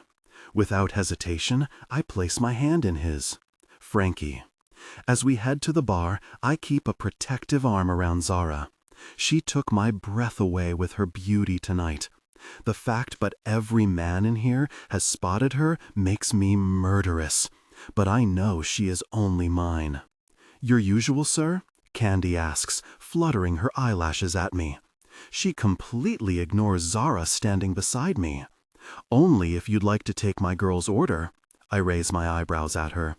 She quickly shifts her attention to Zara, a forced smile on her face. "Oh, of course, sorry." Her cheeks flush. My hand finds its way to rest on Zara's lower back. Her obvious irritation becomes apparent. "Champagne, please." Zara turns her attention back to me with a tight smile. "I'll bring them over." Nodding, I guide Zara to our table in the center of the room, my hand lightly resting on the small of her back. It's easy for me to spot the two cops we have here tonight, propped up in the corner of the room. Their eyes have been on me from the second we walked in. Tonight is a statement. Firstly, that Zara is mine. Secondly, no matter how close they think they can get to me, I'll always be the one in control. Candy returns with our drinks, and I feel Zara tense against me as the woman's fingers lightly graze the front of my hand. Zara seems to be far too concerned with her presence to have even noticed her colleagues. Her reaction will tell me everything I need to know about her. "Can I get you anything else?" Candy purrs at me. "No, thank you," I reply flatly and take a sip of my drink, not taking my eyes off my beautiful girl. Which gives Candy the hint she has been dismissed. "So, do you come here often?" Zara asks, keeping her tone cool and looking anywhere but at me. "Less so recently," I respond, fighting back a smile. I have absolutely zero interest in anyone else. In fact, even these half-naked women strolling around haven't caught my attention. Only the woman next to me does that. As Lexi and Ray approach our table, she takes a step closer to me. "Good evening, girls." I greet them with a smile. "Sir," they say in unison, bowing their heads to me. I lace my fingers through Zara's, and her nails dig into my flesh. "Would you like us tonight?" Lexi asks, fluttering her lashes at me. "No, I'm here for a meeting." Zara drops her hand from mine, and I snatch it back. Ray props herself up on the bar stool and purposely emphasizes her chest further and pouts at me. "You might need us after," she whispers. I chuckle in response. Zara's throat clears audibly next to me, and the girl's eyes dart in her direction. I'm Zara. Nice to meet you." She cuts me off and smiles at them. Anticipation fills the air as they await my reaction to Zara's interruption. I tug her into my side and squeeze her lower back. She picks up her glass and knocks back the contents before looking up and glaring at me. Startled by my actions, the girls gasp and begin whispering to each other while I dig my fingers into her hip. Sensing her flinch, I lean down and softly whisper in her ear, "Something the matter, Angel?" Suppressing my laughter, I clench my teeth and bite down on my tongue, watching her face turn red with fury. "Are you going to let her talk to you like that?" Lexi asks. I hold a finger up to silence her noise. "What do you think?" Zara angrily whispers back. "Are you worried?" Using my thumb, I tilt her chin upward. "Eyes on me, Dolcezza." "You're mine, remember," she says, loud enough for the girls to hear. The intensity of her anger is evident in the way her eyes flash, prompting me to lean forward and kiss her. She tries to deny me, so I thrust my fingers in her hair and pull her flush against me so she can feel the intensity of my desire. She melts against my touch, and I keep kissing her, showing her she's right. And really, if that isn't the hottest thing I've ever experienced, Zara claiming me as hers? Does that show you? I grab her hand, letting her feel the evidence of my desire, and her face flushes. I bury my face in the crook of her neck, inhaling her sweet scent, before softly nipping at her. "You girls can go now. You won't be required. Ever." Her voice carries loud enough to be heard over the pulsing of the music. I nibble on the lobe of her ear. "You're going to enjoy the reward you've just earned yourself, baby." As she pulls my hair, her intense gaze locks onto mine, the fire in her eyes searing into my soul. Touch another woman, and you will regret it. Do I make myself clear, sir? Having done that to a man very recently, I can confirm I want to keep myself very much intact. You wouldn't. You enjoy our connection far too much. Her head tilts, and a mischievous grin spreads across her beautiful face. You have plenty of other qualities. I'll survive. The tip of her pink tongue wiggles between her deep red lips, teasingly. Just as she is about to speak again, I seize her by the back of her neck.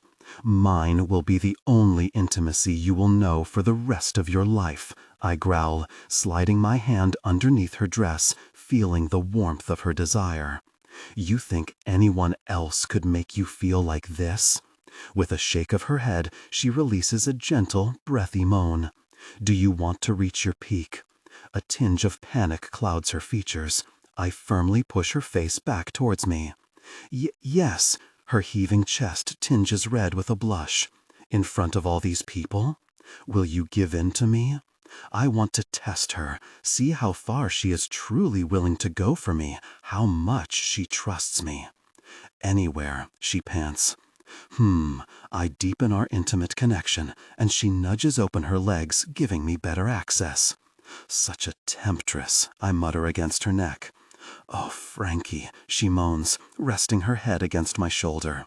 Feel this intensity, angel. Show me how much you desire me. Everyone is probably watching us right now. This is not something I'd usually entertain, preferring private rooms only. I have nothing to prove to anyone. Well, that is, until Zara. Enzo clears his throat behind me. I tug her flush against my front and turn my back to him. Reach your peak for me, I whisper into her ear. She trembles against me with her jaw clenched. Bite my neck. I'll let you save those screams for when it's just us, Dolcezza. I bend down so her teeth can sink into me as I deepen our intimate connection. She shudders against me. I brush her silky hair away from her cheek and place a kiss there. Good girl. I slide my hand out, and when she looks up at me with her blush, wild eyes, and a gorgeous smile, my heart almost stops. I think someone wants to speak to you, she whispers, without a hint of embarrassment. Us, baby. They'll be speaking to us, I correct her. With my hand resting on her lower back, I swallow my drink in one gulp, but it fails to quench the fire inside me. I want her so frickin' much. I turn to Enzo, who has his usual unamused look on his face. Enzo, meet Zara. His eyes narrow. Miss O'Reilly, he greets her, purposely using her last name. Mr. Testa, pleasure. Nice place you have here. She gives a broad smile as she holds her hand out to him. Enzo keeps his face expressionless, but his body goes rigid. I can tell he's impressed. I can't keep the amused grin off my lips. There are only a few of us who know his real last name. How the gosh she found that out, I don't know.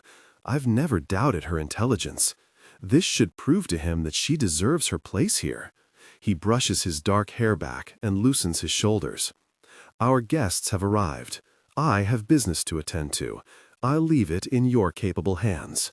Jax and Kai are in one of the rooms to keep an eye on things. The cops wouldn't be stupid enough to pull anything in here, not unless they have a death wish. I cast a glance over to them. Both of them are looking at us, sipping their liquor. Have a good night, Enzo says, turning his back and leaving. Zara places her warm palm lightly on my arm. I need the ladies' room. Where is it? Just the other side of the bar. Don't be long, I whisper in her ear. It's hard not to fixate on her figure as she walks away. When she's nearly to the door, she stops and looks at Alex, then continues into the restroom. Gosh, Zara, what the gosh are Alex and Lee even doing here? I slam the bathroom door shut and lock it. There is absolutely no way this is a coincidence.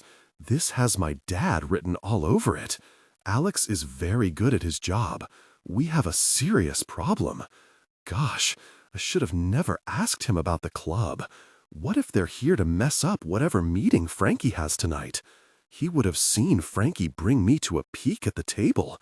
My dad will find out, and that makes me a target for them to get to Frankie. The cold water from the sink doesn't stop my blood from boiling. At every turn, my father is there to get to me. I hate him. I hate what he is, what he stands for. He can't control me anymore. I have something more powerful than any of them, Frankie. Running my hands through my hair, I take a deep breath and make my decision. I need to get back to him. I couldn't stand seeing him with another woman earlier. It made me murderous. I've been through this before, and I don't want the same ending this time. I don't want more blood on my hands. Heading back into the bar area, I keep my eyes fixed on Frankie, who watches my every move. Holding my chin high, I walk past my old colleagues, deliberately positioning myself next to Frankie while turning away from Alex and Lee. I lean in close to Frankie and whisper, "You have a problem." "Tell me more, baby." He grips my waist, hugging me closer. "You've got two high-ranking cops over in the corner. They know me. Alex is working for my dad. I'm sure of it. He was the one telling Chad to raid my apartment." Scratching his beard, he leans his face closer to mine. "What are their names?" "Alex Pierce and Lee Mitchell," I say, without a pause. Frankie leans back, his hands firmly planted on the smooth surface of the table. "Completely unbothered by this news? Why do you not care? They could be here to find out who you're meeting? They know we are together? This is bad, Frankie," I whisper-shout, annoyed by his lack of interest. His fingers tap against his glass. I can't get a read on him at all, and then a smile creeps up on his lips as he faces me. "Thank gosh for that," he says, almost to himself. I shake my head in confusion at his reaction. He almost seems happy. I don't get a chance to question him as his lips crash over mine and his fingers lace around my throat. He pulls back with a glint in his eye. "How do you suggest we deal with them, Dolcesa? Should I kill them?" he asks.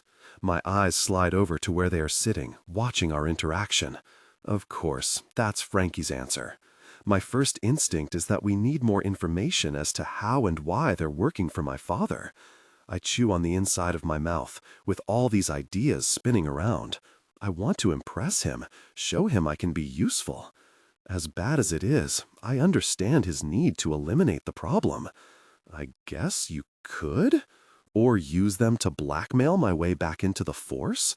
That way I can dig for information there? A smirk creeps up on his lips as he leans forward. Perfect answer, baby. But no, I don't want you near them, not without me. I roll my eyes. You haven't heard the rest. My dad will give me my job back, thinking I'm an easy target to get to you. I don't know what Romano has on him or why he's so involved. I want to know. I can find out. He slowly traces the rim of his empty glass. Your dad will just let you in? I shake my head. What if I tell him I'm pretending to be yours to get closer to you? It would be the ultimate. Darkness flashes across his eyes. Are you? Are you freaking serious? I say, too loudly. You said it yourself. Is that why you gave in to me? How do I know you're not using me to get to Romano? I cross my arms over my chest, taking a step back. We stare at each other, neither one of us giving up. It is quite plausible we were both using one another. I thought this was more than that, though. What I feel towards him is something I can't fight. I didn't expect to fall for you, Dolcesa. I don't play games. I certainly don't open my heart to anyone. Yet, here you are. As I step towards him, I can't help but notice the intensity in his eyes as I tilt my chin up to match his height. You think I'd let a guy share such intimacy with me if it wasn't real? I feel his imposing presence as he stands, towering over me. Forcefully pushing against his chest, I fail miserably trying to move him away. I don't play games either, Frankie. Either trust me and let me help you, or leave me. I ask for two things: trust and respect. If you can't give me both of those, we are done. My heel clicks against the floor as I stomp my foot for emphasis. His jaw tightens and I hold his stare. I'm not giving in. He came after me. He made me his. If he wants to keep me, I'm not settling for anything less. He wraps his arms around me, his solid frame pressing against me. Softly, he moves my hair away from my neck. You aren't going anywhere, Zara. Not now, not ever. I blow out a breath. It's terrifying how deep we are. He presses his thigh against mine, planting tender kisses below my ear. I want to know everything there is about this man. I meant what I said, Frankie. I know. I expect the same back. Don't ever disrespect me like that in public. I don't care how upset you are. Save it for when we are home. Do you understand me? I can feel my body trembling as his fingers tighten around my throat, the weight of his threat sinking in. I understand, sir. I bite down on my lip. Am I going to be punished? Absolutely. Right now, I just need to be intimate with you. You have no idea how much I desire you." With a firm grip, he pulls me away from the bustling bar, revealing a gleaming gold door to our left, which he locks behind us. It's just like the room I was in before, except this one is adorned with black accents. A velvet couch is in the corner, and a pole is in the middle of the room. "We have a meeting in 10 minutes, so we have to be quick," he groans, tugging my back against his chest as his hand slides under my dress. I can feel my body's response as his fingers begin to touch me intimately, this burning need for him taking over and consuming me. "That all depends on how well you can handle me, sir," I tease. A moan escapes me as his touch deepens. "Now stop talking and yield to me like a good girl," he rumbles into my ear. He owns my body and my pleasure completely.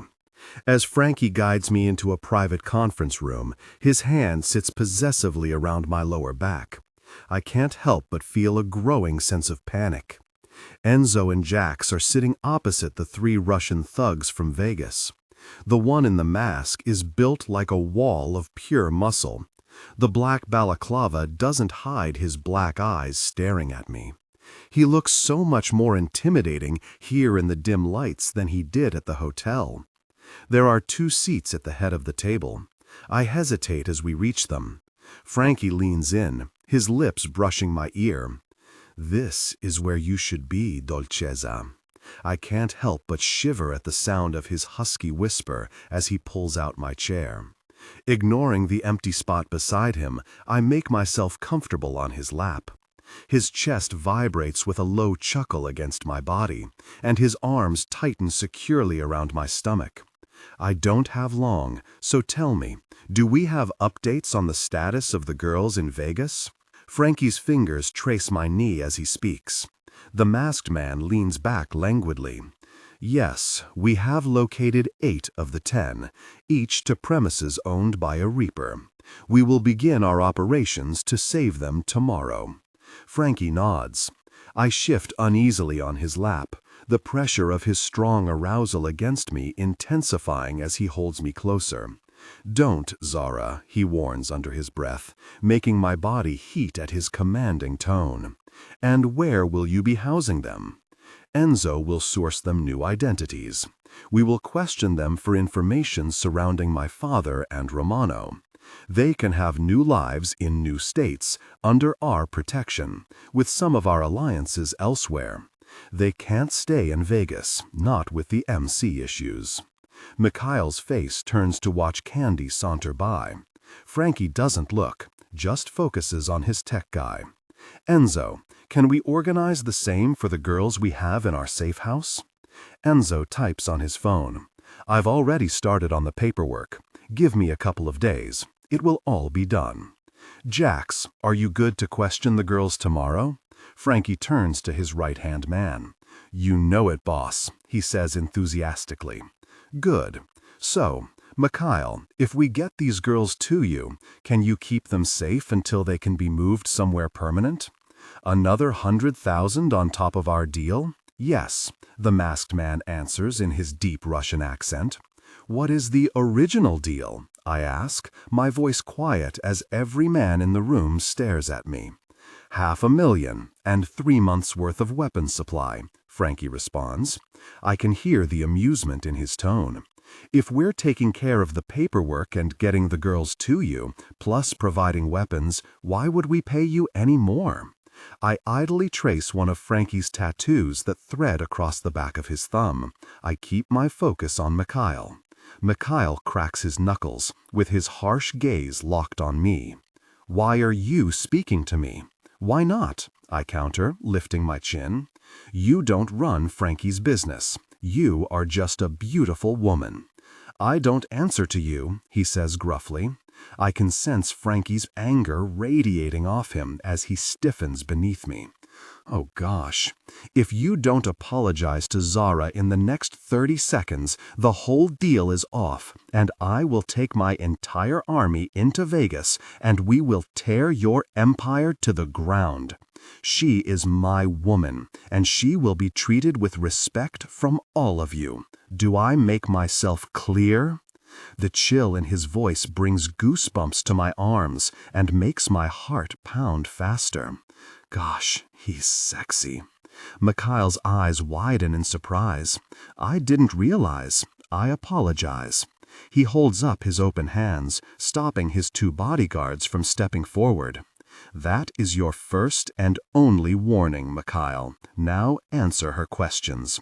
I could do without another war. I can feel the heat radiating from my cheeks as if my entire body is being consumed by fire. We need the funds to relocate the girls safely. Would 50,000 cover it? I ask. His jaw grinds beneath the fabric covering. We can make that work. I fake a smile at him, pressing closer against Frankie's lap. Good. Looks like we have a deal then. Frankie taps my thigh. Standing up, I feel his hand on my waist as he joins me, his touch reassuring as he addresses the table. Feel free to stay here and enjoy yourselves. We have a busy few days ahead. He leads me out of the secluded room, back to the bar area where Alex and Lee are still sitting. Now, about that punishment, he whispers in my ear. Frankie, my phone buzzes and Grayson's message appears. G, raid by NYPD on the safe house. 8 girls are gone. Gosh, I angrily toss my phone across the room. The sound of it hitting the wall echoes in the silence. Frankie, what the hell? Zara emerges from the hallway, her footsteps echoing softly on the tiled floor. Really annoying cops, I mutter, making her frown. What now? She rushes over, sitting on my lap. They raided our safe house with the girls. They've taken 8 of them.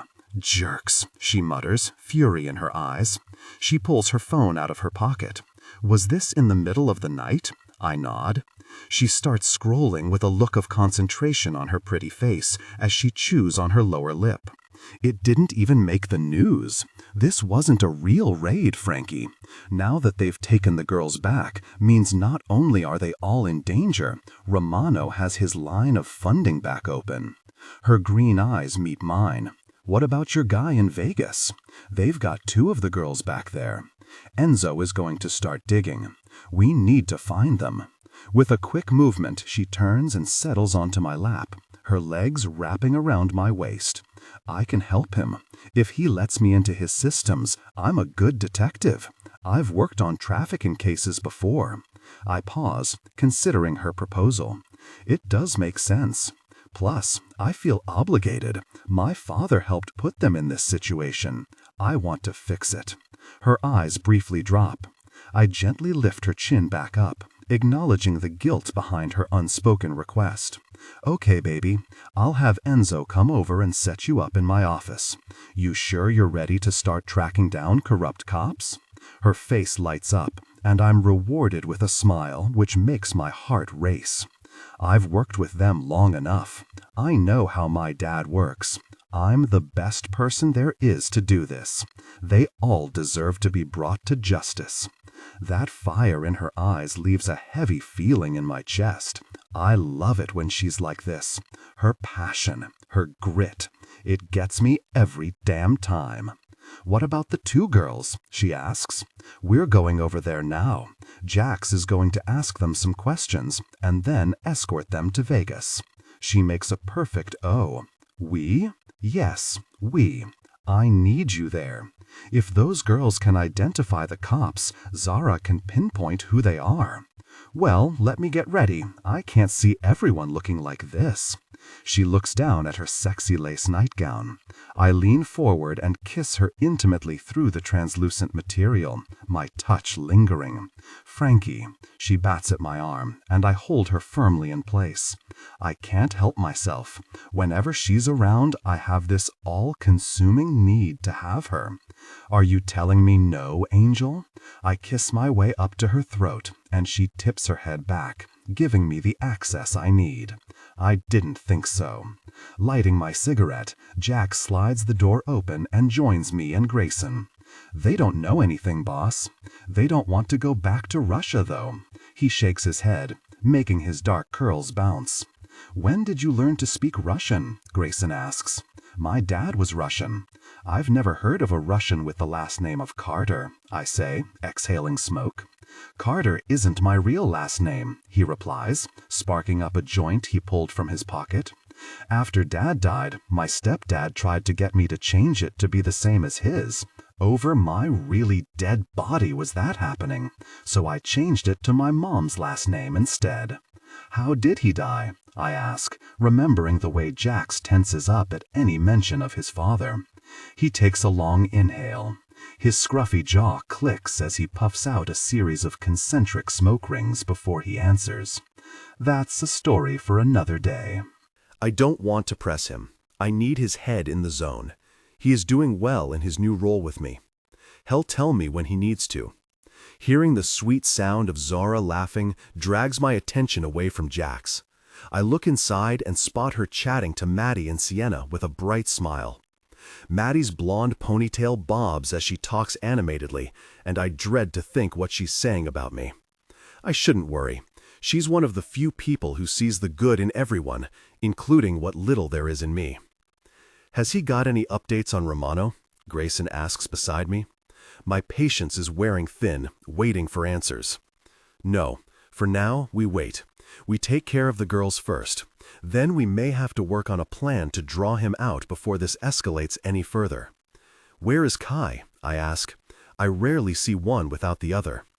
Jax drops his butt on the ground and grinds it out with the toe of his heavy boot. He has some family issues going on. He's still on for our first run to Vegas tonight, don't worry. I nod, taking another drag. We are sending over the 2 girls we still have, so Mikhail can protect them.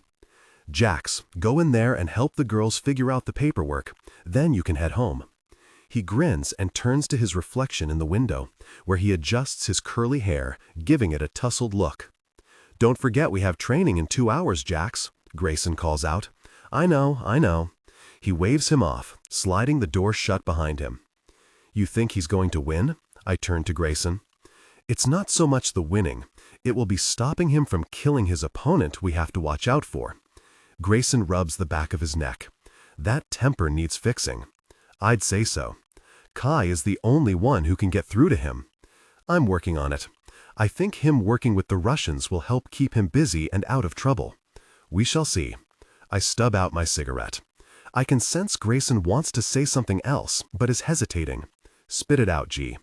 He crosses his arms and leans against the wall, tilting his nose down to look at me over his sunglasses. So, Zara, what about her? She's sticking around? The girls seem to get along well with her.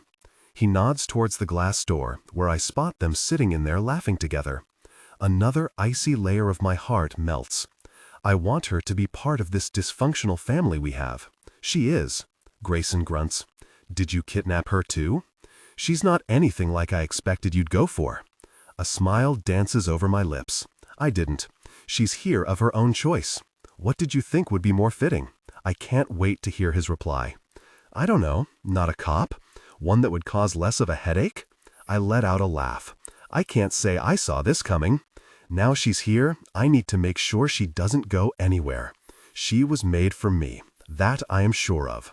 Zara looks up and waves at me, and I shove my hands in my pockets, giving her a grin, my heart racing. I approach her with a determined stride, and she instinctively stands up as soon as I arrive at the table. You ready to go, gorgeous? I whisper in her ear, wrapping my arms around her.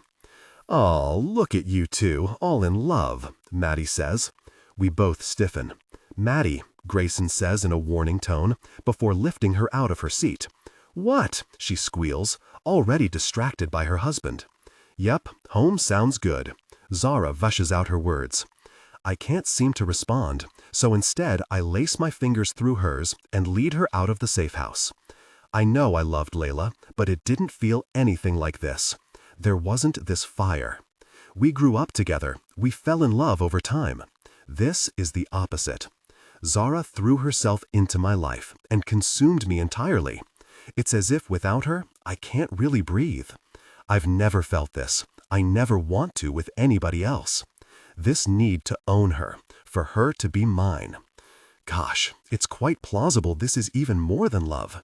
She is my life. We drive home in complete silence, both of us having the same dilemma in our heads.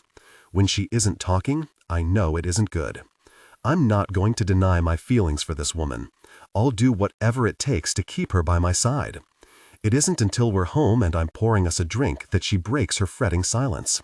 Why did you kill your brother? Her new line of question brings a knowing smirk to my lips. Because he deserved it. Her red lips pucker as she mulls over my answer. He's your blood, your family? Blood and family are not the same thing, Angel. My family is this dysfunctional one we've created. Men who would lay down their lives for me, that I trust. This woman is also part of that. I'm starting to realize that, she whispers and bows her head. I admire her strength, but sometimes seeing this other side of her means she is letting me in. Stepping around the counter, my hand slips around her waist. We make our own family of the ones we choose. I gently tilt her chin upwards, pressing my lips against hers. And those are the ones you never let go of, I whisper against her mouth, hoping she understands my meaning behind them. The ones you fight for, she says, and kisses me. Exactly that, Dolcezza. Now, what do you say I make us dinner, and then we can enjoy the evening together? I lift her onto her stool. She purses her lips together, as if she has to even think about that. It has become our routine since she moved in. We cook together, we clean, and then we share intimacy, pushing each other's boundaries. Every day that passes, she is starting to understand. Yet, she still won't let up on that last little shred of control she has in the bedroom, that urge to fight me, to talk back. Can we have steak? I've been dreaming about that all week. Whatever you want, baby. Now, let's go. The quicker we eat, the quicker we can enjoy our time together, I say. Zara. Wakey, wakey, baby, I hear Frankie whisper in my ear. I keep blinking through my blurry vision. I can feel his lips ferociously kissing my neck. I dig my nails into his back, and he grunts. Frankie, I croak out. He pulls his face away, and his lust-filled eyes meet mine. A deep desire stirred before I can wade out of the haziness of sleep. You can't escape me, even in your dreams, Dolcezza. His voice is husky. He laces his fingers with my left hand and places it on his chest with a mischievous grin. What's so funny? His eyes flick down to our hands. I'm staring at what could be the biggest pear-shaped diamond ring I've ever seen in my entire life, on a thin gold band with red diamonds clustered on either side. It's absolutely gorgeous. But wait, I know what this is. You are joking, right? I try to pull my hand back, and he holds it in place over his heart. Mine, Dolcezza. See what happens if you take it off? Try it. I dare you. His face is stern. I swallow past the lump in my throat, my cheeks on fire. Frankie. He chuckles. Lost for words? Well, yes. My palm flattens against his skin as I watch the gems glitter in the morning sun. His smile broadens. That's the correct answer. A moment of silence passes, with my mind going into overdrive. What? No. Why? My thoughts jumble into a mess of words. He traces my snake tattoo with one finger, raising goosebumps with each feathery touch. You're mine. I want you in every sense of the word. My wife. It only counts if you get down on your knees, sir. Holding back a grin, I roll back onto my back. Frankie remains silent behind me. I can feel the anger rolling off him. I pad to the ensuite. As I go to shut the door, his voice echoes through the bedroom. No isn't an answer, Zara. Well, maybe try the proposal again, I shout back and slam the door. Every day I give him more and more of my heart, willingly. If he wants to marry me, he can very well ask me properly. I'm certain my heart belongs to him. No matter how much I tried to fight him, it was always meant to be his. Turning on the shower, I let the steam fill the room and start brushing my teeth. I frown, looking at my pink bag on the counter. Gosh, I forgot to take my pill. I fumble with the zipper and pull out the packet. When I find it, my hands start to shake, making dropping the toothbrush into the sink. I storm to the door, and it opens before I reach it. Leaning against the frame, Frankie crosses his foot and wears an amused expression on his face. "What the freakin' is this?" I shout, holding my empty pill packet. He takes a step towards me. I hold my ground, trembling with rage. It's exactly what it looks like. He stops in front of me, and I grit my teeth as he tips my chin up to him. I shriek as he lifts me and drops me on the sink, settling between my legs. I press the empty packet against his chest. Why did you do this? It's a pain to get more. You don't need them. He snatches it from me and tosses it behind his shoulder. He's lost his very mind. You are unfreaking believable. My finger pokes against his solid abs. Watch your mouth, he warns. I glare at him. You really want me to pop you out of gosh darn air? I laugh because this is a joke. A serious expression settles on his face. His jaw visibly clenches. I stop laughing. Gosh, you're for real, aren't you? He leans in, his lips grazing my ear. Deadly. I want you by my side, where you belong. He grips my arms almost hard enough to bruise in his intensity. I suck in a breath. In this second, I'd give this man whatever the hell he wants. He was right. You chose your family, and I chose this one. Give me one good reason. Just imagine coming home from work and mini versions of us running around the house causing chaos, with two parents who will burn down the earth to protect them. Family, dolcezza. We can build a legacy, a home. We can have everything we really deserve in life. I want that with you. One where I am accepted for who I am. That doesn't stop me from wanting to mess with him. I won't let him think I'm that easy. You think it's a good idea to have kids with our genes running around? I don't think the world will know how to cope with that. I flash him a teasing smile. He drops his head so his eyes are level with mine. No one else matters. They will have an empire to run. You really want this? My voice is a squeak, heavy with doubt. In one swift motion, he yanks me flush against him, my hands pressed against his chest, feeling the frenzied pounding of his heart. I have never been more sure of anything in my life. I'm not marrying you until you get down on your knees and do it properly. We'll see about that. I slip away from his grasp, brushing past him with a subtle hip sway. The baby? All you had to do was ask, I say, looking back over my shoulder at him. I hear him growl behind me. Don't really with me. His tone is gruff, setting pulses straight to my core. Me? Never. I hold my breath. If he wants to play games, then so will I. As soon as I take a step into the bedroom, he grabs a hold of me by the back of the neck, spins me around, and forcefully presses me against the wall. Our eyes lock, and I slide the ring from my finger, pressing it into his chest as his fingers tighten around my throat. A darkness flashes across his features as he retrieves the ring from my fingers. That was a mistake. His teeth sink into my shoulder, and I stifle a moan. You will wear my ring. You will be my wife. You'll see. I want both of those things, his last name and his baby.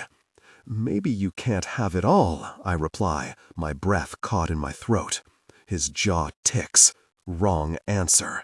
Pinning my arm between our chests, he pushes the band back onto my finger. What the freakin'? He cuts me off, clamping his hand over my lips, which has my senses dulling to anything outside of him. Tension broke.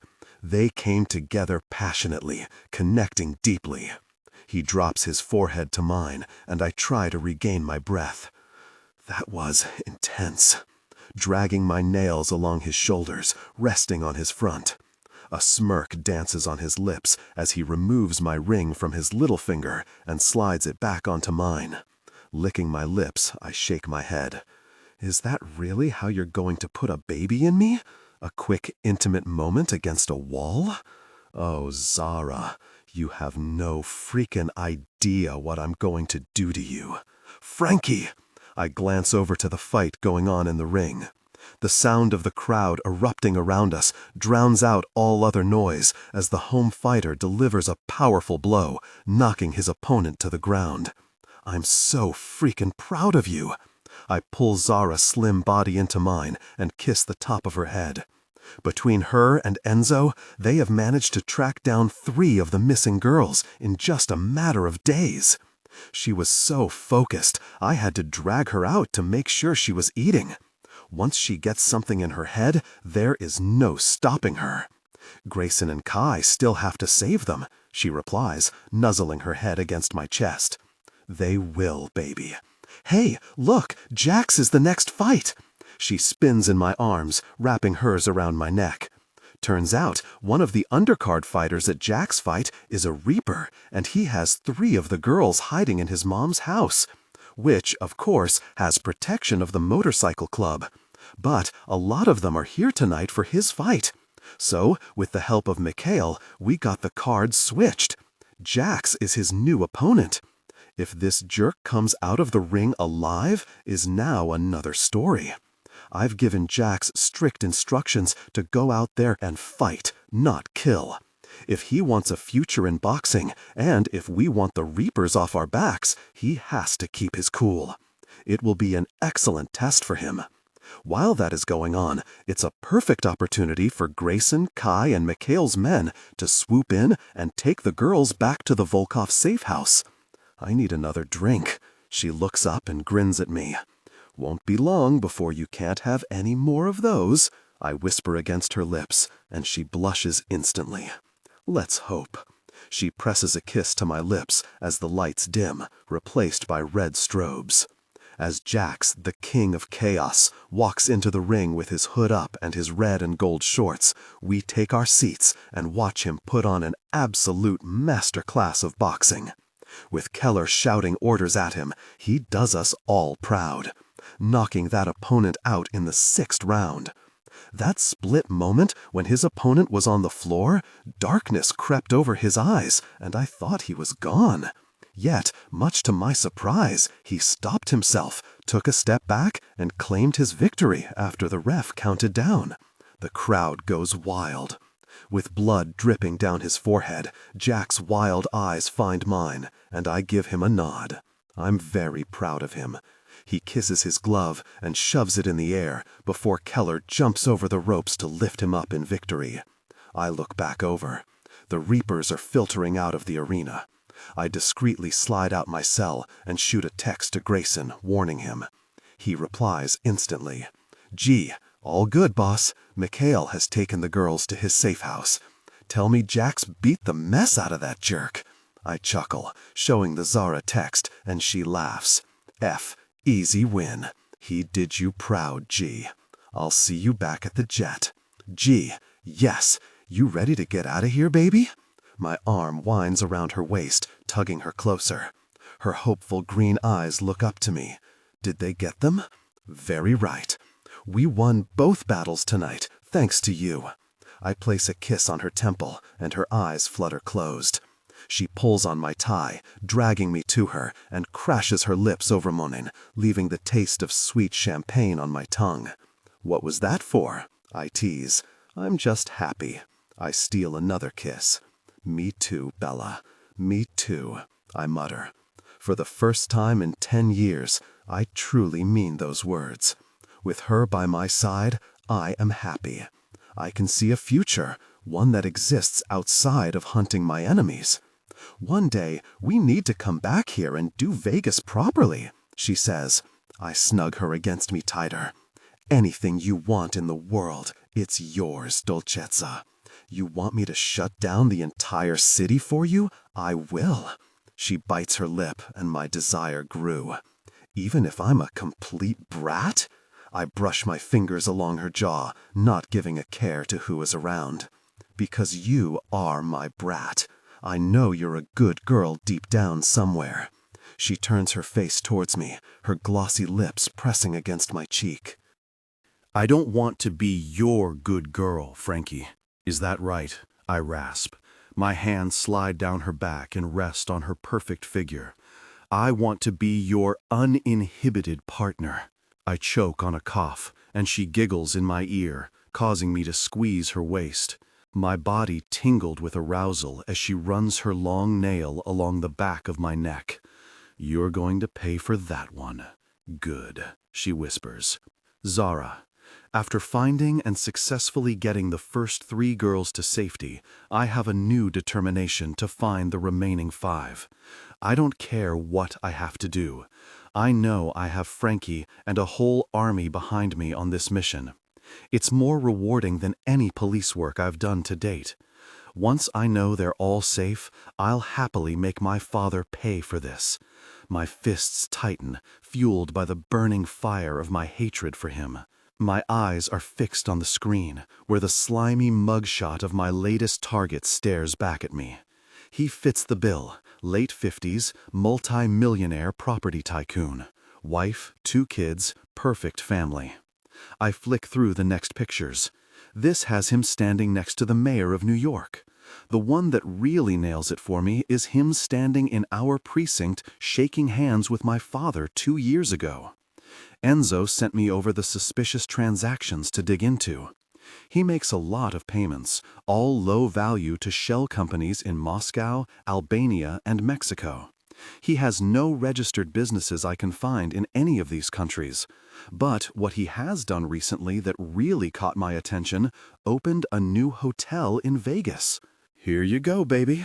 I jump back, not even hearing Frankie sneak through the door and place a steaming mug of coffee next to my computer. Thank you. I think I'm onto something, Frankie, I say, tapping my pen against my chin. He steps behind my chair and wraps his muscular arms around my shoulders. I'm all ears. I turn, bring the screen closer, and pull up the report I've collated on Mr. James Thompson. This guy. He's from New York. High up in the chain with the mayor and my father. Property developer. Links to Russia and Vegas. Recent transactions are telling me he's involved. I know of him. He wanted to buy the end zone from Keller last year. I spin the chair around. He's just given me the perfect idea. What's got you grinning like that? Is your wicked brain working? He smirks.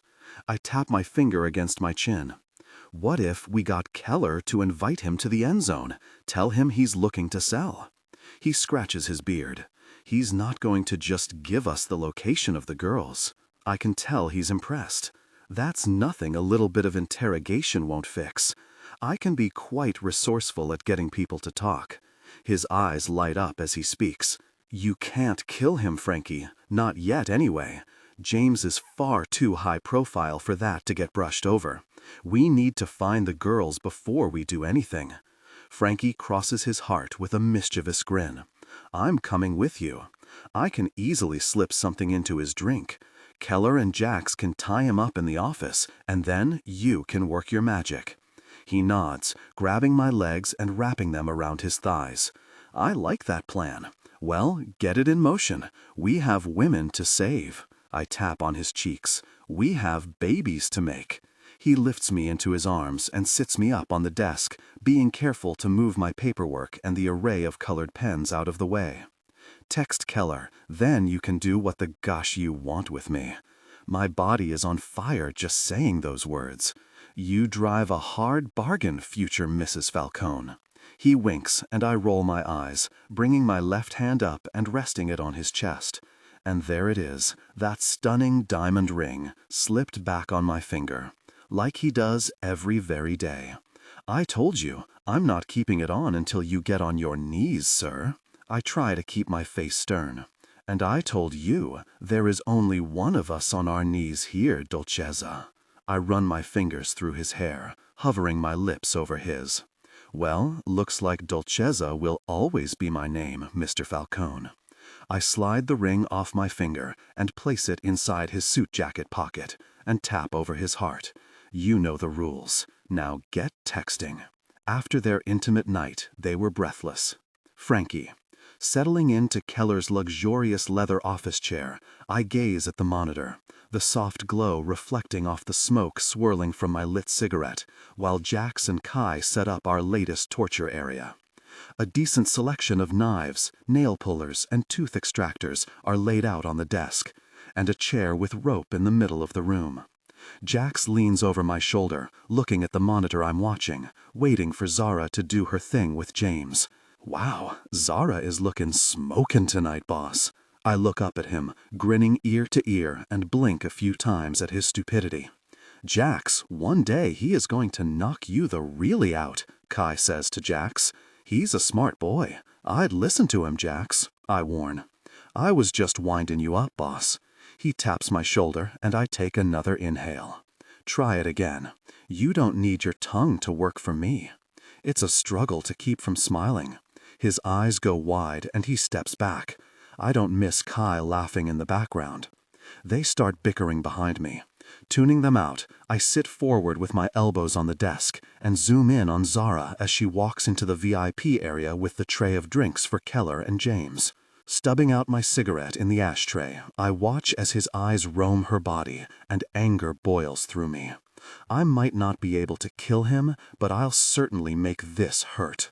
She leans over the table, purposely brushing her hand on his arm as she straightens up, placing 2 shot glasses next to their beers. He says something to her, and she fakes a laugh dramatically. I watch as her figure moves in her revealing dress. Much like our friend James, I can't take my eyes off them. She shakes her head as Keller knocks back his scotch. Giving James a wave, she turns and looks up at the monitor and winks. She knows I'm watching. It doesn't take long for me to hear her heels clicking in the hallway as she approaches. She steps inside the secluded room and waltzes towards me. How did I do, handsome? She picks up the packet of cigarettes and lights one, leaning back on me as she exhales a plume of smoke into the air above us. Jax, Kai, out, I order, and they silently slink to the exit, closing the door behind them. You're lucky I'm about to torture the guy. My jaw clenches thinking about his slimy hands itching to touch her. She purses her lips and looks at me through her lashes. I've heard you used to be quite good at sharing at the club. That was different. She raises one of her elegant eyebrows. Oh, really? Yes, really. Those girls were never mine to be possessive over. You, however, are all mine, and I don't share. At all. It's hard not to squeeze her tighter than I should. She bursts out laughing. You're too easy to wind up sometimes, Frankie. She blows out her last drag and stubs it out. Her hands frame my face. My nostrils flare as I fight the heat of anger burning within me. I've never been a jealous person, but for Zara, I'd kill someone for looking at her the wrong way. I'm only yours, sir. Always. I let out a breath. Hearing her say the words out loud calms the rage burning inside me. The door opens, and Jax and Kai drag in a drugged and unconscious James. Well, that worked quickly. The green of her eyes grow as they widen. It's good stuff, I reply. Do you want to go out there and have a drink with Keller? I'll deal with this jerk, and then I'll join you. She nods, pressing a kiss to my cheek. I grab her face and claim her lips, reminding her who she belongs to. Have fun, she winks at me breathlessly, before lifting herself off my lap. Pouring myself a glass of scotch, I sit back and sip as Jax finishes tying James to the chair, leaving his head slumped over. Glancing over to the array of supplies, I know many of them I won't be using. I know his type. He will talk at the first chance to save himself. Picking up the taser, I shoot it at him and watch him vibrate on the chair. He breaks out into a coughing fit, gasping for air. I step in front of him, smiling down at him when his pale, wrinkly face looks up. Mr. Thompson, how are you feeling? He looks around the room and starts tugging at the ropes around his wrist. Who are you? I step forward, forcefully grabbing his face, noticing the tension in his jaw as I tip his head back. I could be your worst, really nightmare, I say through gritted teeth. I release my grip and tap his cheek. Or I could be your savior. He looks at me blankly. I clearly need to step it up. Heading back to the tools, I pick up a thin knife, bringing the blade up in front of my face. We can make this really easy, James. Am I okay to call you James? I ask. He frantically nods, his legs starting to tremble. This knife, I can either cut your ties and let you go, or I could gouge your eyes out and remove your fingers. His pupils dilate as I let the reflection of the bright light flicker across his face. Ooh, it's sharp, I say, swiping the blade across the tip of my finger, watching the blood drip down. His chest rapidly rises and falls as a tide of sweat breaks across his forehead. What do you need to know? Where are the girls, James? I step towards him, towering over this pathetic man. What girls? I raise my eyebrow, lowering the sharp edge to his throat. Don't play dumb. I know you're an intelligent man. Tell me where you sent them.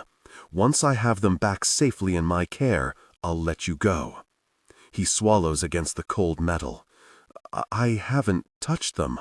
I tilt my head. What did you do with them then? I take a breath to calm myself before I really stab him through the neck. I'm using them for cheap labor in my hotel. How many? Where are they? My jaw ticks. Just 3. I've got them in a house just outside Vegas. I was told it wasn't safe for them to start yet. By who? I press hard enough to break the skin. As blood trickles down his throat, it stains his pristine white collar. His head quivers, and he squeezes his eyes shut. James, come on. It's your life or theirs. Think about your wife, your kids. It's the one threat that will break any man. His eyes fly open, full of fear. George O'Reilly. Jerk. Anyone else? Some Italian guy he works for. I only dealt with George. He wanted them out of the city. He knew I had properties. I normally deal with Ivan. Volkov? He nods, and the smell of sweat and urine starts to seep from him. That explains the ties to Moscow that Zara found. I bet he's been buying women from Mikhail's father for a long time. I might not be able to kill James now. I will be coming back for this difficult person at a later date. Address. He reels it off, and I pull out my phone, texting it to Enzo so he can orchestrate the operation with Mikhail and his men, who are on standby waiting. Once we have them, I'll let you go. I back away, tossing my weapon into the pile. I take a seat, leaving my phone face up on the table. I light a cigarette and wait, listening to the clock on the wall tick. 40 minutes later, I have confirmation that Mikhail has all 3 girls. Looks like it's your lucky day, Mr. Thompson. I cut his ties, letting him stand. Before he can pass by me, I grab hold of his throat and forcefully slam him against the wall. Breathe a word, I'll kill you. Buy more girls, I'll kill you. I'll have men watching your every move, tracking every really call you make. You can't escape us, no matter where you are. Remember that. I drop him, and he lands on the floor in a heap, clutching onto his neck. I won't, he croaks out. Just in time, Jax and Kai reappear with a grin, looking at James on the floor. Take him home, I purposefully say, as a reminder to James we know everything about him. As I stride into the VIP area, I find Zara giggling away with Maddie sipping on champagne, while Keller and Grayson nurse their scotch. When our gaze connects, she abruptly halts her laughter, her tongue darting out to wet her lips. Well, how did it go? She asks, sliding out of the booth and wrapping her arms around me. We saved 3 more girls. Her brows furrow as she tosses back the rest of her drink. What's the matter, baby? This is good, right? There are still 2 missing, Frankie. I tighten my embrace, stroking her bare back. I know. We will find them. Zara has taken this on like a personal vendetta. She feels responsible because of her father's involvement. I get it. The woman has determination like no one I've ever met. That's what makes her special. Sienna waddles over with a fresh bottle of champagne and a glass of water for herself, taking a seat on her husband's lap. Hey, Zara, do you want another one? She looks up at me, holding an empty flute on the verge of pouring. You deserve to let go. Enjoy yourself, baby. I place a kiss on her temple. Yes, please, she says. Frankie, Maddie asks. Is it your best stuff? I ask Keller. He chuckles. You know I don't serve gosh in here.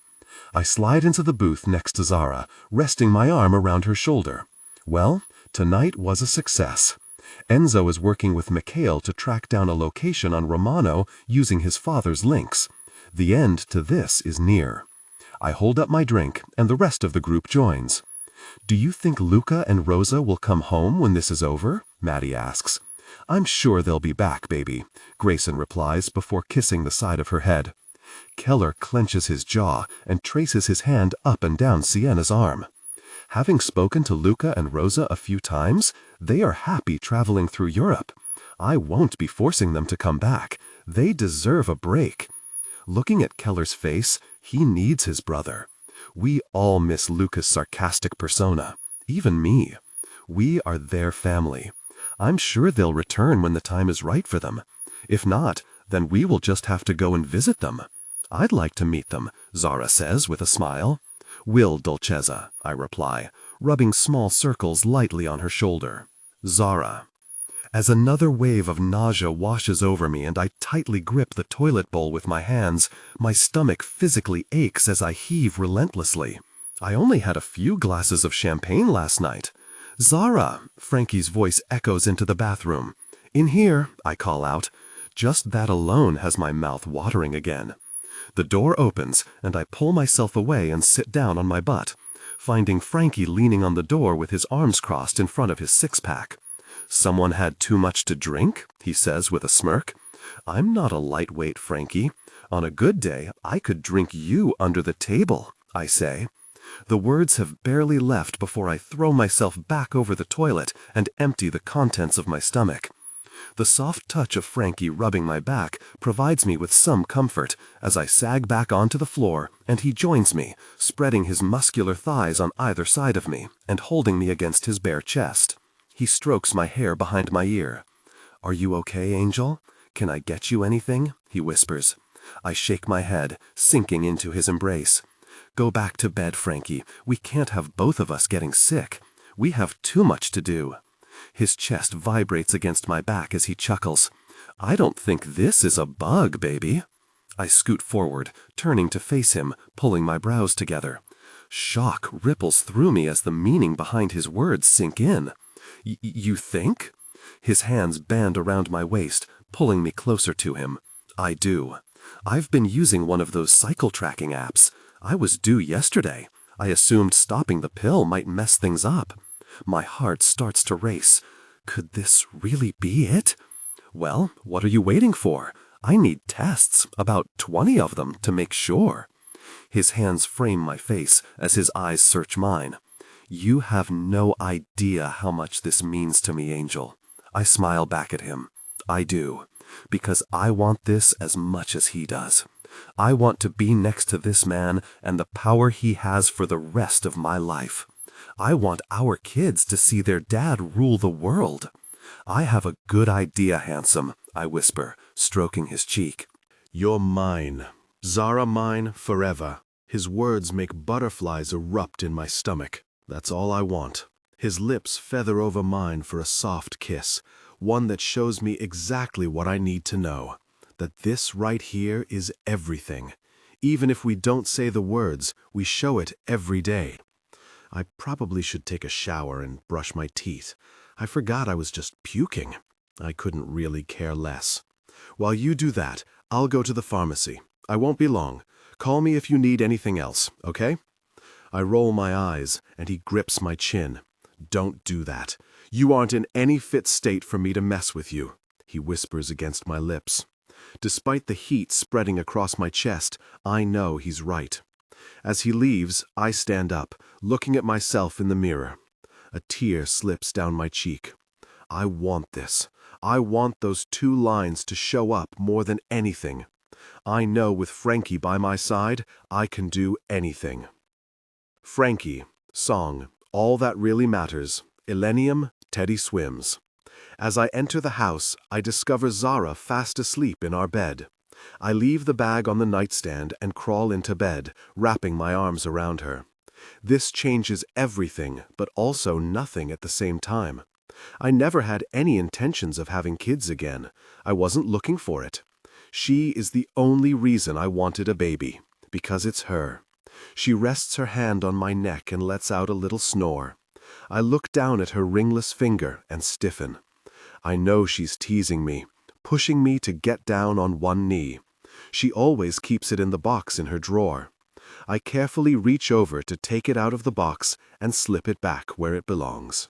"You're here," she says in a sleepy haze. "You need to pee yet?" She laughs, rolling on her back. "I could, yes." She yawns and stretches out. Even like this, with mussed hair and tired eyes, I've never seen a woman more beautiful than my Zara. I pat her gently, and she rolls out of bed dramatically. I follow her in and give her the test. She stands in front of the toilet and gives me a flat stare. "You don't need to watch me pee." I ignore her and kick the door shut with my foot. When she takes the test out of the packet, the room suddenly feels suffocating. My hands are all sticky. I rest my back on the cool tiles, hoping it tempers this new fever in me. I'm scared. She looks up at me with her big eyes brimming with tears. I won't tell her, but so am I. I imagine for completely different reasons. Why? Is this even a safe time to have a baby with what's going on? She sniffles as I stroke her face with my thumb. "Baby, no one will ever get close enough to our child to harm them. They will be the safest person in the city. I promise you that, Dolcessa. I mean every single word. I won't be repeating the mistakes of my past, even if it means sacrificing myself. Zara and our baby will always be my priority. I can look after them too, you know." I nod and smile at her. I have no doubt. With that kind of fire behind her eyes, she will make a wonderful and fierce mother. Has it been 2 minutes yet? With the sound of my heartbeat filling my ears, I pick up the test.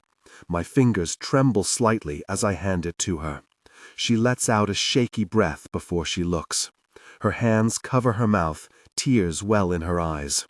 I know what it says before she utters the words. When she flips it around, 2 pink lines stare back at me. Without thinking, I lift her into my arms, hiding my face in her neck as she sobs against me. I never got the chance to be a father, to be a husband. I've spent the last 10 years running from these thoughts. I buried those dreams the same day I lost them. And now they're creeping back, and it hurts as much as the day they died. Like a really spear through the heart. The only thing that stops me from spiraling is Zara. Yet, I've never felt so out of control in my life. "We're having a baby, Frankie. We are really doing this." Are we crazy? Yes, we are crazy. In the best possible way. Now she really can't never leave me. I can't shake this feeling, this voice screaming at me that we can't have this. I don't deserve it. That won't stop me from taking it anyway. It only gives me the determination to finally end this war. And with Zara by my side, we can take over the world. Zara. "Hey, Enzo, I think we're onto something here. Let me send it across." I look up at Enzo sitting at the other side of the dining table, typing away. "Send it," he says without looking up. I don't think there is a single place on Earth Enzo wouldn't be able to hunt down someone. I thought some of our systems in the NYPD were advanced, but gosh, what Enzo has created is a whole new level. That does make me think, how dangerous is Romano? For someone to go off grid and have Enzo not being able to find them, that doesn't sit right with me. Sent. "Enzo, can I ask you something?" When he looks up, his fingers thread through his dark hair, and his striking blue eyes find mine as he stretches away from his keyboard. What happened with Frankie and Romano? I know a little bit about Rosa's wedding. I saw the aftermath of that. I don't understand the determination. This is more than just a territory war, isn't it? I was thinking about this last night, why Frankie killed his brother and Romano's kids. There has to be more. Frankie doesn't look for trouble, even if it seems to find him. He acts like he is out for revenge. Enzo's gaze shifts momentarily, his attention elsewhere, as he anxiously chews on the inside of his mouth. "Zara, look, it's not my place to say. Yes, there is a lot more to it. It isn't my story to tell." "Right," I say, while tapping my finger against the table. His palms flatten on the table. "Ask him. In all the time I've known Frankie, he's never let anyone in. You're different. If you need the truth, demand it. We both know that's who you are. I take a sip of water, the nausea starting to make my head woozy. He's right. I'm not scared of Frankie. But maybe deep down, I'm afraid of what he might tell me. I look at the time on the screen. Frankie was training with Grayson and Jax at the gym today, and then coming back for a call with Mikhail any minute now. I can see you scheming. Enzo laughs. Me? Never. I like working with him. We make a good team. This guy, you know him? Enzo asks as he flips his laptop around. I've heard of him. He's SWAT. He was part of the raid on the safe house. I think.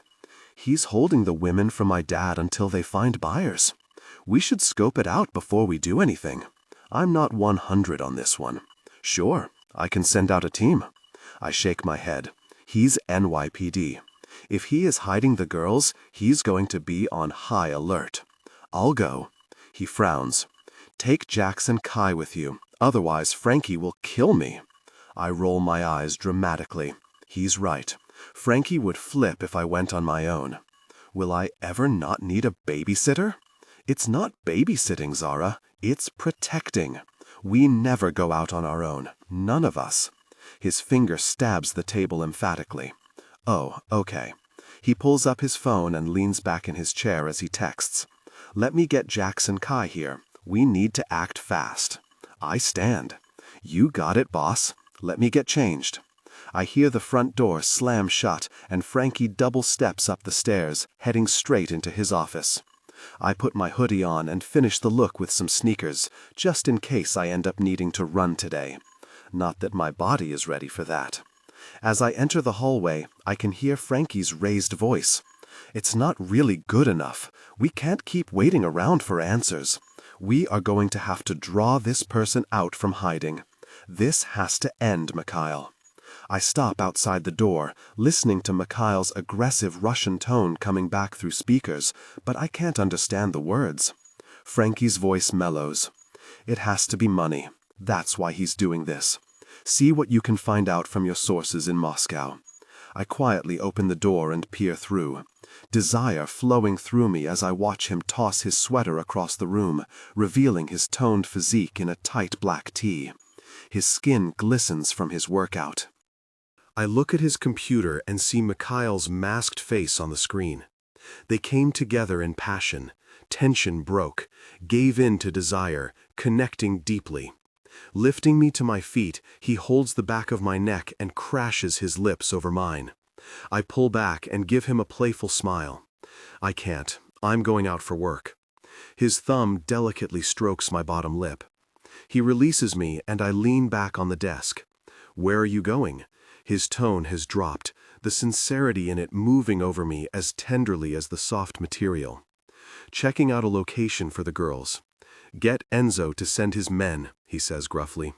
I'm perfectly capable. Don't keep me locked up because I'll only want to escape. Remember that. I keep the warning in my words. Fine. I let out a long sigh. I'm taking Kai and Jax. I can see the worry on his face. Don't do that to me, Frankie. Trust me? I tilt my head to the side and offer him a sweet smile. All I ask is don't take unnecessary risks, okay? His hand dips under my top and splays on my stomach. I can't lose either of you, baby. These very hormones have my eyes stinging. I wrap my arms around him and squeeze him tight. You know I'll do everything I can to keep us safe, Frankie. I promise you. I know, Angel, he whispers into the top of my head. I push my chin up and press a kiss to his neck. When I'm home, can you tell me what happened with Romano? Why do you hate him so much? I feel like I'm missing a huge piece of the puzzle here. As his body goes stiff, his jaw ticks and he averts his eyes from me. There are things that are best left in the past. The conflict flickers across his features as he looks into my eyes. Have a good day at work. He kisses me softly, pulling away and running a hand through his hair as he walks out of the office, slamming the door behind him. It leaves me standing in the middle of the room, staring at a closed door, wondering what in the world just happened. I look in the rearview mirror as I pull up next to the curb. There was a silver Chevrolet tailing me for most of the journey over. I sit and wait, watching as Jax and Kai park their bikes behind me. Running my fingers through my hair, I shake my head. I'm probably overthinking it. I just can't help thinking I've seen that very car before. I jump as Jax taps on the window with a grin. "You good?" He gestures for me to get out. Blowing out a long breath, I nod to him and get out. I look past them both and down the road. There are no signs of that car. "What's up?" Jax asks, concern etched across his face. "Did you notice a silver Chevy tailing us on the way here?" Jax turns to Kai, who shrugs and shakes his head. "Want me to go check it out?" Kai asks. "Yeah, just have a look down nearby roads. It's probably nothing. Jax, you can stay with me. We can go scope out the road, see if our SWAT guy is home." "You got it, boss," Jax says playfully. I take off, wrapping my long black coat tighter around me. I can't stop thinking about Frankie shutting down on me. Now, more than ever, I need to find out what happened. If he wants it all with me, he needs to tell me the very truth. As I approach the little picket fence around our target's house, there isn't a car in the driveway. I keep walking past, checking to see how many of the neighbors are in. I know I can't break in. Pushing down my sunglasses over my eyes, I circle back around, crossing over the road and walking to Jax and Kai on their bikes next to Frankie's Porsche. He's not in. Seems pretty dead down there. What do you say? Do some snooping? Kai warily looks at Jax. This was not part of the mission. A grin spreads on Jack's lips. "Really? Let's go. Kai, you wait here and keep watch." "You got a gun?" Jax asks, taking his out and offering it to me. "You think Frankie would let me leave the house without one?" "Put it away." I push his weapon back to him. I follow Jack's lead. He scales the side gate, dropping down the other side and opening it up for me. With my pistol firmly in my grip, we creep around the alley into his small yard. I open up the shed and am disappointed to find only a mower. Jax checks the back door. It's locked. Something tells me the girls aren't here. The neighborhood is far too quiet. There would be someone here. The SWAT guy might know where they are, but he isn't hiding them. That's what my gut is telling me. "Want me to fix that?" Jax asks, his eyes bright. "No, they aren't here. Let's just go." Jax jogs in front of me, checking it is clear before we walk out. He tugs my arm and we break into a fast walk until we round the corner. Kai tosses Jax his helmet as we approach. "Anything?" "No," we both reply in unison. Kai raises a brow, looking between us. I unlock the car. "You two can head home. I'm just going to call Enzo. I'll be right behind you." Holstering my gun, I lean against the smooth hood as the boys ride off. I'm sure this cop knows something. I need to dig deeper to find out where he's hiding them. I dial Enzo's number, pulling my sleeves over my hands to warm them up. "Zara, everything okay?" "Yeah, I'm just leaving now. The girls aren't here. No way would they be stupid enough for that." "Can you start digging deeper? Maybe see what properties he owns?" "Yes, of course. I'll see what I can do, and we can have a look when you're back." As I reach to open the driver's door, I cast my eyes across the road and squint. I swear that's the same silver car from earlier. The boys are on their way back, and I'll be back in 20. "Can you look up a license plate for me? What is it?" Grabbing a hold of the handle, I open my mouth to reply, and a hand wraps around my arm, making my phone drop to the ground. "Get really off of me!" I pull my elbow back and slam it as hard as I can into my attacker's stomach. As I stumble forward, my lungs strain for breath and my ears are filled with a deafening ring. The masked guy lunges towards me. I duck out of the way, kicking him in the shin. "Really difficult person," he grunts. Seizing the opportunity, I sprint towards the car. Before I can get there, he grabs my shoulders and pushes me up against a retaining wall. As my cheek grazes against the rough brickwork, a sharp hiss escapes my lips. "I'm not here to hurt you, Zara. I'm just the messenger." "For who?" I spit out. "Your father. You think he doesn't have eyes and ears, especially when you go parading yourself in front of his friends?" He slams me further against the wall, and I squeeze my eyes shut. James, it has to be him telling my father. Get off of me. Keep out of your dad's business. Do you understand? If you don't, he won't have a choice. With that, he releases me. I turn and watch as he sprints off, with his hood over his head. Bringing my fingers over my stinging cheek, I swipe the blood from my skin. Gosh, I whisper, Frankie won't let this go easily. I rush over to the phone, picking it up from the ground. Frankie's furious voice bellows through the speakers. The rumbling of Kai and Jack's engines makes me look up and see them driving towards me. Relief washes over me. With trembling fingers, I put the phone to my ear. Zara, what happened? Are you okay? I'm fine. My dad sent me a warning. I think James told him I'm involved with you.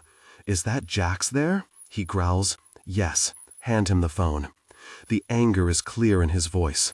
I swallow the bile down in my throat. Jax kicks out his stand, taking off his helmet. Here. I give him an apologetic look. Even from here, I can hear the wrath of Frankie as he shouts at Jax through the tiny speaker. I'm sorry, I mouth to him. Jax shakes his head, giving me a smile. I'll make sure Frankie doesn't continue on his warpath with these two. They're good guys. He's just upset. A red-faced Jax hands the cell back to me. Frankie's voice sounds slightly calmer. Stay on the phone, Dolcezza. I can't think straight until you're here. Frankie. I jog out of the house as soon as I hear them pull up in the driveway. Before she can open the door, I do it for her and pull her into my arms, taking a deep inhale of her sweet vanilla scent in an attempt to calm myself. She's okay. I'm sorry, Frankie. It's fine. I flash a warning glare at Jax. I know it isn't completely their fault. It's mine. I should have gone with her, even if it was just scoping out a neighborhood. From now on, she doesn't leave my real side. I place her back down on her feet. She flinches as I cup her face, and that's when I see the cuts on her cheek. Murderous doesn't even begin to explain how I feel. There is a fear in her eyes. She's scared I'm going to blow up. I press my lips over hers, reminding her what's most important. Reminding myself that she's okay. Whoever hurt her will die, as will her father. I swear to God, my heart stopped when Enzo came to me with the phone. Come on, let's go inside, I whisper, taking in a deep breath. I need to be calm, for her, for the baby. Jax and Kai stay on their bikes. Now that she's home, I want to murder them both a little less. I still don't want to see them for the next few hours, though. Go back to the gym, fill Grayson in, and work with Enzo to bring me this guy's head. They both nod and head out, knowing better than to even utter a single word to me. I lead Zara back inside, and she sits herself down on the couch. I take my place next to her, pulling her up onto my lap. I can honestly say, for the first time in 40 years, I felt pure terror. Lacing my arms protectively around her middle, I soak her in, stroking light circles around her toned stomach. Her presence calms the fire that was burning in me. I should have gone with you today, I say, resting my chin on her shoulder. I told you before, Frankie, I don't need babysitting. Not by you. I handled myself, didn't I? Her lower lip sticks out in a delicious pout. Sighing, I push a tendril of hair from her cheek. That isn't the point, Zara. That's not how we work here, baby. Give me some credit. She turns in my arms to straddle me. I brush a hand down her thigh and slip under her tights. Her legs twitch open instantly. Always so ready for me, even if I should be punishing you, I whisper in her ear. I slide out my hand and settle it back on her stomach. Her breath hitches. I don't deserve to be punished. I deserve a reward. I tap her jutting lower lip. Putting yourself in danger does not deserve to be rewarded, Zara. Not a chance. I just want to keep her safe, to keep her happy. I can't stand you sometimes, Frankie. She glares at me in annoyance. I bite back a laugh. Moments ago, I was so mad I could have broken even Jax in half barehanded. Now she's here, on my lap, pushing my buttons. And I wouldn't have it any other way. Well, you better sit then. I might be able to change your mind. Her green eyes narrow. I am sitting. What are you talking about? Tension broke. They gave in to desire, connecting deeply. Afterwards, breathless, he carried her to their bedroom. Rolling over, I run my hands along the cold side of Zara's bed. Panic tries to take me as I sit up. I pause, my heart sinking at the sound of Zara's heart-wrenching sobs echoing from the bathroom. Even over the shower, I can hear her muffled sobs. I don't care what it is, I will find a way to stop her from hurting. I walk in and frown as I don't immediately see her, but then I spot her on the floor, nestled against the cold tiles, her head tucked against her knees. Without hesitation, I hastily enter the shower, collapsing onto the floor as I draw her soaked body close to mine, surrendering to the cascade of water. Speak to me. I hold her face in my hands, swiping away her tears with my thumb. It's Mom, she sniffles. What's happened? I've been trying to get through to her hospital room. She's not answering. She has a heart condition and is in a place to help her. It's not good. They won't tell me anything, except she's been transferred. What if something bad has happened? I need my mom, Frankie. After today, I need to tell her the truth, and about the baby, too. It's not safe for her to be around Dad. I need to do something. I hold her tighter, feeling the tremors in her body as she sobs. I stroke her back, resting my head on hers. I never told her I was leaving. She doesn't know what's going on. She could be thinking anything about me, if it's up to Dad. I need to see her, Frankie. I need to make sure she's okay. She's fine, Angel. With a shake of her head, she pulls back. How do you know that? She shouts. I raise my eyebrows at her to remind her who she is talking to. Because I've taken care of it. I'm having her moved to a secure hospital in Vegas. No one can get to her, and she's being looked after. She knows you didn't abandon her, Zara.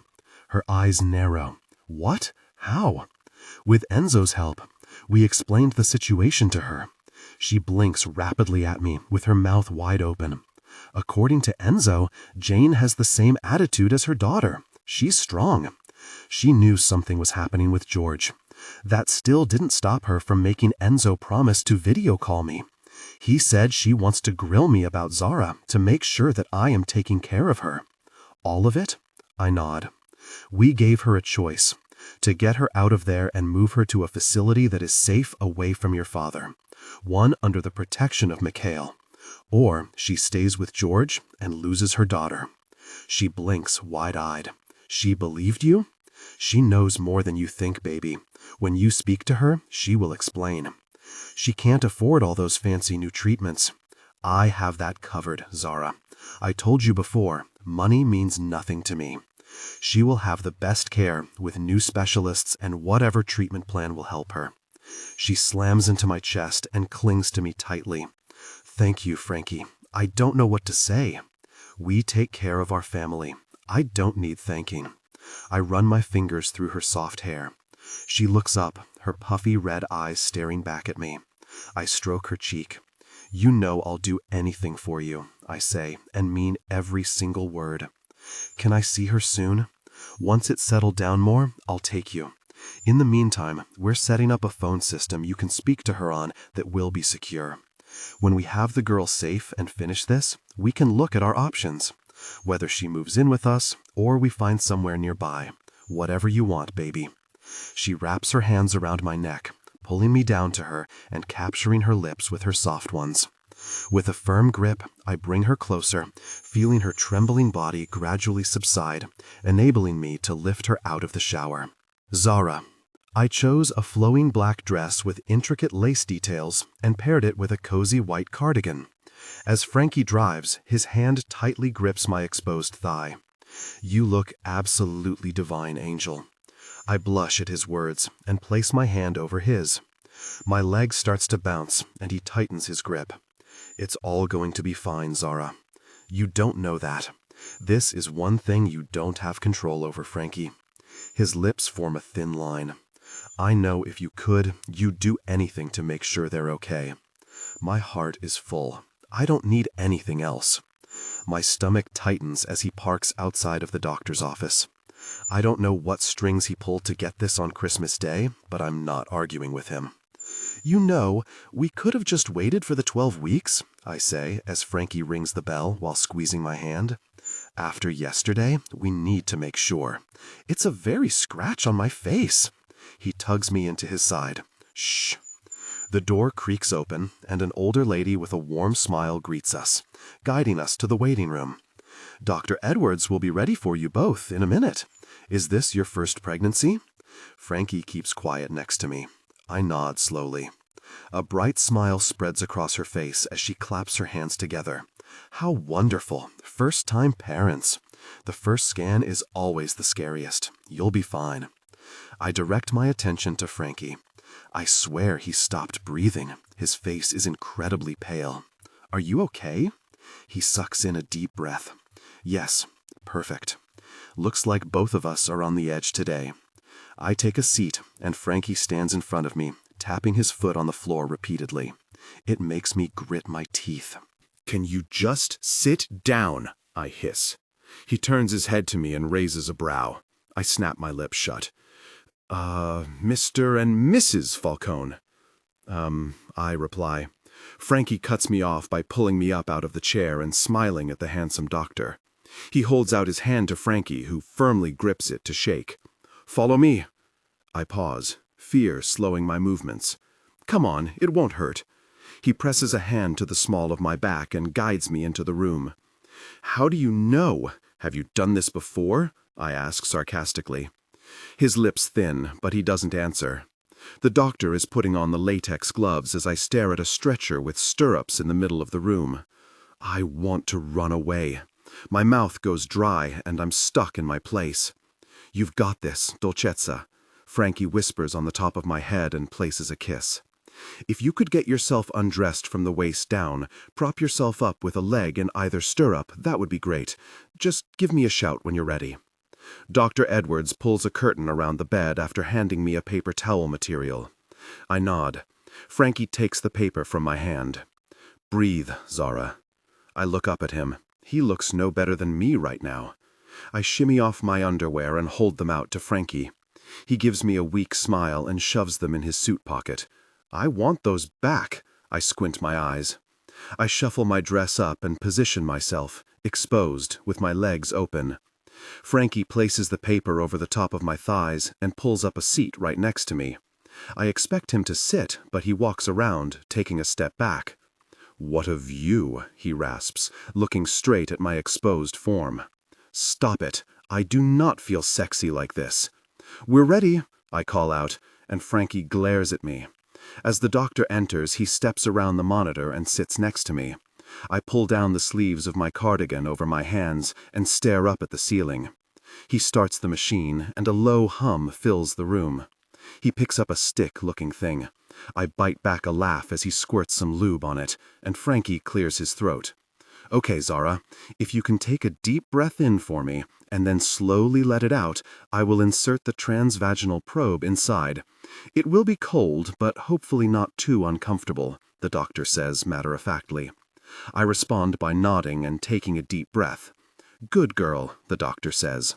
A growl rumbles through Frankie's chest, and his jaw tightens as he glares at the doctor.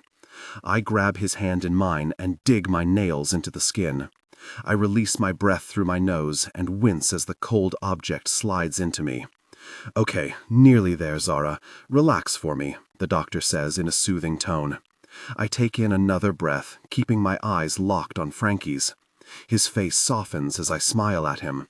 The monitor starts making rumbling noises, so I look over at all the gray and black on the screen and try to make out what the hell it all is. The doctor wiggles the probe around, and I bite down on my lip, completely on edge, waiting to see something, anything, appear. Well? Frankie asks. The doctor doesn't reply. He's fixated on the screen. Frankie's grip on my hand tightens, providing a reassuring squeeze as my fear intensifies. Aha! Gotcha! The doctor beams and turns the screen to face us. There you have it. He points to the little blob on the screen, and my eyes start to sting. Our baby. My attention is completely captivated by it. Dr. Edwards clicks a few buttons, and a white line appears over the picture. From this, I'd say you are around 11 weeks. Frankie's bloodshot eyes meet mine, filled with sadness. Would you like to keep some images? The doctor asks. I can't stop looking at Frankie. Why the hell is he so pale? Neither of us reply. Please, I whisper. My heart is in my throat. Something is wrong. Would you mind giving us a minute when you're finished? I ask the doctor. Of course. He continues taking a few more measurements. We all sit in silence until he finishes and quietly leaves. I pull my dress back down and toss the paper in the trash, sitting in front of an unmoving Frankie who looks as though he is about to throw up. Hey, I cup his cheek. Nothing. I place a kiss on his cheek. I'm going to need you to talk to me, Frankie Falcone. I keep my voice stern, forcing him to look at me. My own eyes brim with tears, and I let out a shaky breath. Please, what's going on? Our baby is fine. Don't make me do this on my own, Frankie. I need you here with me. He tips his head down, so I stroke his hair lightly. I want to know what has caused this reaction, but equally, I know he isn't ready to tell me. If this is ever going to work between us, he has to open up to me, to trust me. Maybe I have to show him I trust him too, completely and utterly. Frankie, are you coming to bed? Zara stands by my desk with her hand on her hip. Even in her tone, she's had enough of me today. After spending the rest of the day at Grayson's for Christmas, I couldn't shake that grief that crept over me. It's something I've worked so hard to keep away. I shake my head, not looking away from the screen. My heart races as the office door slams shut. Leaning back in the chair, I release a tired exhale. I have everything I want in my grasp. Pouring myself another glass of scotch, I pull out the ultrasound picture from my pocket and fixate on that little dot. Our baby. Our future. All really day, all I can replay in my mind is that house going up in flames. The way Zara looked at me with pity in her eyes earlier. I don't know how long I sit here, not letting go of the pictures, fearing that, if I do, I might lose them again. Staring until my eyes physically hurt, I drag myself out of the office and creep towards our bedroom, not wanting to disturb Zara. I just want to crawl in next to her and remind myself that she is mine. She isn't going anywhere, despite what my brain might be telling me. I feel my heart pounding in my chest as I see our bed is empty. Gosh, I whisper. Making my way down the hall, I open doors until I stumble upon her, nestled on her side with her tattooed arm wrapped around the blanket. I swiftly undress and slip into bed beside her, wrapping my arms around her as tightly as I can. My arm encircles her stomach protectively, and I rub small circles around her belly button. I'm sorry, I whisper, closing my eyes and inhaling her sweet scent, the only thing that provides me calm right now. It's okay, she whispers back. A smile creeps up on my face. She wiggles against me, which has my desire growing. I don't think so, Frankie. Not until we talk, she says in a sleepy voice. I don't think you get to make orders around here, Angel, I reply. But she's right. Trust me, right now I do. Now, good night. She sighs against me, and I can't help the guilt swirling around in my chest. I hug her tighter as her breathing settles. This woman is my life. Ti amo, dolcezza, I whisper against her hair. I thought I knew what love was 10 years ago. Layla never loved me for who I was, simply who she wanted me to be, for her. Zara, she knows my flaws. She sees every single part of me and craves more. Every moment in my life happened for a reason, to bring her to me, and there is not a single soul on this earth who can take that away from me. They came together in passion, finding solace and connection. Uncuff me now, I growl. Leaning forward, she shakes her head and runs her nails down my abs. See, I was thinking, after what happened yesterday, I need to know what the hell went on.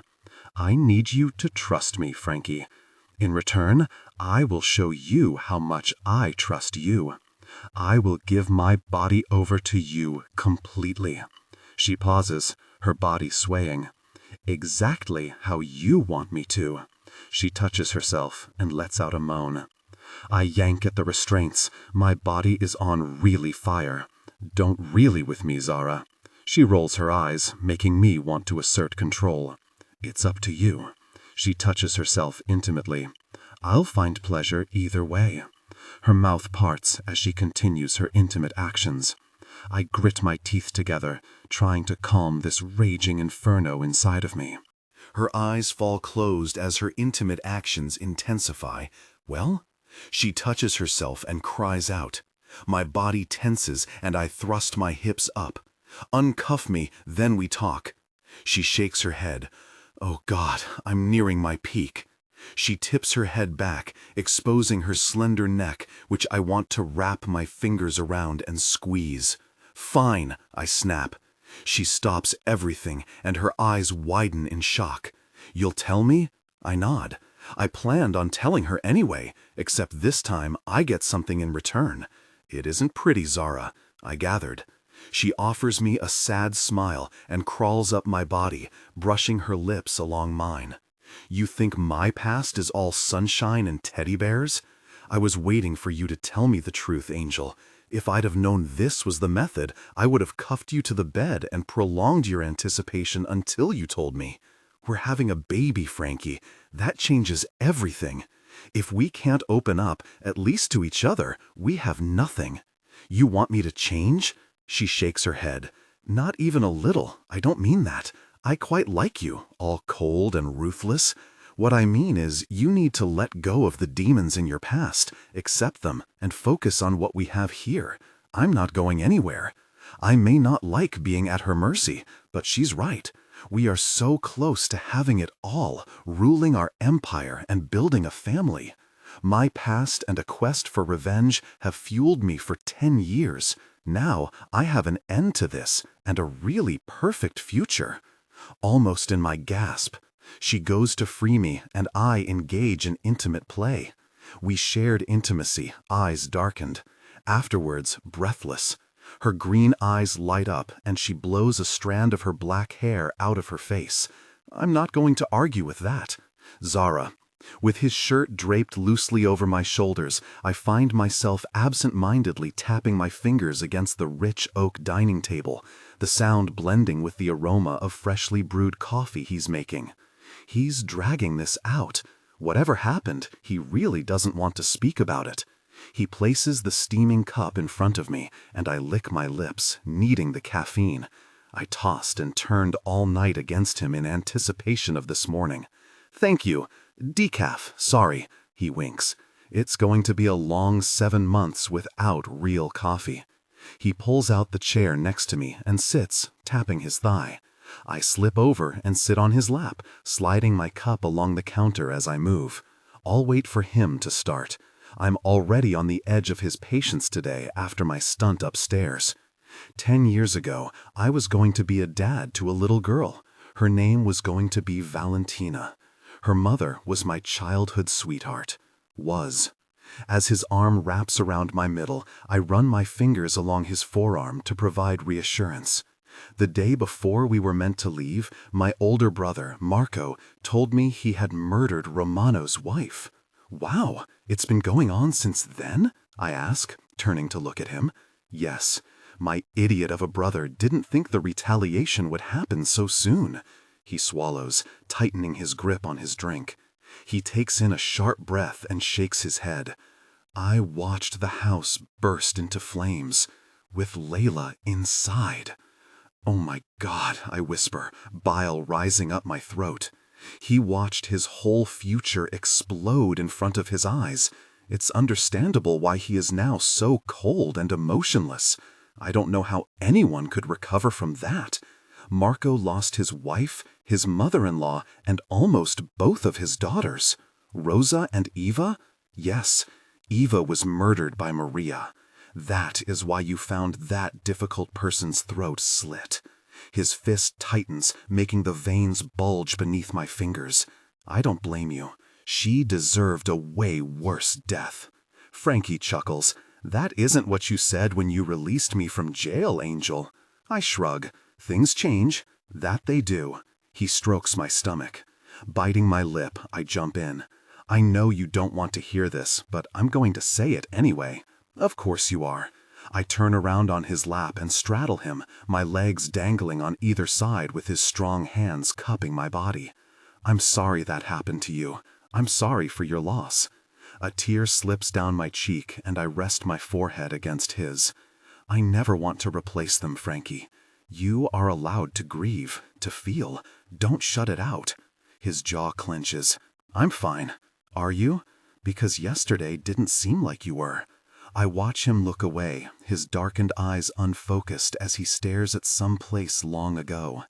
His hands run up and down my thighs before he speaks again. I never expected you to happen. I'm happy I can be here to see you get your revenge. As he tilts his head back, I sink my teeth into his neck. You're perfect, Zara, he groans. I flash him a wide grin. I know. His lips claim mine, and I let his tongue explore as I run my fingers through his soft hair. I pull back, cupping his cheeks. Thank you for trusting me, Frankie. I look forward to earning yours in a minute, he winks. I'm serious. So am I, Angel. I roll my eyes. He grips my chin. This doesn't change anything. I place his hand on my stomach. This might, though. I'll protect them with my life. That would always be the case. Don't ever doubt that. Well, I hope you don't have to. I'd rather not do it on my own. It will all work out, baby. Now, what's your dirty secret? I suck in a breath. I've never said the words out loud. What if he really thinks I am crazy? I killed my ex-boyfriend. Was he hurting you?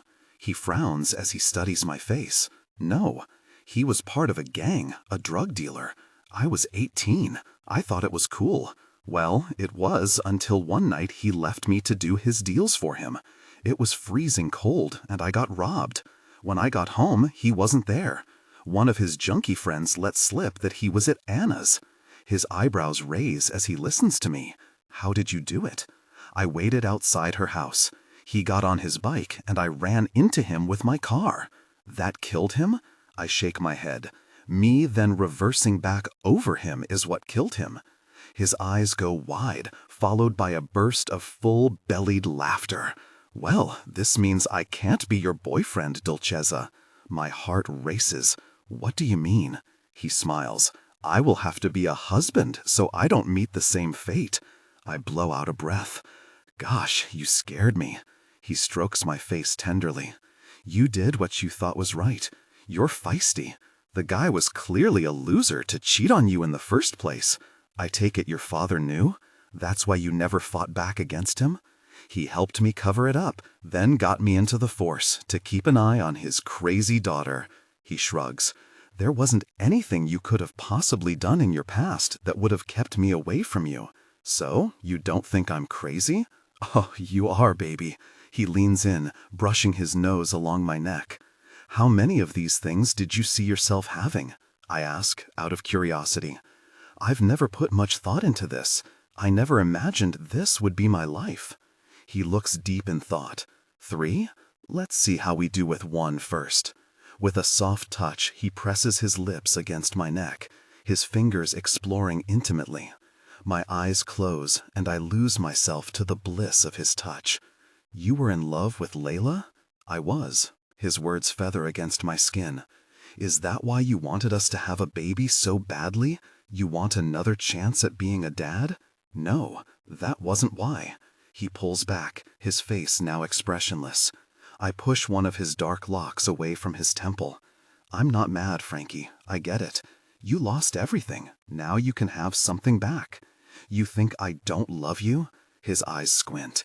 It's hard processing all of this new information. Finding out this was the life he had ripped away from him hurts because I know it must have ruined him. I've known that I was in love with him for a long time. I tried to fight it, but it was a losing battle. My heart belonged to him from the moment we met. I love you, Frankie. You brought me to life, and I want to give you this, the family you deserve. I'll always be by your side, no matter what. Even if you never love me completely, I know I'm enough for you. I know, in your own way, you love me too.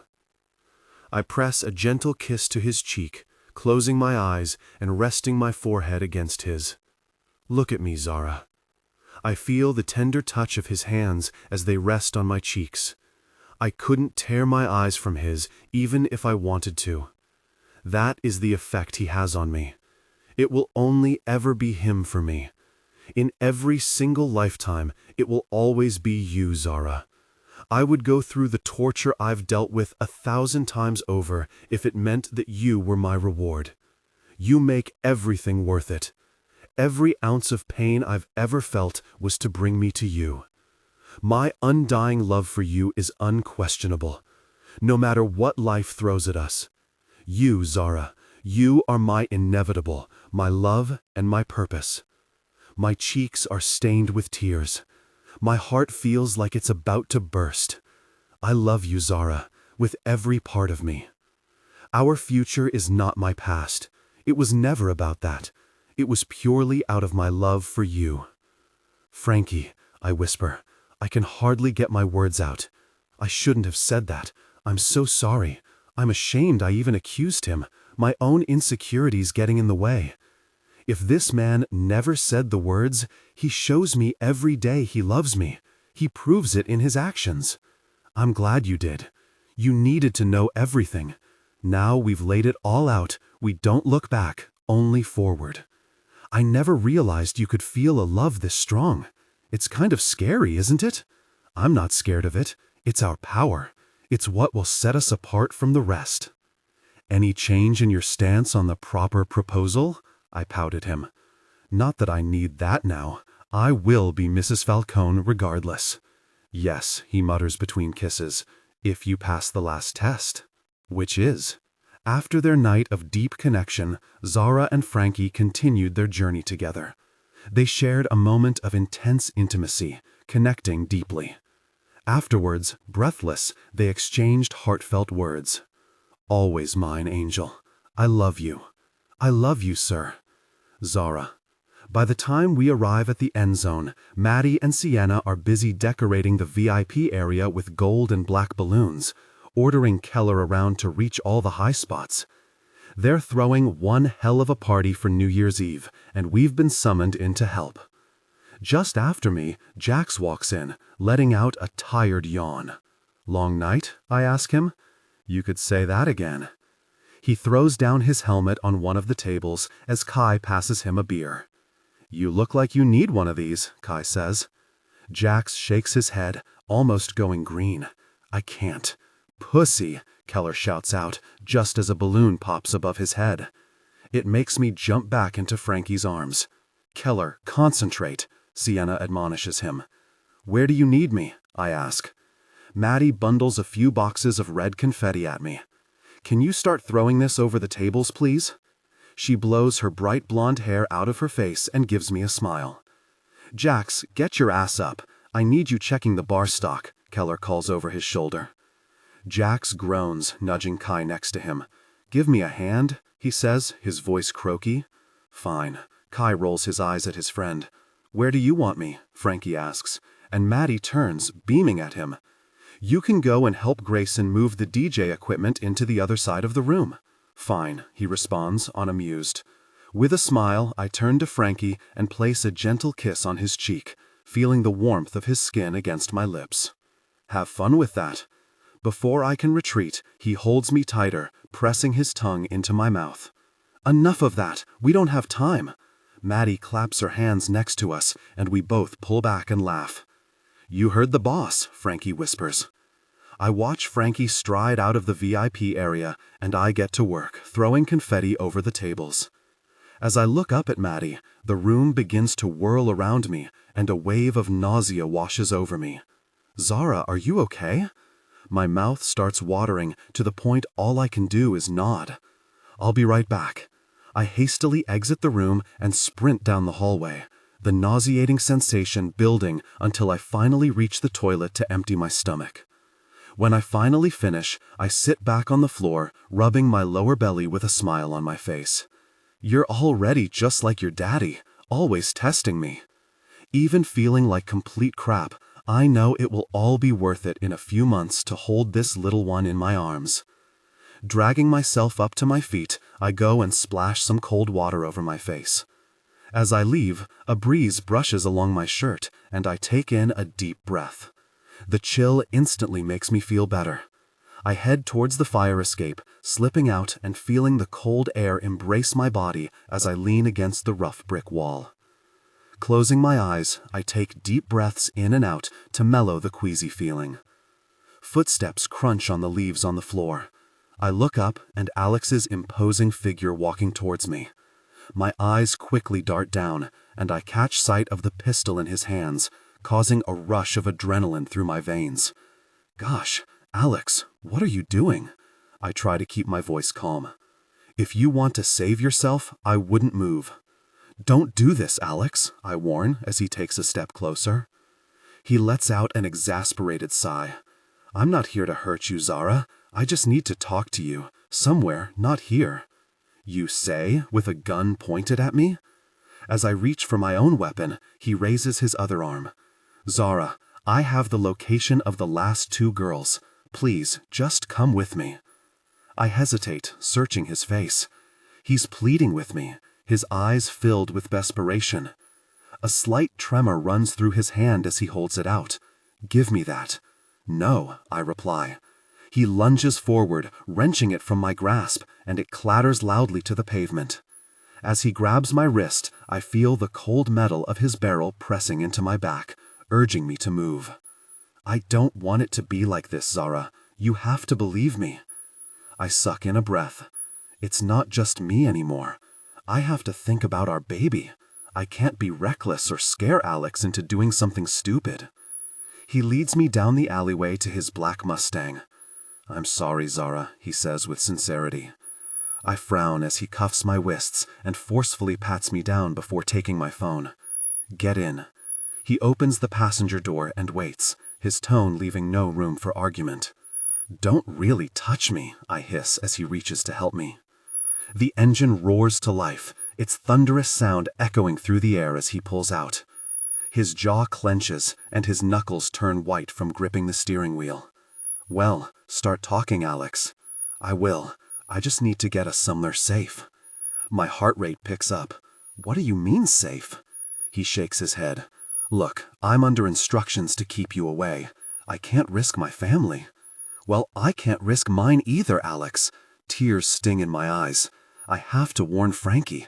I have to do anything to get out of this. He continues the drive, the only sound being the loud hum of the engine. We must have been on the road for half an hour. My hands rise, brushing against my face as I pretend to scratch it. In my balled fist, I securely hold on to one of my bobby pins. Why do you care about protecting me? I ask, trying to get him talking to me again. I was told to keep you away from Frankie, okay?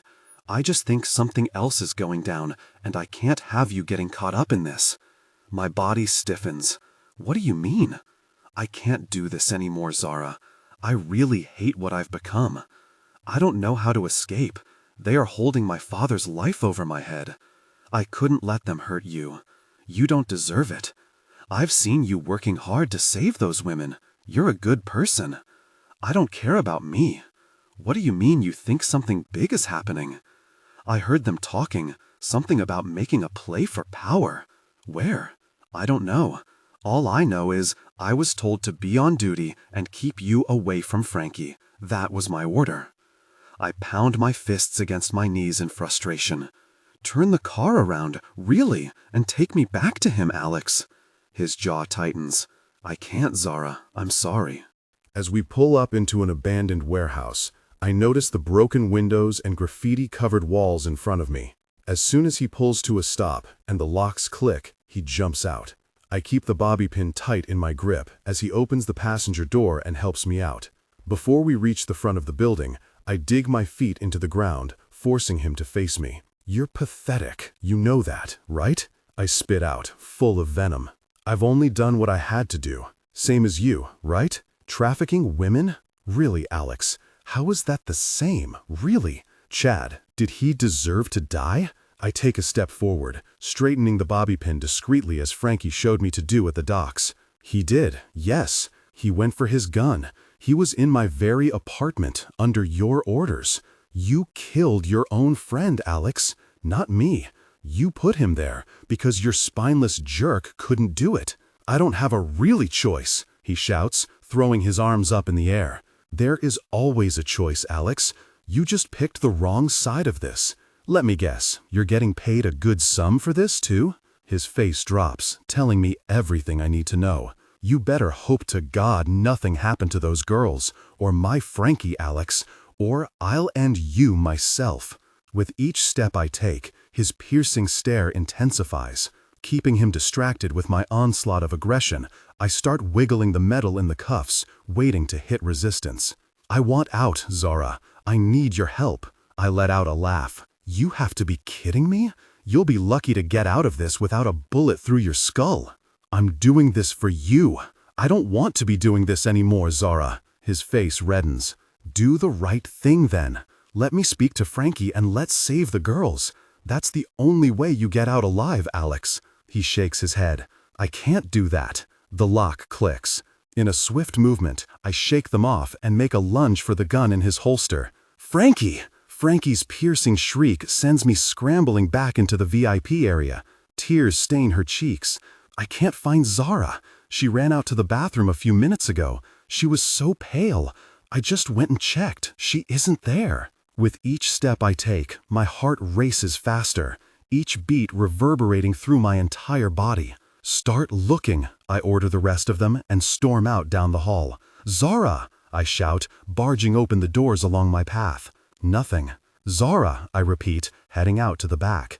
Maybe she needed some air. She's been struggling the last couple of days with dizziness. My gaze falls to the ground, and a jolt of agony pierces my chest as I spot her gun lying there. Really. Dialing Enzo's cell, he picks up on the first ring. Track Zara's phone. Send me the location. Gosh. Okay. Keller, Jax, Kai, and Grayson appear by my side. Enzo's voice cuts in over the clicking of keys in the background. She's on the move. I'll send you live updates. Grayson tosses me his keys to his Audi. Let's go. Keller, you stay here with the girls, I order. Got it, boss, he says, his hands clenched into fists at his sides. I look at the moving dot on my screen. Can you find her on the traffic cams? Whose really car is it, Enzo? He pauses before he answers. It belongs to an Alex Pierce. I don't have time to spare. I have to get to her. As we jump in Grayson's car, the engine roars to life, and I put my foot down as soon as we hit the road. My heart is in my throat the entire time. A million different visions running through my mind of losing her. Boss, we've got her. Keep your head, Jack says from the back seat. I can't. Not until I've got her back. We will, Frankie, Grayson chimes in. I really hope we do. We follow the live tracker for 20 minutes, heading further into the outskirts of New York. Where the gosh is he going? They've stopped, G says beside me. Where? About 3 minutes away. I glance over, and he's zooming in on the screen.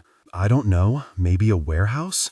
Regardless, we're ready. He pops open the glove box and starts handing out weapons like candy. Oh gosh, I mutter, slamming on the brakes as we enter the parking lot. All I see is Zara pointing a gun at Alex, who has his arms up, his back against the wall. I throw open the door and run towards her. Zara! She doesn't take her aim from Alex when she turns her head to me. I quickly scan her body, looking for marks, and relief washes over me when I don't see any. The guys follow behind me as I unholster my pistol. On your really knees, Alex, I command. G steps to his side as Alex drops to the ground, a quivering mess, and presses his barrel against his head. Goodness, Zara. I let out a breath and wrap my arms around her. My eyes flick to the abandoned building behind us. Take him in there, tie him up. I'll be there shortly, I say to Grayson. Kai waits with me as Grayson and Jax drag Alex into the warehouse. As I cup Zara's face in my hands, I can feel her pulse quickening beneath my fingertips. Are you okay, Dolcessa? I glance down, spotting the handcuffs on the ground. She follows my gaze and grins. I used the trick you taught me. Good girl. I press a kiss to her forehead. Alex knows something, Frankie. He's on the verge of breaking. He's going on about something going down tonight and how he wants out. He said he knows where the last two girls are. Interesting. Fine work, detective. I smirk at her. What do we do now? She asks. You and Kai go back to the end zone with Keller and the girls. I can't concentrate unless I know you're safe. We are sitting ducks here, Zara. I don't know who owns this place or what the bigger plan was here. I can't risk it, not now. I place my hands on her stomach, reminding her of the importance of not just her safety, but for our baby as well. Handing her the keys, she shakes her head. I don't want to leave you, Frankie. She blinks back the tears, and I stroke her cheek with my thumb. I'll be perfectly fine. I'll get what I need from Alex, and I'll have Enzo come and get us. I won't be long, baby, I promise. Pressing a kiss on her lips, I pull her tightly to my chest. I need her protected and away from this. You made me proud today, baby, I whisper. You found me pretty quick. I told you, I'll always find you. Now, get your ass back to the club. My hand pats her hip as I let her free from my embrace. I will. She takes her hand back with the keys, looking behind me to Kai.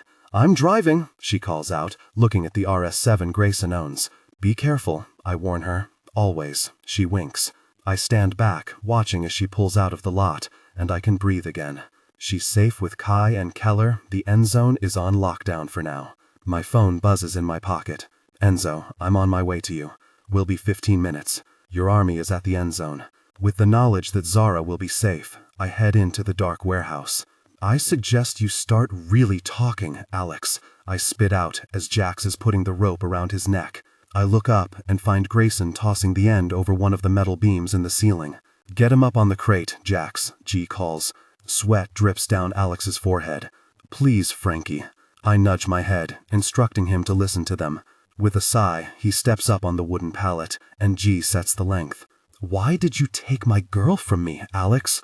Of all the things you could have possibly done, why? I was trying to help. Help? I laugh and step towards the edge of the crate. Help me how? I was trying to keep her safe, okay? His voice cracks as he speaks. Safe from who? He stares hard at me, following me with his eyes as I walk behind him. You, Frankie. I pull back my fist and slam it into his left kidney. He screams out in agony. Zara. Keller's eyes remain fixed on the phone, his grip growing tighter with each passing second. Can't we just go back? I ask, sipping on my water to try to calm my nerves. I don't want to be here. I want to be with Frankie. Keller's piercing gaze darts around the room, his tense jawline making me feel uneasy. He shakes his head. We have our orders, Zara. We sit tight. We've shut the place down and put armed guards outside. We have to keep you and the girls safe. End of discussion. He looks over at his pregnant wife, who is busy with Maddie taking down some decorations, seeing as the party is officially over. He's just protecting you, Zara. We would all do the same. I don't need protecting, Keller. He hums and takes a swallow of his scotch. Sometimes we need protecting from ourselves. I sigh, watching how Keller softens the second Sienna slips on his lap. His huge hand strokes her belly bump. I wonder what I'm having. Maybe it's a little boy with Frankie's gray eyes and my black hair. I hope he has Frankie's tan skin rather than my pasty white Irish skin. I shuffle in my seat as tears brim in my eyes. Are you okay, Zara? Kai whispers beside me. I can't speak. I just want Frankie back here. This waiting around is killing me. Not really, I whisper back, wiping away a stray tear. Placing my hands on my belly, I have to focus on them. I have to be strong. I look up to see Sienna and Keller are both watching me with confusion on their faces. If anyone can understand, it will be them. I'm pregnant, I blurt out. Keller's eyes widen. Well, congratulations. The shock is clear in his voice. Oh, Zara. Sienna jumps off her husband's lap and rounds the table, wrapping her arms around my shoulders. It's all going to be okay, I promise, she says in her soft British accent. I nod, but her words don't bring me any comfort. I can't just sit here and do nothing, Keller. It's not who I am. Something isn't sitting right with me about Alex. Why did he need me away from Frankie? What did he mean about tonight? I've sworn to protect you with my very life, Zara. That is what being part of this family is about. Stop fighting me on it. I know exactly what he means. It's the same way I feel about Frankie and our baby. It's the kind of love you would take a bullet for. I get it, Keller, I do. I just don't expect you to put yourself in harm's way. Like you said, you've got a family. They need you. He nods, a solemn look passing across his face. I need a pee. I'll be back in a minute, Sienna says, looking at her husband. Keller points to the guards by the door who open it for Sienna, and Maddie runs after her. We are all a family here, Zara, you included, Keller says, still deep in thought. I smile up at him. I appreciate that. Thank you. For the first time in my life, I belong somewhere just by being myself. My past doesn't matter to any of these guys. Frankie. With anticipation building inside me, I place my foot on the crate, fully prepared to bring an end to his existence. I wipe the sweat beading on my forehead. I just want to be back with Zara. Where did Zara go? Alex asks, looking around the room, making me hesitate. Someplace safe. No, she's not. The panic in his blue eyes has me taking a step back. You don't get to mention her name, I say through gritted teeth.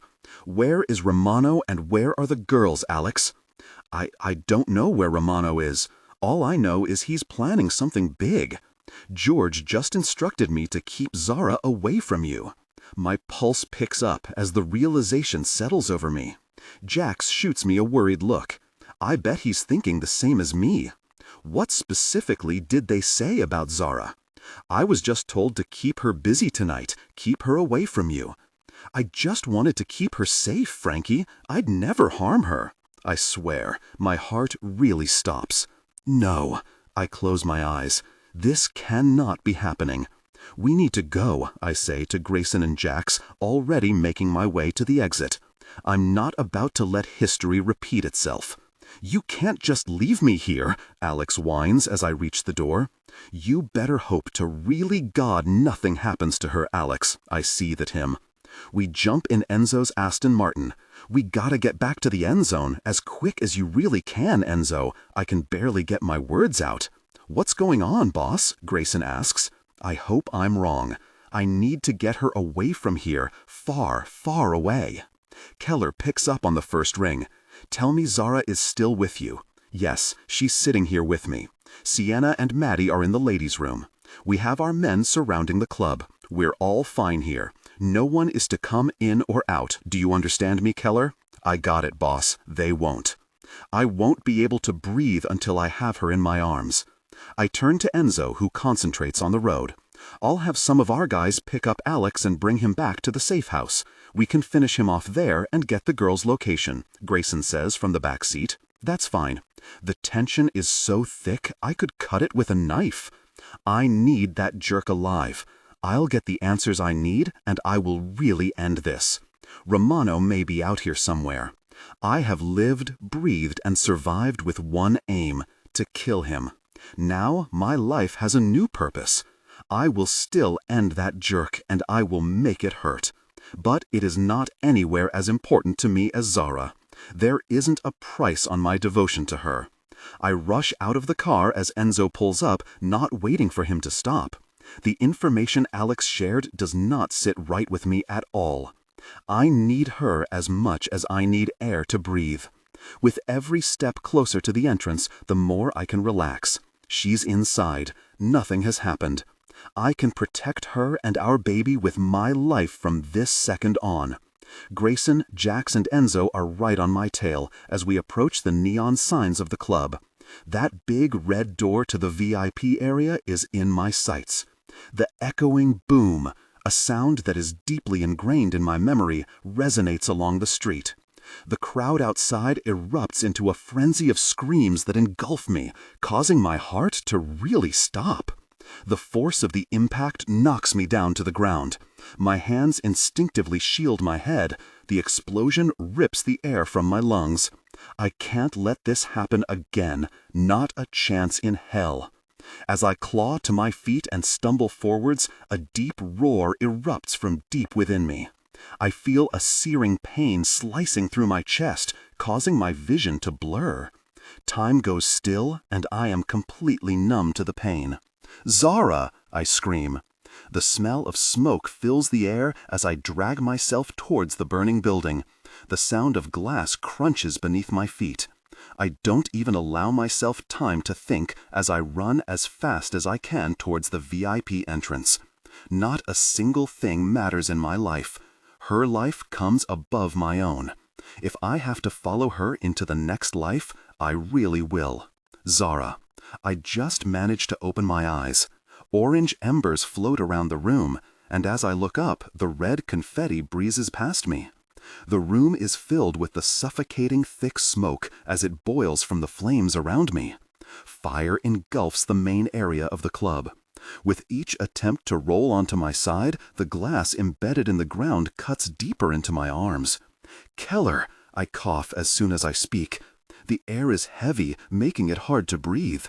I try to move my numb limbs. It's like I'm in water. He has to be here somewhere. The last thing I remember was him sitting opposite me. With each movement, I can feel the strain in my arms as I drag my body across the floor. Here, he croaks out, sitting up. A gasp escapes my lips as I take in the sight of the gaping wound on his head. Gosh, Zara, don't move. His eyes go wide and he scrambles across the rubble, holding onto my face and shrugging off his jacket, placing it over my stomach. It's going to be fine. Just don't look down. I'll get you out of here. How bad is it? I rasp out as I struggle to keep my eyes open. The pain is there, but the adrenaline flowing through my veins is blocking everything else. He lifts my top half of my body. As I look up, I see Kai. He's so pale. A steady flow of blood is pouring out from his head and forming a pool beside him. Keller, you have to get Kai out of here. I nod over to him. He glances over, then drops his chin. Gosh, the thumping in my head gets louder. I rub my temple and hiss out in pain. Kai, I say weakly. Why isn't he answering? A warm liquid smothers my hands, and I bring my fingers in front of my eyes. All I see is blood. A loud creak comes from above us and the chandelier starts to shake. Keller, what in the world is happening? Before he can reply, he looks up. The crack that splits across the concrete above us is getting bigger. Before I can speak, he drops his body over me, covering me completely. The ceiling collapses. The impact on Keller's body crushes me further into the rubble. It's hard to breathe. He's too heavy. Weakly, I try to push his arm as stars begin to fill my vision. I feel like I'm floating as everything blurs together into one haze. Zara! I faintly hear my name. I'm not sure if I'm hallucinating. It sounds familiar. It takes away some of the fear. Frankie. Boss, come on. Jax calls out as we head into the smoke and towards the big double doors that lead to the VIP area. I hold my breath, knowing this could very well be the moment that shatters me into a million pieces. I almost stumble over an unconscious body on the floor. One of Keller's men is laid out but breathing. My guys rush in to evacuate as many people as possible as ambulance sirens blare in the background. Zara! I call out. Glass cracks under my boot. Over here, Frankie, Jax calls out, and I follow his voice. Gosh, he shouts, and it makes my heart drop. That's when I see her arm, blood dripping from the shards splintering her skin. I fight the urge to throw up as I see Keller resting on top of her. Rubble from the ceiling covers them. Crimson drips from the back of Keller's head onto the broken concrete. I dive across, feeling the sharp edges of debris scrape against my skin, while Jax positions himself on the other side of an unresponsive Keller. Together, we carefully push away the chunks and roll him onto his back. Don't move his head. Keep him as still as you can. We need a stretcher in here. I hope my voice can carry over the cries of so many injured. Jax's hands are covered in Keller's blood as we maneuver him. I carefully pick up Zara. I can barely see through my blurry vision. No, I whisper as I spot the glass sticking out from her abdomen. He has a pulse. It's very weak, Jax says. I can't even comprehend his words. Go and get a stretcher, I call out to our guys coming in through the door. I gotta find Kai. Where in the world is he? I can hear the panic rising in Jax's voice as the stretcher gets placed next to Keller. You can't move, not until they take Keller, Jax. Kai, he shouts out. Nothing. Come on, baby. I pick Zara up in my arms, cradling her to my chest. As I reach the door, I stop as Jax lets out what can only be described as a scream of utter heartbreak, enough to tell me that Kai didn't make it. I know his pain. I felt it. I close my eyes, resting against Zara's cold face.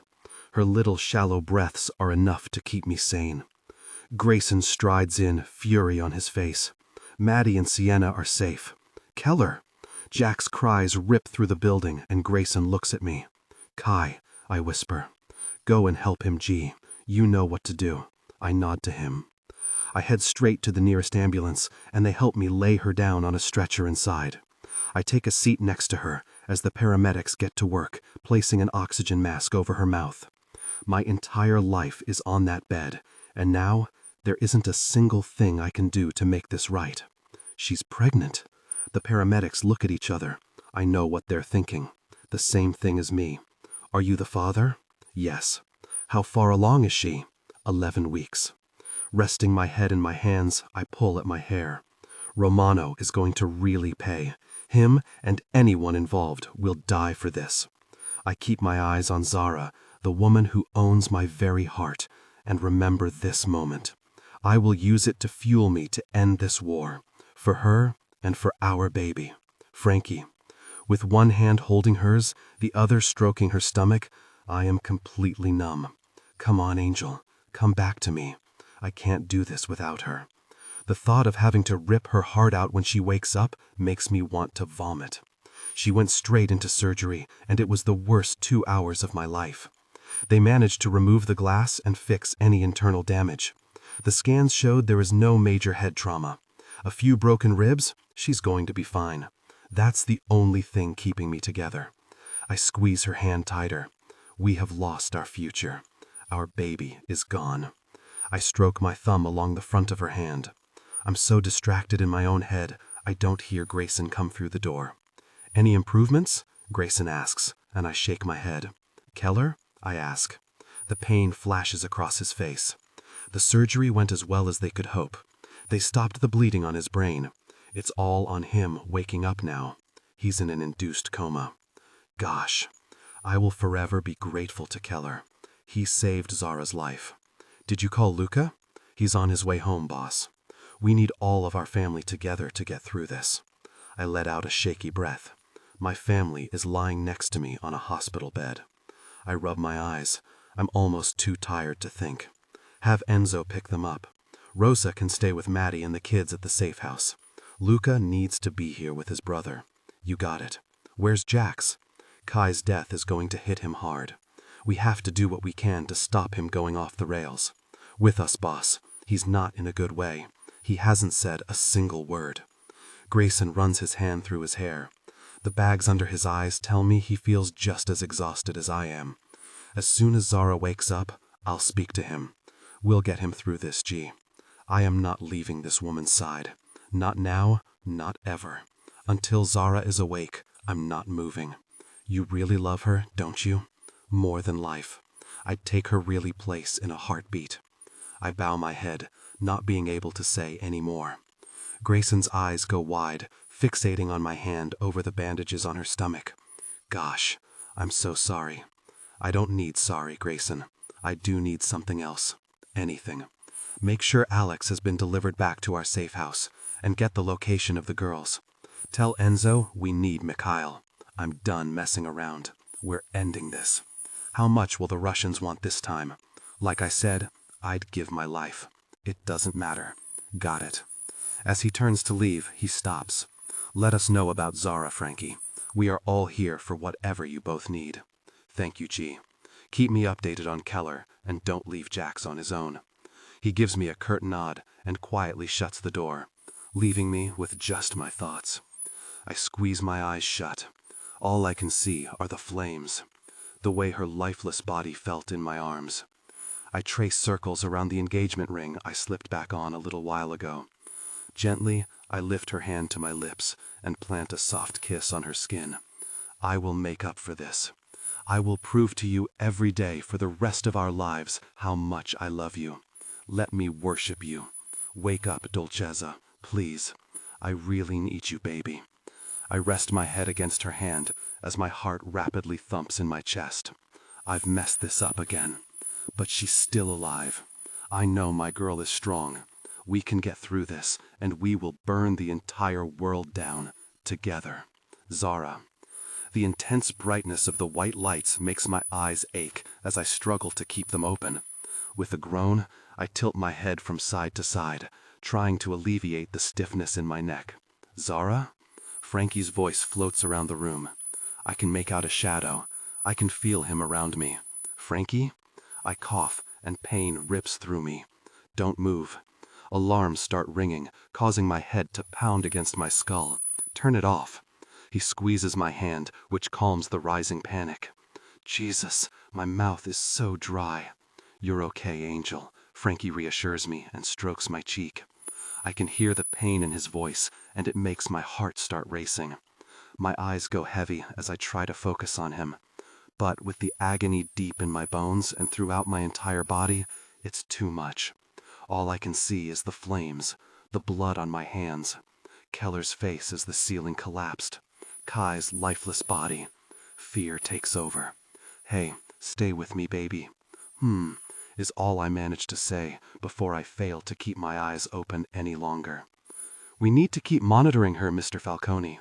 Your fiancé has had surgery and inhaled a lot of smoke. The woman sounds like she's on her last leg of patience. His voice is rough. You said the scans showed no lasting damage, so why isn't she waking up? Because she isn't ready, sir. My eyes flutter open at the commotion. I squeeze Frankie's hand and he turns to me, his red eyes meeting mine. Zara, Frankie. My throat is so dry it hurts to talk. How are you feeling? Does anything hurt? His hand cups my cheek and I lean into his touch. Everything. I try to laugh, but it sends pain shooting through my ribs. Do you remember what happened, Zara? The woman doctor asks, stepping forward next to Frankie. There was an explosion. Keller, he dived on top of me. Maddie and Sienna. I start to tremble, tears sliding down my face. Please tell me they're okay, Frankie? Shh. Yes, they're both fine. His thumb wipes the droplet from my skin. What about Keller? He took the brunt of the force. I don't remember much else. He's had surgery. We're waiting for him to wake up. Frankie hesitates, as if he's holding back. A sliver of fear shivers through me. How bad is it? His prognosis could be better. He leans closer. Kai never made it, though, Zara. A sob catches in my throat. Frankie joins me on the bed, holding my hands. It's going to be all right. The baby? I all but whisper. I hold my breath, waiting for the next blow. I don't know how much more I can handle before I break. Frankie's face pales, grief written all over it. No. I cry out, "Don't say it!" I let out a whoosh of air, and the tears flow freely. Frankie carefully wraps his arms around me, and I nuzzle my face into his chest. I'm sorry, Frankie. I'm so very sorry. He sucks in a breath and hugs my head against his chest, my sorrow seeping through his white shirt. How can he be so calm? How can he go through this again? No, Angel. I'm very sorry. I grip onto his suit and squeeze, wanting to rid myself of this agony. It hurts so bad, I sob. I know, baby. I know. I don't just mean the physical pain. It's the pain in my heart. The way it's crumbling is enough to make me numb. He rests his head on mine, holding me so tight I can barely breathe. I love you, he whispers. His voice breaks, which shatters my world. We've had our future, our baby, painfully ripped from us. Nothing has felt quite like this in my life. Frankie, everything is a blur as I fight to keep myself together for her. How much can one person lose before they finally snap? I'm not sure. I must be seriously close now. The second the door closes, she rips her hand from mine and balls her fists, bashing them against the bed, letting out a scream that is laced with raw agony. "Why? Frankie, why?" she asks in defeat. She holds her face in her hands and her chest heaves. Without thinking, I pull her tight against me. "Shh, it's going to be okay, baby." I don't know what else to say. I failed her. I failed our baby. I should never have let her leave my side. This is my mistake to live with. It's not. It's not ever going to be okay. She shakes her head, her body trembling against me. I ignore the pain in my chest. She needs me to be the one to pull her through this, no matter how hard that might be. Maybe we're just bad people who don't deserve to be parents. I stiffen at her words and pull back. You really deserve everything in this world, Zara. She sniffles, and I wipe away her tears from her puffy face. Then why would this happen to us? Her bottom lip trembles and makes my heart splinter. I can't take much more. Because life is so very cruel, Zara. That doesn't mean we give up. It's not her fault. It's mine, for letting Romano live, for not getting to the club quick enough. I will never forgive myself for letting her down like this. She tries to press her face into the pillow to muffle her sobs. I stroke her hair away from her face and gently pull her up. I need to look at her. Ti amo, Zara, I whisper, pressing my forehead against hers and closing my eyes. I love you, Frankie. It's barely a whisper. Everything really hurts. I can't deal with it right now. I pull back, searching her eyes. There is nothing there. It really hurts watching the life drain out of the strongest woman I've ever met. And there isn't a single thing I can do to make this right. I cuddle her against me, stroking her hair. Eventually, her sobs subside. I still don't let her go. I will bring her back to me. And we will seek our revenge against the entire world for taking this away from us. Zara, I lie still, my eyes fixed on the ceiling while Frankie peacefully slumbers beside me. We were supposed to go back to the safe house with everyone after I was discharged from the hospital. I couldn't face it. Not with Sienna being pregnant and babies around. It's too much. I didn't want to be at the hospital either. Frankie called in a private doctor for the next few days. I've barely spoken a word today. I thought when I woke up, it would hurt less. It doesn't. Except now, my sadness is joined by hatred for the people who did this to us. They took Kai's life and left Keller fighting for his. It's hard seeing a man, as big and powerful as him, attached to monitors to keep him alive. It broke my heart that little bit more. I had to see him, to thank you. He saved my life. Now I just want to be locked away from the world with Frankie. I've cried so much, I've run out of tears. The wound on my stomach might hurt, the cuts on my arms, the pounding headache I have. None of that compares to my broken heart. Painkillers can't fix that. Frankie has barely left my side, trying to get me to eat something and take my pain meds. He's hurting too, but he puts on a brave face for me. I sit up and lightly stroke his cheek. How he's been through this twice and is still standing, I don't know. He never falters. He stays strong when I need him to. He has the strength for both of us. I'm spiraling down a path I don't see a way out of. My every thought is, what could I have done differently? "All okay, baby?" He whispers in his husky, sleepy voice. No, not really. I fight the next onslaught of tears away. Come here. He opens his arms and I fall onto his chest, tracing my finger over the bullet wound on his shoulder. Who shot you? I ask, needing a distraction from my own head. Maria. Well, the bullet was meant for Grayson. You're crazy. You know that. Not many people take a bullet for someone, let alone if that person hates them, I say. I'd do the same for you. It might make me crazy, but we're all a little mad. Hey, I'm not. I laugh and immediately feel guilty for being anything other than sad. He rumbles with laughter, sending vibrations through my body. You stalked a mafia boss, kicked him, stuck a knife into his throat, and killed 2 men? When I press my palm over his mouth, his eyes pierce into mine. Okay, no need to continue. He licks his lips as I remove my hand. I love your crazy. I'm very proud of every one of those things. It's what makes you so perfect. Mine. Sitting up, I press my lips against his, and the sensation of his fingers tangling in my hair heightens the intensity. It isn't our usual hungry and ferocious kiss. This is us, showing each other how much we truly love one another. I squeeze my legs together. The urge to go to use the toilet is starting to make my lower belly ache. I've held off for as long as I can. In the hospital, the nurse changed the pads for me. I don't know why, it made everything more real. Seeing the blood as the loss we've had. I need to pee. My voice trails off in a silent plea for his help. After a few seconds, he rolls out of bed and pulls on his boxers before making his way to my side. Sit. Keep your eyes on me. Don't look anywhere else. The weight of his actions brings tears to my eyes, their meaning overwhelming. He knew my fear without me even saying a word. As he pulls down my shorts and panties, his gaze remains fixed on me. I take in a trembling breath and settle onto the cold seat. I close my eyes and try to relax, ignoring the pain in my stomach as I do. You're okay, Angel.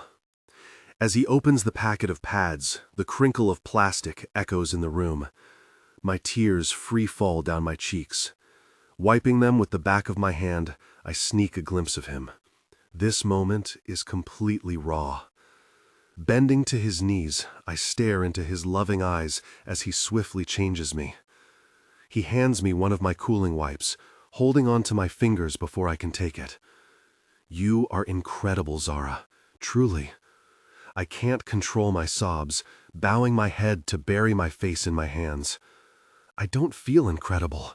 I feel useless. I'm a failure. Come on, baby. He rubs small circles on my bare knees. I failed, Frankie. I couldn't do the one job I have as a mother, protect our baby. Frankie helps me to my feet and pulls up my shorts for me. I wrap my arms around his waist and press my face into his naked chest, letting his steady heartbeat soothe me. Don't ever say that again. You are perfect. This was not your fault. You didn't fail them. Please don't think you did. No one, except Romano and your father, are to blame. Thank you, Frankie. He gently rubs my back, soothing the tension in my muscles. Anything. I mean every word. Now, just tell me what you need. I pull back. His face is stoic, his jaw tight. I cup his face in my hands, and he leans into my touch, closing his eyes. Are you okay, Frankie? He simply nods. He's so good at burying his emotions, he could believe he truly is fine. You aren't sad? A darkness swiftly flashes over his eyes as they open. Sad? No. Oh, I didn't expect that. Completely and utterly very devastated? Yes. With a gentle gesture, he covers my hand with his own. How do you stay so strong? I want to be like that. I'd give anything to not hurt like this. He half laughs and shakes his head. Trust me, you don't. You are just as strong as me, Zara, if not very stronger. Remember that, he whispers, nuzzling his head into my neck and kissing me softly there. This is the first time I felt anything other than numb in 24 hours. He brings me strength, and he brings me to life. With him by my side, I can conquer anything. Frankie. I wake up in the middle of the night to find Zara downstairs in the kitchen, sipping coffee at the dining table, staring at her engagement ring placed in front of her. Just seeing it off her finger again has my heart racing. Zara, baby, what are you doing? I ask, edging closer to her. Just thinking, she mutters, not looking up at me. About? I ask softly, stepping behind her chair and holding on to the back. Us. I blow out a breath. Gosh, I need more than that, Zara. She slides the diamond ring further away from her. I can feel my jaw ticking with frustration. So I lean over and retrieve it, my fingers brushing against her left hand as I carefully place it back where it belongs. She flattens her palm onto the smooth wood, and she sighs. Was any of it real? She asks. Excuse me? She bows her head and sniffles. I can't move. I don't know if I can breathe. I'm useless to you now. I swiftly spin her chair around to face me, then fall to my knees, clutching onto her thighs. Zara, tell me what's going on in your head. I need you to let me in. She chews on her trembling lower lip as she focuses on some distant place over my head. You wanted me for a baby. I can't even give you that. Is that honestly what you believe, Zara? I try to keep the bubbling anger out of my voice. She's grieving. She's been through more than I can imagine. I can't lose my temper with her, but I also can't lose her. I gently intertwine my fingers with hers. You don't think I love you? You think my very chest doesn't burn every time I'm near you? That I'm not completely and utterly obsessed with you? That I don't have an overwhelming need to protect you, where not a single thing else matters to me more than you? I don't know anymore, Frankie. I just feel lost and so very useless. I'm not what you need. Maybe I'm not the woman you should have by your side. My hand runs through my hair as I shake my head in disbelief, unable to comprehend what I'm hearing. I need to get it through to her before it's too late. How I live purely for this woman. Zara, you are the strongest woman I've ever met. You're far stronger than me. You said love is a weakness, she whispers. I tip her chin up, forcing her to look at me. The sound of my pounding blood is drowning out everything else. I was wrong. Not ours. Ours is my very strength, baby. I love you. She fights back welling tears. Tell me you don't love me, Zara. I dare you. I pin her with a glare. It's the only way I can snap her out of this. She needs me to help get her emotions under control, the only way I know how. Nothing? You still have nothing to say? I've never known this woman to be stuck for words. What, you want me to prove it? Show you how completely and utterly committed I am to you and us for the rest of our lives? Is that what it will take for you to wear my very ring? Filled with frustration, I storm around the breakfast bar, grab a knife, and place it over the gas fire to heat it up. Frankie, what in the world are you doing? Frantically, she rushes towards me, her sole focus being on taking it out of my hand. I swiftly snatch it away from her grasp. You want my commitment? You want me to prove my love? Well, here it truly is. I take a slow, deliberate step towards her. And you have the nerve to tell me I don't truly love you. I didn't say that.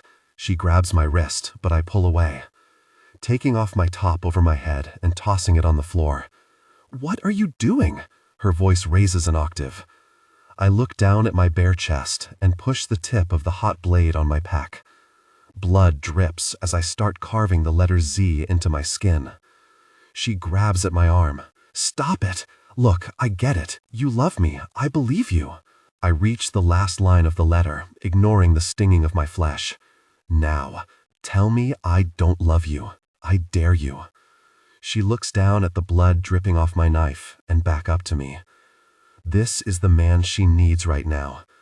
I swipe the fresh drop up with the tip of my finger. I just carved your initial into my skin. If that isn't love, I don't know what is. I stalk towards her and open up her legs. Sliding between them, I trace an F across her chest with my blood.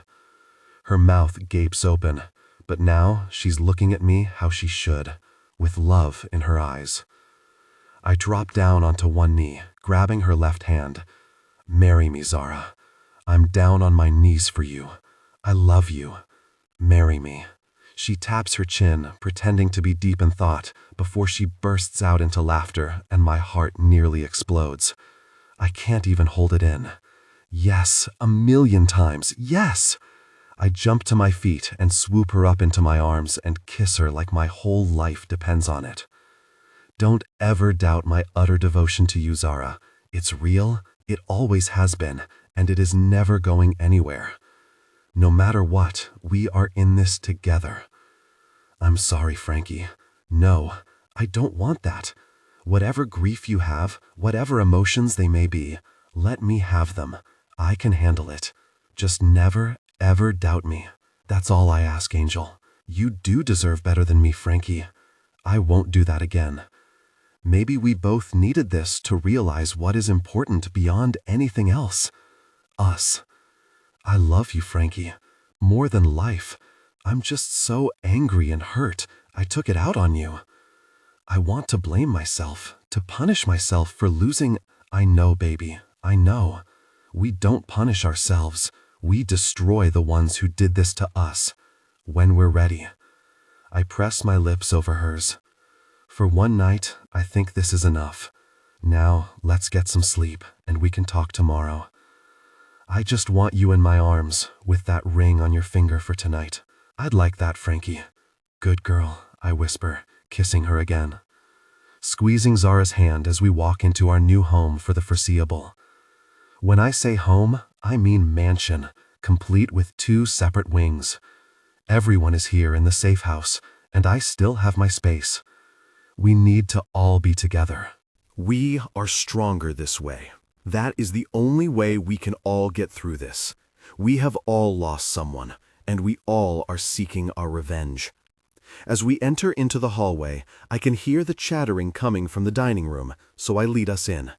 In reality, all I want to do is look after Zara. She is a shell of herself, both physically and mentally.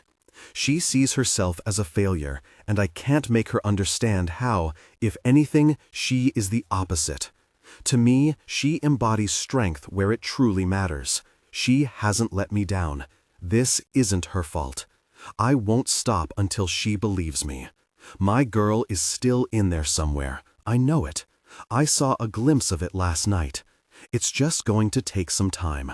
Time we don't have. Uncle Frankie! Rosa squeals and runs into my arms. I hold her tight. I have a lot of making up to do with this girl. As I raise my eyes, I notice Luca standing to the side, intently watching his wife. I give him a nod. Hello, little thorn. I rustle her hair, and she whines, pulling away with a big grin on her face. It's the Rosa I remember. Luca walks over and wraps an arm around her shoulder, holding his other hand out to me. Well, look at you two, all tanned and in love, I say to Luca. His laughter fills the room as he shakes his head. When I link my fingers through Zara's, their eyes widen in surprise. I think it's about time you two met my fiancée, Zara. What? Frankie, why didn't you say anything? Rosa hugs Zara, who winces but smiles through the pain. Frankie really Falcone. In love. I can't believe it.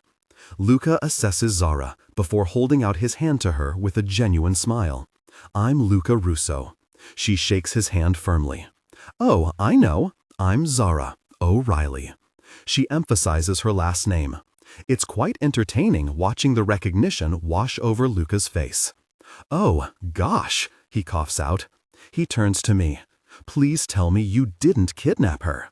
Zara laughs. No, I'm here out of my own free will. I shoot a glare to Grayson, who is sitting next to Enzo at the dining table. See? Did you hear that? He shakes his head and chuckles. You might have paid her to say that.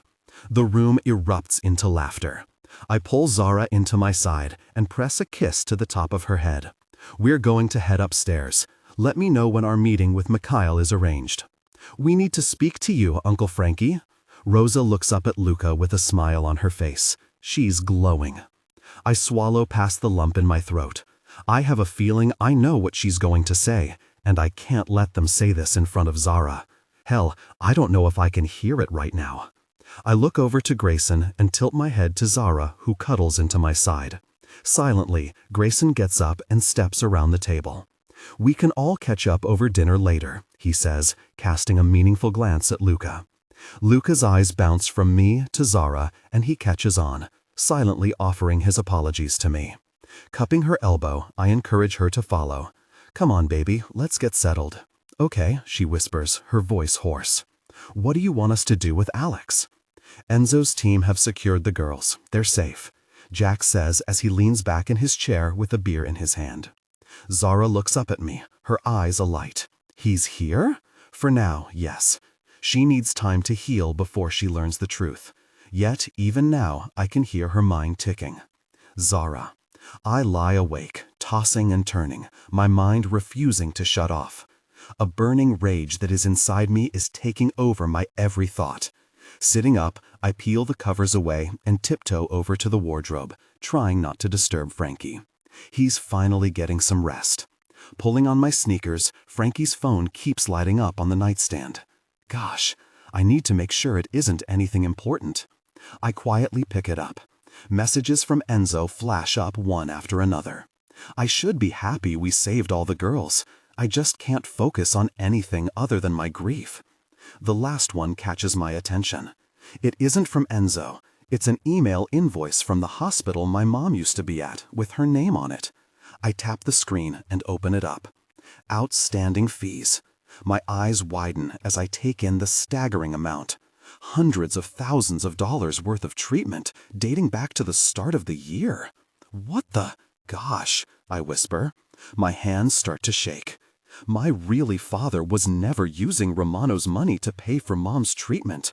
That was the only explanation I had for his part in all of his involvement with the shady organizations. Anger clouds my vision, making it difficult to see. I feel my chest tightening as I grip the phone tightly. That jerk. He was the man who was supposed to protect me and Mom. Now he's the man who is partly responsible for me losing the baby. I can't take it anymore, knowing he's out there making money trafficking innocent girls. I hate him and everything he's become. Gosh, I scream, letting some of the pain go with it. Frankie's phone launches across the room. All I see is red.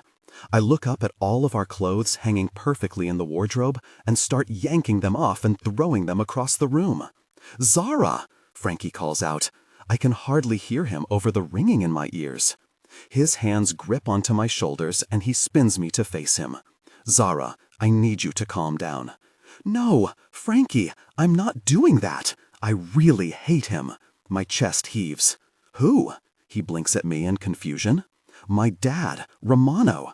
Really, Alex downstairs. All of them. They need to go. They've done this to us." My cheeks are wet with tears, and my fists are clenched as my body trembles uncontrollably. They will, baby. I promise you, not one of them responsible will make it out alive. I need you to be okay first. His warm palms run up and down my arms. I grit my teeth. I won't be. Not until they die for this, starting with my father. He tilts his head and his eyebrows knit. "I saw your phone, Frankie. I know Dad hasn't paid a single cent towards her treatment. You're covering it. Where the hell is his money going?" He sighs softly, pulling me into an embrace. "He was never the man you thought he was, Zara. I'm so really sorry," he whispers. "What do you mean?" I ask, looking up at him. "He's been having an affair. He used the money to buy properties, from what we can see so far." "What the hell is she?" I try to free myself from Frankie's hold, but he only tightens it. "We are looking into it. She isn't our priority." My whole body trembles. I want him gone, Frankie. I need him to pay for this. I feel his hand under my chin, guiding my gaze to meet his intense eyes.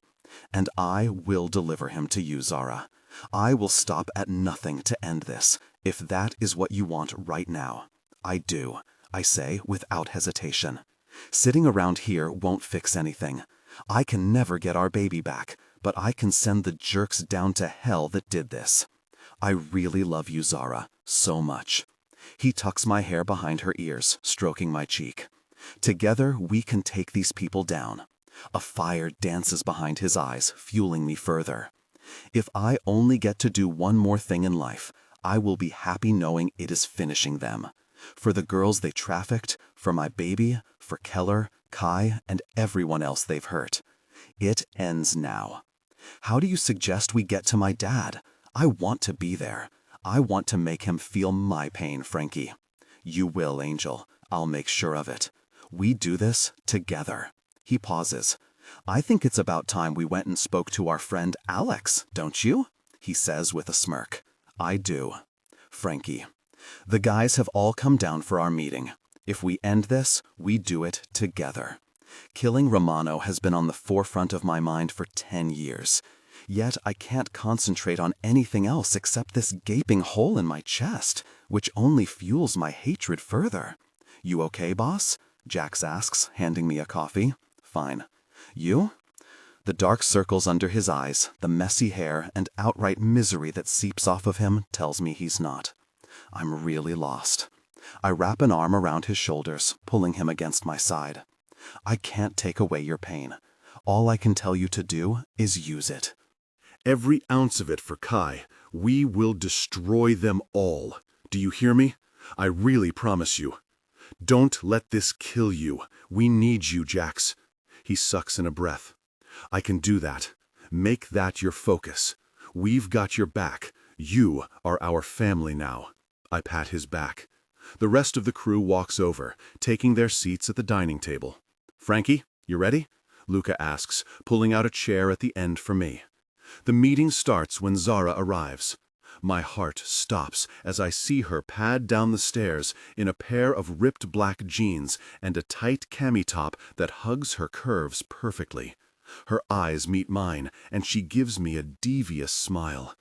"I'm here," she says, taking my seat at the head of the table. With each tap of her nail, her intense gaze never wavers from me. Grayson wears a wide grin, clearly entertained by Zara. I rest my hands on the back of her chair, the scent of her perfume lingering in the air, and lean down, brushing my lips against the delicate contour of her ear. "You're sitting in my seat, baby," I whisper. She turns her head to face me, the first time I've seen any light in her eyes since we lost the baby. "Fine, I'll sit on your lap." I bite on the inside of my mouth.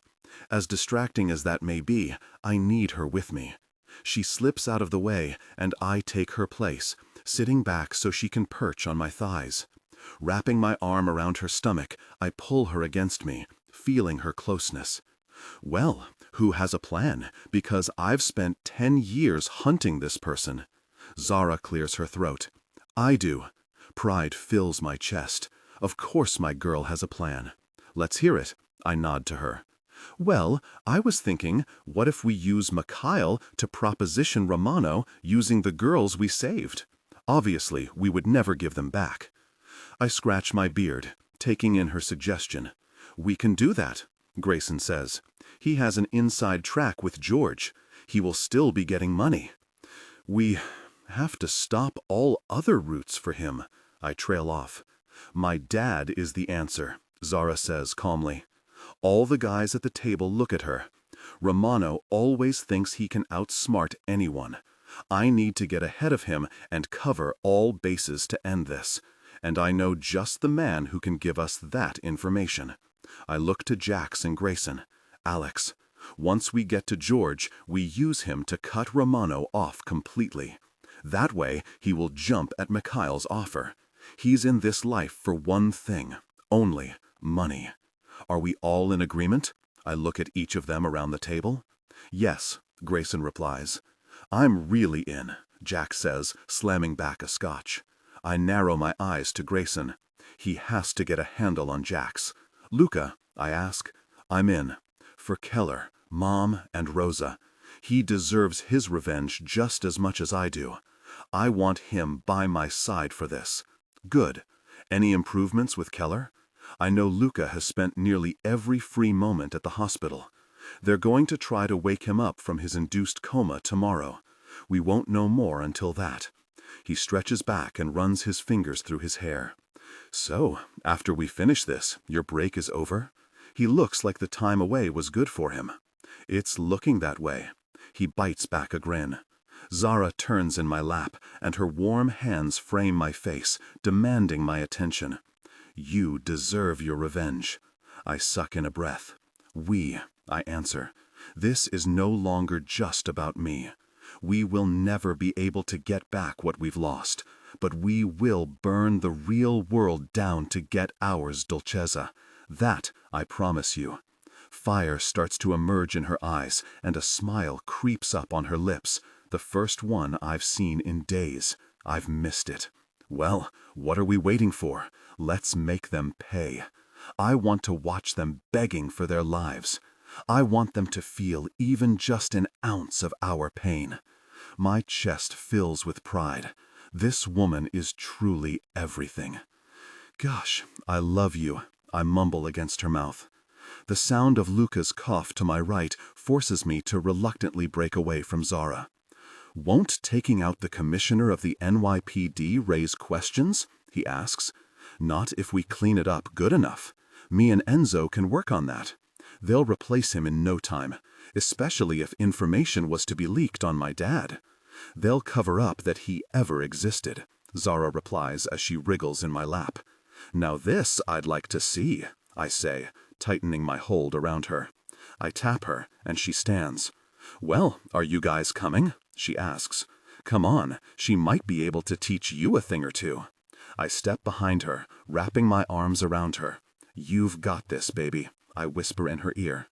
"With you by my side, Frankie, I've got everything. Rise and shine." Grayson bangs against the door, and Alex sits up on his single mattress in the corner. His eyes fill with fear as we approach. "Zara?" he croaks out. "Get up, Alex. Take a seat." She gestures to the metal chair, and Luca pulls another one across the room. Alex scrambles out of bed, his face swollen and purple. Jax obviously took some of his anger out on Alex's face. He sits down, and Zara rests her hands on the back of her chair as Luca ties up Alex. "You don't look too good, Alex." "No thanks to your family." He spits out the last word. I keep my feet rooted in the ground, with Luca, Jax, and Grayson by my side. This is her time to shine. Alex's eyes flick to me. I return his glance with a furious stare. "Don't look at me, Alex. Zara is talking to you," I say, crossing my arms over my chest. "I'm too busy watching my woman pick up a knife from the tray Jax bought in. I need you to do something for me, Alex." She holds the blade up to the light. "Wow, this is clean." Alex pales, and Grayson shoots me an impressed look. I keep my eyes zeroed in on Zara. Gosh, I'm proud of her. "I suppose this would feel similar to the glass that sliced into my flesh, don't you think?" Shivers run down my spine at her words, leaving a cold ache in my chest. "Zara, what the really has gotten into you?" Alex splutters. "Nothing. This is who I am. Do you want to know what happened to the last guy who hurt me?" "What?" "I ran him over. Killed him." She pauses, tapping the knife on her palm as she smiles sweetly at him. "You're all really crazy," Alex hisses. "No, we aren't. We are just sick to death of being betrayed and of people taking things from us, things no one can ever replace." She steps towards him and his fists clench.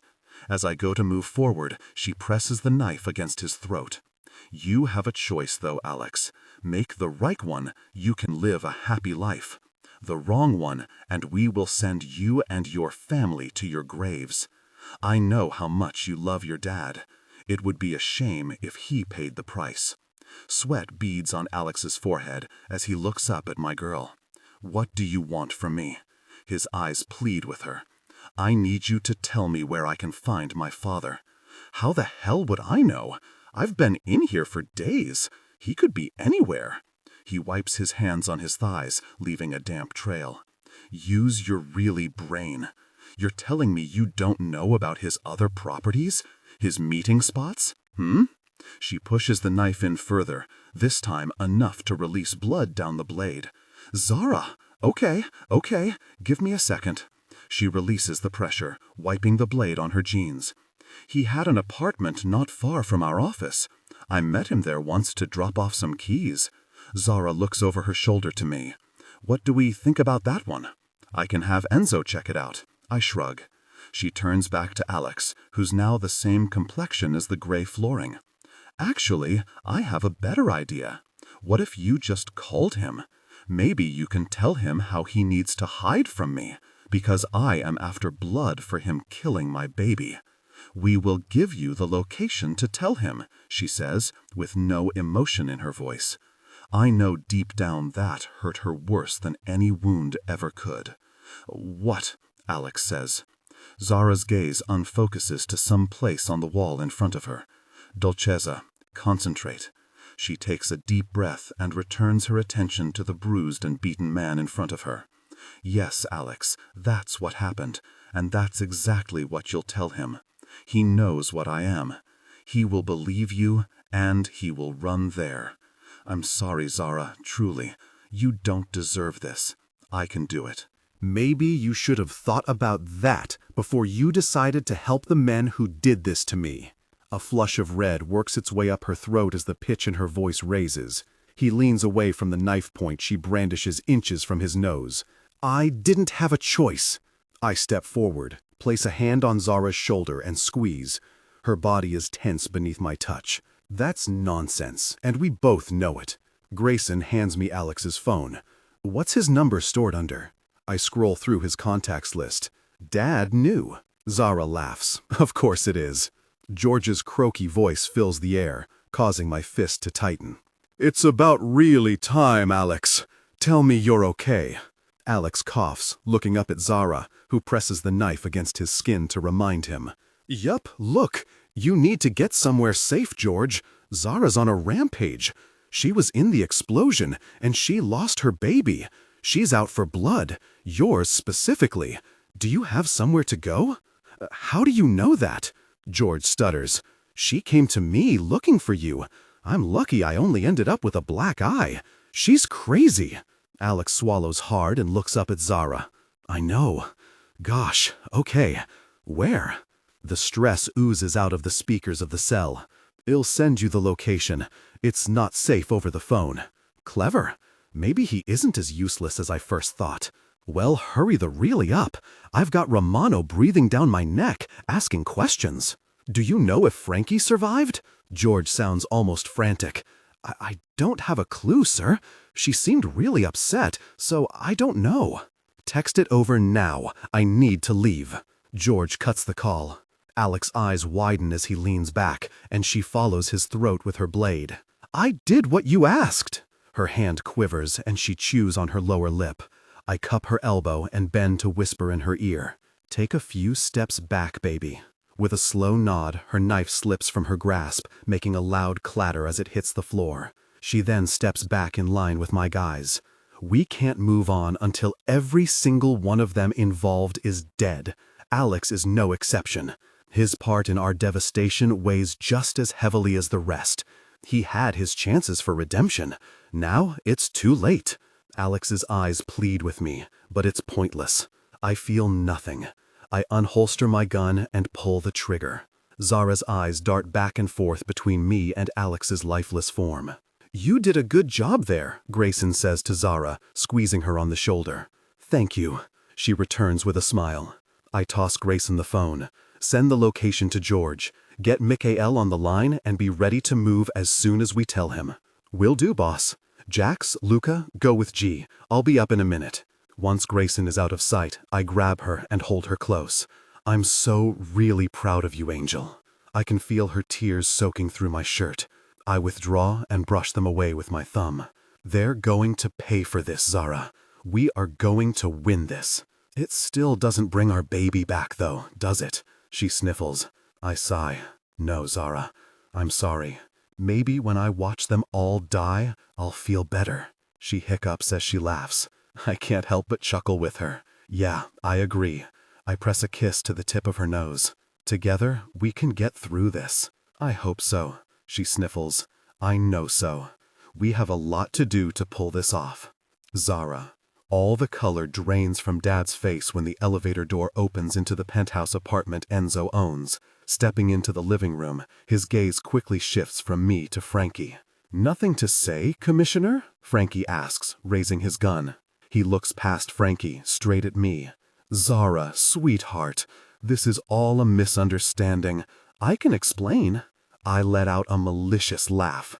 I can't wait to unleash hell on him for everything he's done. This is the least he deserves. A misunderstanding, Dad? I step closer, and Frankie falls behind me. He has my back. He always has. Unlike this jerk I call my father. You put me in a burning building. You killed your own real grandchild. My fist shakes by my side, and my grip tightens around the gun in my right hand. He takes a step forward, and Frankie clears his throat behind me. Go any closer to her, and I'll shoot you, George. Dad shakes his head, running a trembling hand through his greasy gray hair. He's a mess. It wasn't me. I tried to get Alex to keep you away. I didn't have a clue. His voice shakes. Don't do this, Zara. It isn't you. You didn't mean to kill Ash. You aren't anything like him. I follow his line of vision straight back to Frankie, and my blood boils. How dare he? My arm raises on its own, aiming my weapon at his forehead. You can't even apologize for what you've done to me, can you? His palms show in a sign of surrender. "You're alive, aren't you?" I hear Frankie tutting behind me. The sound amplifies the pounding in my ears. "I am, but my baby isn't. Your grandchild," I spit with venom, and he starts to back away from me. "He can't escape us this time. Zara, be real here. It isn't the worst thing in the world to happen. You don't want to have a kid with him. You should be thanking me for giving you your freedom again." All I can see is a blinding white rage as my blood boils with anger. "How dare you!" I scream and lunge at him. The butt of my pistol connects to his cheek and sends his head flying back. I keep hitting him. Every blow that connects just fuels me further. "I hate you!" I cry out. "That's enough, baby." Frankie pulls me back to him by the waist. "You are despicable." George looks up with blood dripping down his cheek and spits at Frankie's leg. I look down in disgust and shake my head. Without a word, Frankie bends and removes the knife from my boot and places it in my hand. I watch in awe as Frankie grabs Dad by the throat to pin him in place against the wall. "How about you show him some of the pain you felt?" Frankie says, looking only at me. I look at the blade in my palm, then back up to Frankie. "You can do this, baby." A fire burns in his eyes as he watches me. "We both deserve this. We need this. Zara," Dad addresses me in a stern tone. As I approach him, "I'm dead to me, Dad," I grit out, and drive the steel into his stomach. He grunts, looking down at the black handle sticking out with shock on his face. Frankie edges behind me and covers my hands over the hilt and twists it. The guttural sounds of my father's cries fill the room. "Anyone who hurts my family dies, George. Don't worry, I'll do the one thing you failed to do as a father. I will protect your daughter with my life." Dad trembles as Frankie shoves the knife in deeper. I look at my father, the tears streaming down his face, and bile rises up my throat. How has it come to this? He went against us. He took away my future. That is what I'm grieving, not him. "Please, Frankie, we can fix this," he begs. "You're pleading with the wrong person here, Commissioner. It's your daughter that holds your life in her hands, not me." "You're pathetic, Dad. You really think you can beg for your life now? You're not only a useless father, you're also a useless husband. Mom is better off without you. I love your mother. It was all for her, Zara," he sobs. His words provide a stark reminder of why we're doing this. I tug the knife out of his stomach and press it under his jaw, above Frankie's grasp. "You think I don't know you haven't paid a single one of her medical bills? That you've been off involved with another person while you sit back and watch my mom die? You two might have thought you would have it all. I'll make sure you both burn," I whisper against his cheek. My hand holding the blade starts to tremble. The weight of what I'm about to do is taking over.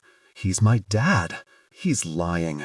He glares at me as his hands cling to his stomach, trying to stem the flow of blood spilling onto the floor. "You know what he's like. You've seen he's a monster. He's brainwashed you, Zara. It's all a lie. I was protecting you this whole time." "Your call, baby," Frankie says next to me. My eyes narrow in disgust as I take my father. Letting out a shaky breath, I lower the knife and step back. Tipping my head to the ground, I can't look at him. Tears sting my eyes. With everything that's happened, I'm a mess. "End this, Frankie. I can't listen to it anymore," I say quietly. Without a word, Frankie reaches out and strokes my cheek, tracing along my skin. "Go back down with the guys. I'll meet you there." It isn't a question, it's an order. I nod, taking one last look at my awful dad. We are better off without him. So is Mom. You did this to yourself. I hope you really rot. I keep my head held high as I reach the elevator. Once safely inside, I slump back against the wall and cover my face in my hands. "Frankie?" I wait for the elevator doors to close, then throw him onto the floor, pressing my boot onto his neck. "It didn't have to be this way, George." I shake my head. It really didn't. "Romano will kill you, Frankie. It's only a matter of time," he gurgles through his swelling lips. Wrong.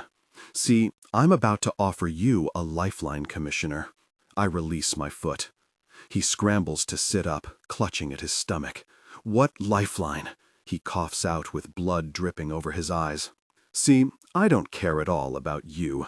In fact, having you alive in the NYPD is useful. It's Romano I'm after. I need you to make the call. Tell him he can't have any more shipments in New York, that it's too risky with the heat from the feds. You're going to need at least a month to be able to facilitate any more women coming in. Why? That is none of your business. Just make the call and you can live. I need to cut all of Romano's funding off, so he snaps McHale's offer up. As it stands, he still has George as a backup. Once that is gone, McHale's deal will sound a lot more appealing to someone in hiding.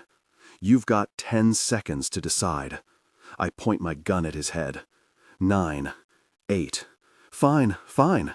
He holds his arms up in surrender. I need my phone out of my pocket.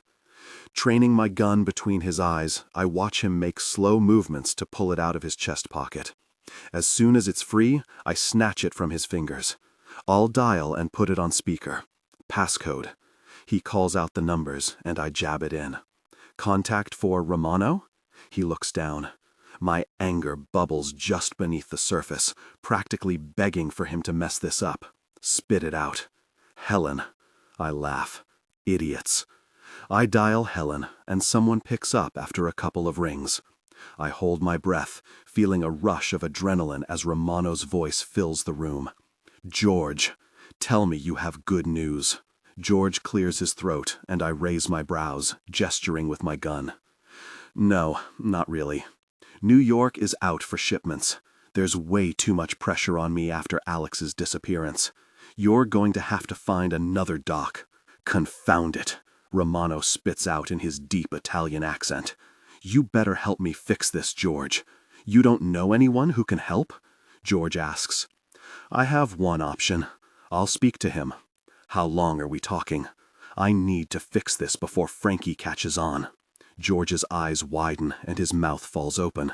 He quickly shuts it when I give him a stern glare. I'll see what I can do. It will be at least a month, Romano. I'm sorry. He cuts the call, and I place the cell on the counter next to me for Enzo to collect later. Can I go now? He asks, glancing over at the elevator. Not a chance. You think I'd ever let you near Zara again? You lost the right to live when you hurt her the first time. I can still see the bruises he left her. I've wanted to do this for a long time. No. I pull the trigger and the bullet hits in the middle of his forehead. The metallic scent of gunpowder fills the air as he falls to the floor, staining the wood with crimson. One down, one to go. I let Enzo know it's done so he can clean things up and make my way back to Zara. I slip into the back seat of Grayson's Audi. Zara looks up at me, her eyes glassy. With no need for words, I gently bring her onto my lap, feeling the weight of her settle against me. Grayson looks at me through the rearview mirror, and I simply nod. That's enough for him to know. She lays her head on my shoulder, and I stroke her silky hair. You okay, baby? I whisper softly. Yeah, I am. I press a kiss on the side of her temple, and her eyes flutter closed. Her tears drop against my shirt. Even though he's dead, we still don't win, do we? I swallow the lump in my throat. She's right. It's the reality I've faced for over 10 years. You can't change the past. You can't stop the pain. You can't get back what you've lost. No, Dolcezza. But it does mean we can close the door behind us and move on knowing they can never hurt us again. Her face brushes against my throat as she nods. I can't believe he did this to me. He's my dad. He never deserved to have a daughter as brilliant as you. I grin as a smile twitches on her lips. She huffs as she pushes herself back far enough to face me. At least I know, if we have kids in the future, their dad will be incredible. You'd never let them down. Her warm palm strokes my face. Never, Zara. You have my word. I can smell the subtle hint of her perfume as I hover my lips over hers. It's not if, it's when. Her perfect white teeth bite down on her lip. Soon, I whisper against her, before pressing my lips over hers, losing myself in her. I vow to be everything she needs. She's right. I'd do anything for my family. Frankie, I'm with Mikhail now. We're waiting for Romano to bite. I don't expect it will be long after George's message. There was nothing useful on his phone, according to my team, Enzo says over the phone. Keep me updated. I'll have everything taken care of here so we can leave on the jet within the hour once we have the confirmation. You got it. The time has nearly come, Frankie. Are you ready for this to be over? I run a hand over my face. Am I ready for my new future? I glance over to Zara and Rosa chatting by the door. Her smile makes my chest swell. To have my past dead and buried with Romano? Absolutely. Very right, Enzo. Now make it happen. I cut the call, heading towards the yard where we have gathered all of our men. It's the safest place right now. While we go on our hunt for Romano, we have to be prepared for just about anything here in New York. I have to protect our family. I need to make sure our army is strong, that we have enough to outgun Romano. He's had plenty of time to regroup, and we are missing Keller, Kai, and a lot of other casualties along the way. Although, looking at the way the grounds are overflowing with men, each one ready to kill for me, I'd say we have a pretty good chance if it comes to it. We just have to wait for Mikhail and Enzo to come through. Can I speak to you? Rosa asks, and I stop, looking down into her shining blue eyes. Zara and Luca stop by the doors. I'll be out in a second. I nod to Zara, and she smiles back. Both of them retreat, leaving me and Rosa. Everything okay, little Thorn? She twiddles her thumbs nervously, which concerns me. Rosa? We want to move back to New York, to be with our family again. I blow out a breath. Of course. It's where you both belong, Rosa. She looks down, holding back the tears, and I frown. But what if something happens to Luca? I can't go through that again, Uncle Frankie. I won't. I refuse to bring this girl any more pain. Have you spoken to Luca about this? He's been through so much, Frankie. He needs his brother to get better. I'm worried he's going to lose it if he doesn't. I can imagine he's struggling, especially after they lost their mother so brutally. He needs your strength. We will look out for him, Rosa. Never doubt that he is family. Is he coming back into the business? She twists her hands nervously. I shrug. We haven't discussed it. He won't be taking control back, if that's what you're asking. We all know that isn't what he wants. For the first time in my life, I truly do understand Luca's utter devotion to my niece. The way he was willing to give up everything in a heartbeat for her. I know now, Zara is my person. There isn't a single thing on this earth I wouldn't do for her. If you kill Romano, does that mean it's safe for us to be home? Yes, Rosa. I'll make sure it's safe for you both to return. She wraps her arms around me and squeezes. I freeze for a second before relaxing and returning the hug and softly stroking her back. You know I don't blame you, right? She mutters against my shoulder. I sigh. She might not, but I do. I shouldn't have let that jerk return, Rosa. I should have known something was wrong. I should have been someone you could trust to confide in. I made a mistake. I am responsible for a great deal of your pain. I'll never forgive myself. Really, I should have taken her with me 10 years ago. I should have been the uncle she needed. I can't change the past. If I did, the glowing woman before me wouldn't be the Rosa she is right now. She shakes her head against my chest and releases me, wiping her tears with her sleeve. No, you're not. You helped save me. You kept me strong. You kept me from drinking when Luca was hurt. You're making up for everything now by being who you are meant to be, their leader. Romano is the cause of my pain and Luca's. I forgive you, Frankie, if that's what you need to hear. But I didn't blame you in the first place. My dad made a mistake, and Romano did too. You hurt as much as I did. The knot of anger I hold for them tightens, knowing she needs this as much as I do. I'll make sure it really hurts him, don't you worry. She laughs with a little hiccup. Come on. I wrap my arm around her shoulder. I am sorry, Rosa, for what it's worth. If I could turn back time and change what happened, know that I would. All I can offer you is revenge. Luca deserves his revenge too, Rosa, for you both. I'll see you soon, okay? He might have handed control over to me. He made me their leader, but I understand his need for blood. Revenge for his brother, the only family he has left. I get it. You better come back this time. That, and I want my Uncle Frankie back, my friend. She looks up at me with a mischievous smile, just like she used to when she wanted ice cream after school. Easy. Hey, don't I get an apology yet? Grayson calls out behind me, throwing on a black t-shirt.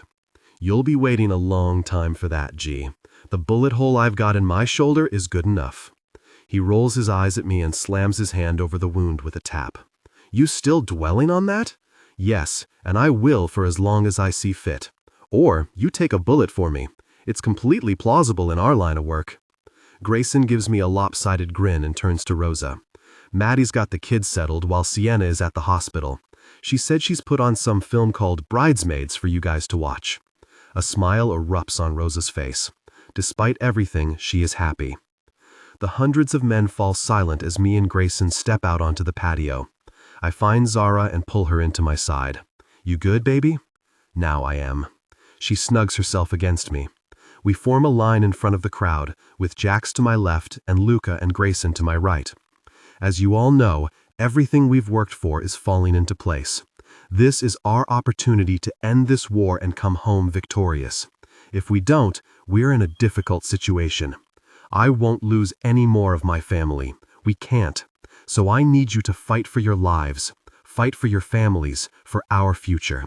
Because we will rule New York. I can't do that without each and every single one of you. I can feel the nervous energy from them. Hell, I feel it in my core. I know as well as they do, it's possible that we will come under attack after wiping out the commissioner. Romano will be desperate. I don't know if I'll be walking away from this. I've come to terms with that. One thing I am sure of is if I go, I'm dragging that jerk down to hell with me. Now, I understand this is the biggest ask I've had to make of you yet. I'm giving you all one chance to walk away. No questions asked. If you can't fight for me, now is your only chance to leave with no repercussions. I feel Grayson's glare on me, but I can't have men who aren't prepared to die for me on this task. It's either all in or nothing. I'm trusting Grayson and Keller have only bought in the best, most bloodthirsty killers there are. I cross my arms across my chest, the icy breeze blowing in my face as I look at the men before me. I need their trust and loyalty.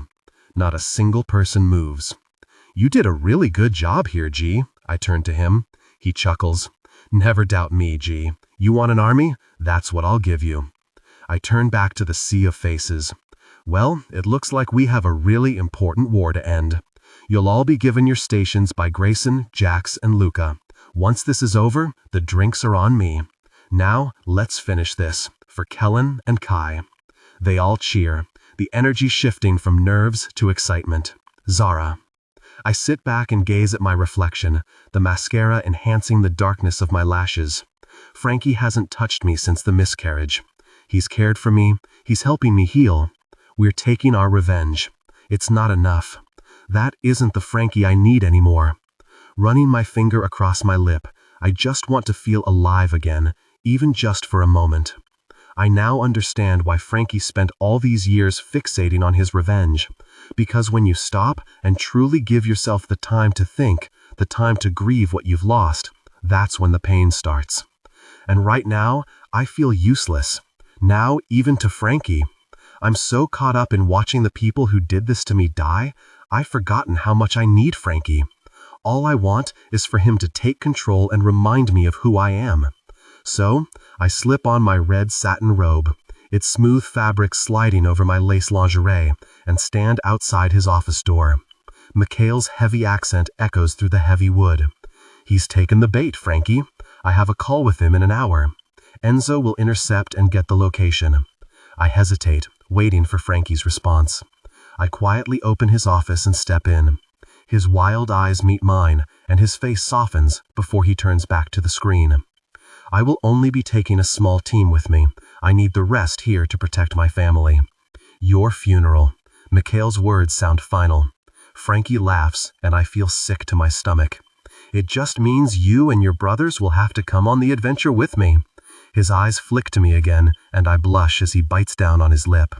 I have to go. When you have the updates, let me know immediately. He spins in his seat to face me, his muscular legs spread, and he runs a hand through his messy hair. Everything okay, baby? I shake my head, biting down on my nail. I need you, Frankie. He raises an eyebrow. I'm here. I haven't gone anywhere. Not like that. I bow my head. I hear his heavy footsteps as he reaches me and tips my chin up. Use your words, Angel. Tell me what you need from me. His lips hover over mine.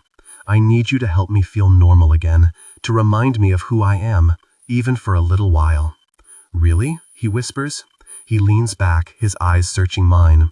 Please, Frankie. I bat my lashes at him. I'll give you what I think you need, he growls. This is how I have lived for years.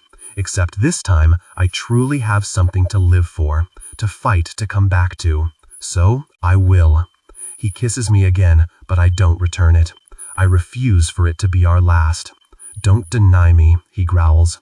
He grabs my hand, my engagement ring sparkling between us. You think I won't do everything I can to make sure I make you my wife? That I won't come home to give us that family we want, our legacy? Give me some credit. I suck in a breath, looking into his eyes. Now, kiss me like you mean it, he demands. I jump into his arms, causing him to stumble back against the wall. Slamming my lips over his, I kiss him with everything I have, pulling at his hair as he moans into my mouth. His touch became intimate, and her body began to quiver. Just as I'm about to start begging, he pulls away with a grin. I'll be finishing what I started when we're home. I stare at him, open-mouthed and breathless. You jerk. They would share intimacy later, he implied. He winks and removes his hand. I love you, Zara. You know that, right? Oh, I know. I love you too, my crazy man. Let's get this done so I can have you all to myself. He turns away and swipes up the vest from the bed. Arms up, he commands. He slips it over my head and starts to adjust the sides first, followed by my shoulders, without saying a word. I'm going to be fine, Frankie. You've seen me in action. He swallows, still staying silent as he hands me my black sweater. You are all that matters, Dolcezza. I gently cup his face in my hands, tracing the short, dark beard with my fingertips. I mean, I think I look pretty hot like this. Badass, right? I wink at him, trying to shake him out of any dark place he might be sending himself to. Badass. Now that is the perfect way to describe you, baby. I wiggle my eyebrows and grin. It helps when you've got the mafia boss wrapped around your little finger. I tap his cheek and try to walk away. I can't hide my giggle when he catches me by the wrist, lifts me in the air, and throws me down on the bed. Hey, I love watching you be all ruthless and in charge. It makes me feel a strong desire. It's where you're happiest, isn't it? I say, continuing to goad him. It's one of the places, yes? What else then? When I'm with you, Zara, that's where my true happiness lies. With you. That's cute. His fingers dig into my thighs, and I try to wriggle away. Don't call me cute. Why? Have we got time for you to show me all the ways you aren't cute? I'd like the reminder that my fiancé isn't a big ball of mush. It's a bit of a turn-off. I bite back a grin. He looks at his Rolex and back to me, raising a brow. I've got 4 minutes to punish that little bratty mouth. Now on your knees, baby. Tension broke. They gave in to desire, connecting deeply. Frankie, let's go, boss. Enzo's given us the green light, Jax shouts, throwing on his leather jacket.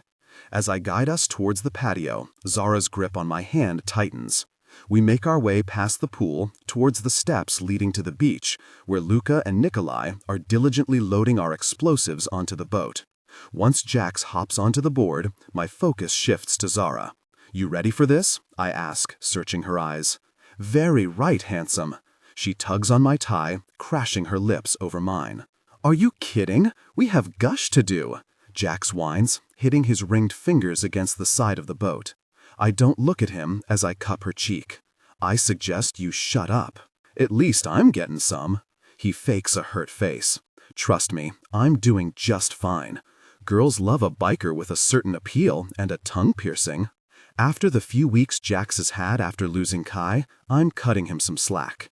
If anything, today will give him what he needs to move forward. He clicks that bar against his teeth dramatically louder than usual, knowing it annoys me. He winks, flipping me off as he does. Zara laughs next to me. Carefully, I support Zara as she steps onto the boat, and then swiftly jump aboard. "We're all set, Frankie," Luca says, rubbing his hands together.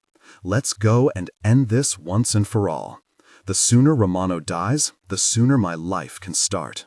I wrap an arm around Zara's shoulder, pulling her close as the wind rustles through her long dark locks while we head towards the yacht anchored a few miles off the coast. "Wow, now that's a boat." Jax lets out a low whistle as we approach. "Not for much longer. It won't be. By the time we're finished, there won't be a trace of Romano nor the Capris. Their reign will be over." Zara. The warm breeze brushes across my skin as I sit with Jax on the skiff, waiting for Frankie to give us the all-clear to climb up onto the yacht. I squeeze my eyes shut as another gunshot goes off. Jax fidgets next to me, clearly itching to get up there and join in. But Frankie, Luca, and Mikael seem to have it covered. I whip my head around as a splash comes from behind me. As I look up at the side of the ship, I can see Mikael's black balaclava as he hurls a second body over the railings. "How many people are on this very boat, Jax?" He gives a dismissive shrug, his tongue clicking in his mouth. He's a Mafia Don. He was always going to have some protection. I tap my fingers on my jeans. Another shot fires, and I stand. Really this? I can reach the ladder. Why should I sit here and do nothing?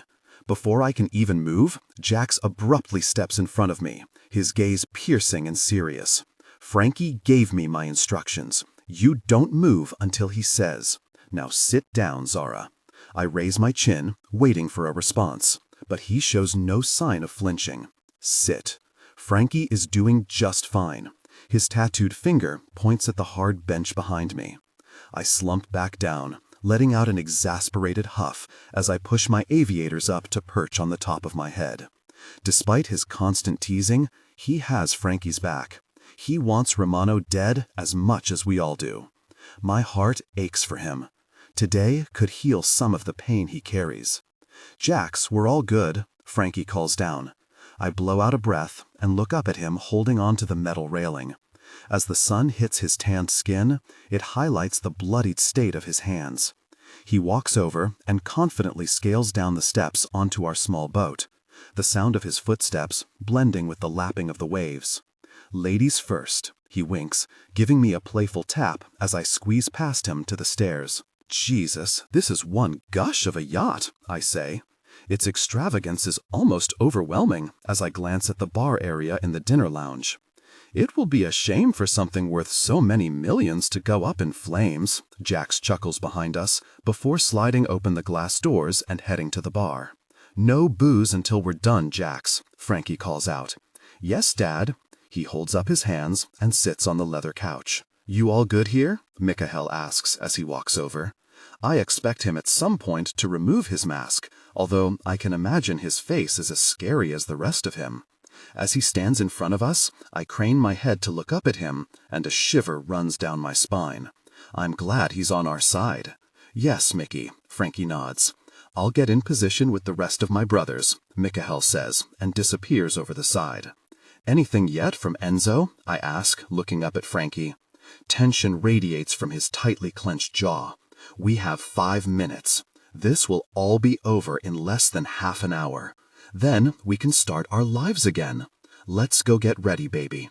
He presses a tender kiss to my temple and guides us towards Jax. A sound shifts my gaze to the corner of the room, where Luca appears, dragging the body of a waiter with blood pouring from his wounds that leaves a trail on the polished wooden floor. "Zara, behind the bar for me," Frankie demands. I don't argue with him. Even if I have a vest on, I know it isn't enough. As I attempt to leave, he seizes my wrist, yanking me back towards him, and crashes his lips onto mine. "One more taste, just in case," he whispers against my lips. "I won't let anything happen to you," I reply. "I know, baby. I love you." I feel my heart rate increase as I lock eyes with him. As my hands travel down his back, I can't resist a playful touch, only to be met with a stern look, one I know will be addressed later. I give him a sly wink before swiftly darting behind the gleaming gold bar. Dropping onto my knees, I reach for my gun and pull the slide to make sure I have a bullet in the chamber. I position myself strategically, ensuring I have a clear view of the door through the narrow gap. Jax and Frankie stand on either side of the main entrance, their guns raised and ready. Luca is waiting just behind them, hiding in the shadows. "Copy that, Enzo," Frankie says. I hear an engine outside, and my palms start to sweat as my nerves kick in. This feels as euphoric as I thought it would. I can't imagine how Frankie must feel. I want this for him, for us both. Frankie. Song, Final Judgment Day, Five-Finger Death Punch. The sound of several heavy-set footsteps grows closer. I haven't heard from George in days. Find him. I need to see if Mikhail's offer is legitimate. I need to form an alliance with the Russian before Frankie does. Romano's familiar voice is like music to my ears. A subtle smile twitches on my lips. It gets me the cash I need to go after Frankie. He's going to be after blood. I don't have any other options. The door slides open, and I waste no time in pressing my gun against Romano's wrinkled forehead. "Looks like I found you first," I say with a hint of amusement. I glance back and see a man with a ponytail attempting to flee as Romano remains frozen in place, the phone slipping from his hand. "Useless person," Romano mutters. "Shut up. Going somewhere?" Mikhail's hulking frame appears.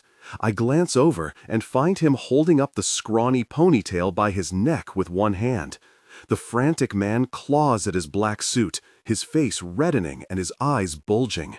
The sound of the gunshot echoes through the air as my bullet finds its target, tearing through Romano's hand as he reaches for his jacket. "You really jerk," he screams out, holding his hand up with blood spilling down his arm. With my gun pressed against his temple, I lean in and relieve him of his weapon. "You're still using this old thing," I say, holding his gun up between us that looks as ancient as he is.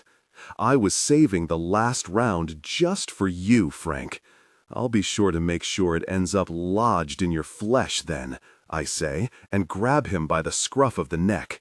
He doesn't resist as I drag him towards the chair in the center of the room and toss him down onto it.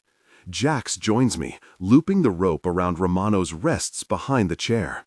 I hear the faint sound of Zara shuffling around behind the bar.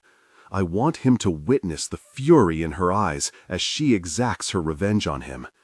"Just kill me, Frankie. You really win," Romano shouts. He's red-faced and tugging on his binds before Jax moves behind him and covers his mouth with a gag. Mikhail has the ponytail sidekick slumped over his shoulder. He places him down on the chair next to Romano, and Jax gets to work restraining him in the same way. "Zara." I hold up my finger and motion for her to come to me. We have the Russians surrounding the boat until we're finished. Zara steps around the counter, her sole focus on Romano. Her lips are tight, almost unreadable. When her eyes meet mine and that flash of darkness appears, I know my girl is okay. Looking down at my Rolex, we have 10 more minutes before we have to get off this boat. Jax, Luca, Mikhail, it's time. They begin to douse the room in gasoline. I rip off Romano's gag and he sucks in a breath. "Does it feel as good as you thought it would?" he taunts. "Knowing that I took everything from you, including your life, means I can sleep soundly at night, Romano." He turns to Zara and his face darkens. I take a shot at his kneecap with the bullet he had meant for me. He screams out in agony. "You don't get to look at her. You shouldn't even be breathing the same air as her. You little mess," he spits out. "Just kill me. Get it over with," he says breathlessly. I tip his head up with my gun, looking into the hollow eyes of the man who altered my entire existence. There is only one thing I can ever thank him for, changing that path to allow Zara to be given to me. You're going out in the only fitting way possible. What better way to enter hell by turning up in flames? Images flash in my head of Layla, the house exploding, and my life with it. As Jax douses the room, the pungent smell of gasoline burns my nostrils. You'll never be happy, Frankie. What are you going to do without your hunt for my blood? I tilt my head to the side, a smile spreading across my face. I get to live. Zara's smile lights up her face, and I can feel my heart racing in response. Revenge isn't the center of my universe, not anymore. She is. I step back from him to where I belong, by Zara's side. "I'll see you in hell, Mr. Falcone," Romano grits through his teeth. I know I'm no saint. I've never claimed to be. I have no doubts I will meet him again, and I will continue to hunt him there, too. I look forward to it. I turn to face Zara, pulling her gaze away from the man who tried to destroy her, too. What do you say, Dolcezza? Shall we go and watch it burn? Our eyes lock, and in that moment, the world around us fades away. Hell yeah. Lacing my fingers through hers, I lead us towards the exit without a glance back. Our past. It's over. "Really you, Frankie!" Romano yells as we descend the steps where Mikhail's men are waiting for us on the speedboat. I pull out the Zippo from my pocket and hesitate before throwing it onto the yacht. This truly is the end. "What are you waiting for? Throw it!" Zara nudges me and I look at her. She should be the one to end his life. Her revenge. I hand her the lighter and she furrows her brow in confusion. "You do it for us, baby."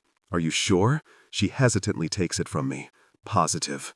My hand finds the small of her back as she throws. In a matter of seconds, the flames ignite.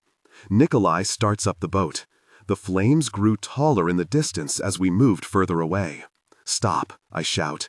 It won't be long before it goes bang with the number of explosives the Russians put on the boat. I take a seat and pull Zara onto my lap. The deafening silence fills the air as the flames consume the yacht. She settles against me, her head resting in the crook of my neck. I inhale a deep breath of her vanilla scent and calm washes over me. The moment I've waited for what feels like my whole life. I squeeze her tight. This wasn't just about me. This was for us, for our baby, for everything we've lost. I know nothing can ever bring them back, but this is enough for me to move forward, to focus on what is truly important, our new family and our legacy. We will rule over New York together, and there isn't a single person who can stop us. Together, we are unstoppable, just like I knew we would be. I rest my head against hers. The moment when the yacht explodes, a weight is lifted from my shoulders, and I can't hide my smile. Sitting here with the love of my life nestled against me, our enemies going up in flames. Ending a war that has consumed my entire existence for a long time. I told you we'd set the world on fire together, Dolcezza. As she spins around in my lap, her hair brushes against my face. I don't really care who is around us. All I see is her. The flames blaze in the background as I get lost in her sparkling green eyes. You did.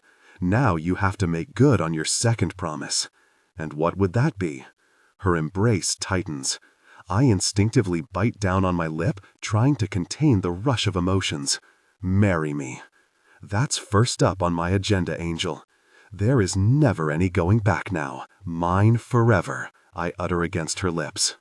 That sounds perfect to me, Mr. Falcone. Frankie. There's a somber feeling in the air. King's Gym is lined with our men, full to the brim. In hindsight, we didn't lose many, but any is too much. Jax, Grayson, and Luca join me and Zara up in the ring. I need to do what any good leader does, show them their worth and keep them loyal to me. I tighten my grip on the red ropes. Just because Romano is gone doesn't mean we start slacking. There is always another enemy waiting to swoop in for power. We're now working with the Russians who have enemies in the country. It's always going to be a dangerous life. Romano is dead. The Caprices are no longer an organization, nor a threat to us. I start my speech off with, which earns me a cheer from the crowd. Each and every one of you have earned your place here and will be compensated well for your work.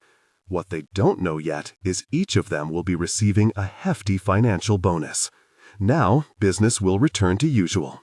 We have more shipments coming in and deals with the Russians to take into consideration. Jax will lead the front with them, and Grayson will continue with your training, both combat and boxing. I glance at my two main men, both sporting grins. Zara and I are exploring expansion opportunities, mainly with clubs and properties, potentially into the takeover in Sicily. The end zone will be coming back. The end. Some of you will work on that until Keller is ready to help. I let out a breath. He's awake. He's in recovery. Despite having some touch-and-go moments, he pulled through with his wife by his side. I know he will be back in action in some form as soon as he can. He'll be back, but sticking to training this time. And I'm sure you've all noticed the reappearance of the other Russo brother. I turn and gesture for Luca to join me. Now, this jerk, he's not going anywhere. He might not be the boss anymore, but he will be my right-hand man, working closely alongside Enzo. My hand claps him on his shoulder. Luca nods and waves like he's on a Sunday float. With a baby on the way, he's moving back to New York. He made it clear he had no intentions of leading alongside me. Zara takes her spot beside me and holds my hand. And we will celebrate this victory at our wedding in a couple of months. I expect you to all be on your best behavior.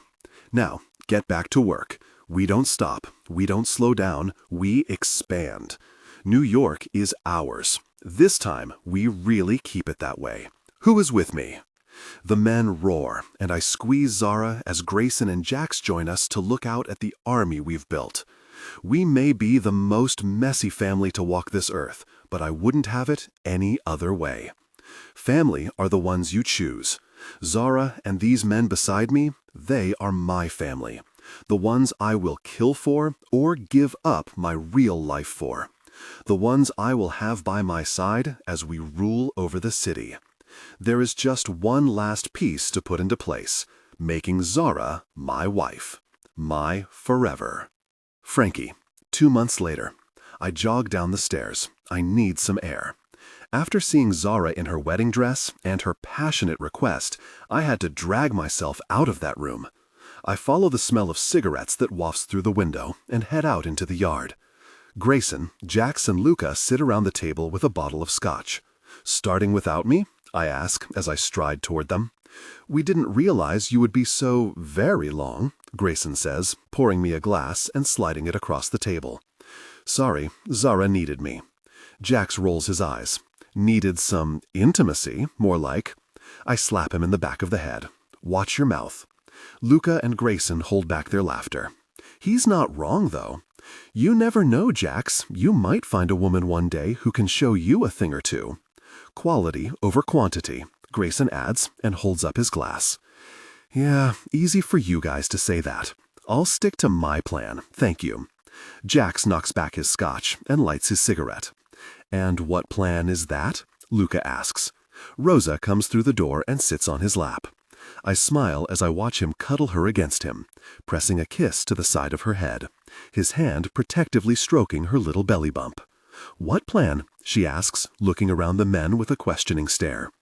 Oh, my plan to stay single forever and enjoy my freedom around New York, Jax replies with a smug grin. And how's that going for you? She asks, making us all laugh. Jax rests his arm up on the chair next to him, tugging at his tie. I'm pretty happy. There is no disguising the lie in his tone. He's still young. He has plenty of time to work it out, even if we all have to give him a bit of a push in the right direction. Keller and Sienna walk out hand in hand, with Max and Darcy in front of them. Keller cradles their newborn son, Nico, in his arm. Looking good, Mr. Russo, I greet him. Getting there, he smiles back, running a tattooed hand across his stubble. Darcy, wait for Daddy, he calls out as his dark-haired daughter runs off into the yard. I'll go get her, Dad, Max replies and runs after her. After pouring him a scotch, I hold it out to him. Are you ready to get back to work? I ask. No, she's not. Sienna replies while side-eyeing him. Kelif chuckles and pulls her snug into his side before placing a kiss on the side of her head. Not that kind of work, princess. Helping out with the end zone renovations is what he means. It better be. I hold my hand up and chuckle. I swear. The revamp of the end zone is in full swing, and in typical Keller style, he wants to be involved. Seeing as that will be primarily his base from now on. The hottest club will be back, even bigger this time. The doors slide open and a red-faced Maddie comes storming out, pointing her finger at me as she stomps closer in her black dress and heels. "You, Frankie, ruined Zara's hair and makeup," she says, jabbing her nail into my chest. "I'm not apologizing, Madison." I hide my smirk. She huffs, looking at her husband. Grayson shrugs. "I'm not getting involved. You men, you need to get going. You need to be at the venue." She grabs my arm and looks at my watch. 10 minutes ago! Calm down, I've paid enough for them to not care. I ruffle her blonde hair, making her glare at me. "Grayson, get him out of here before I kill him." The men all stand up while she gives me a scowl. I'm going. I hold my hands up in surrender. "Sorry, Frankie, I'm just a bit stressed," she pouts. "It's okay. I appreciate all your help organizing this for us. You're going to love it. It's spectacular." "Very you," she grins. "As long as my girl is happy, I'm happy." "Is her bag all packed?" She nods. "I have a little surprise up my sleeve for my wife tonight. Zara. Song. Rain. Sleep token." As Rosa helps me out of the limo, I spot my mom standing outside the grand hall. Without thinking, and gripping my bouquet of black roses in my hand, I sprint towards her and hug her tightly. "Mom!" It comes out more of a sob as I squeeze her tight, closing my eyes. "Zara, sweetie, I've missed you so much." "I missed you too." I cling to her neck and kiss her cheek.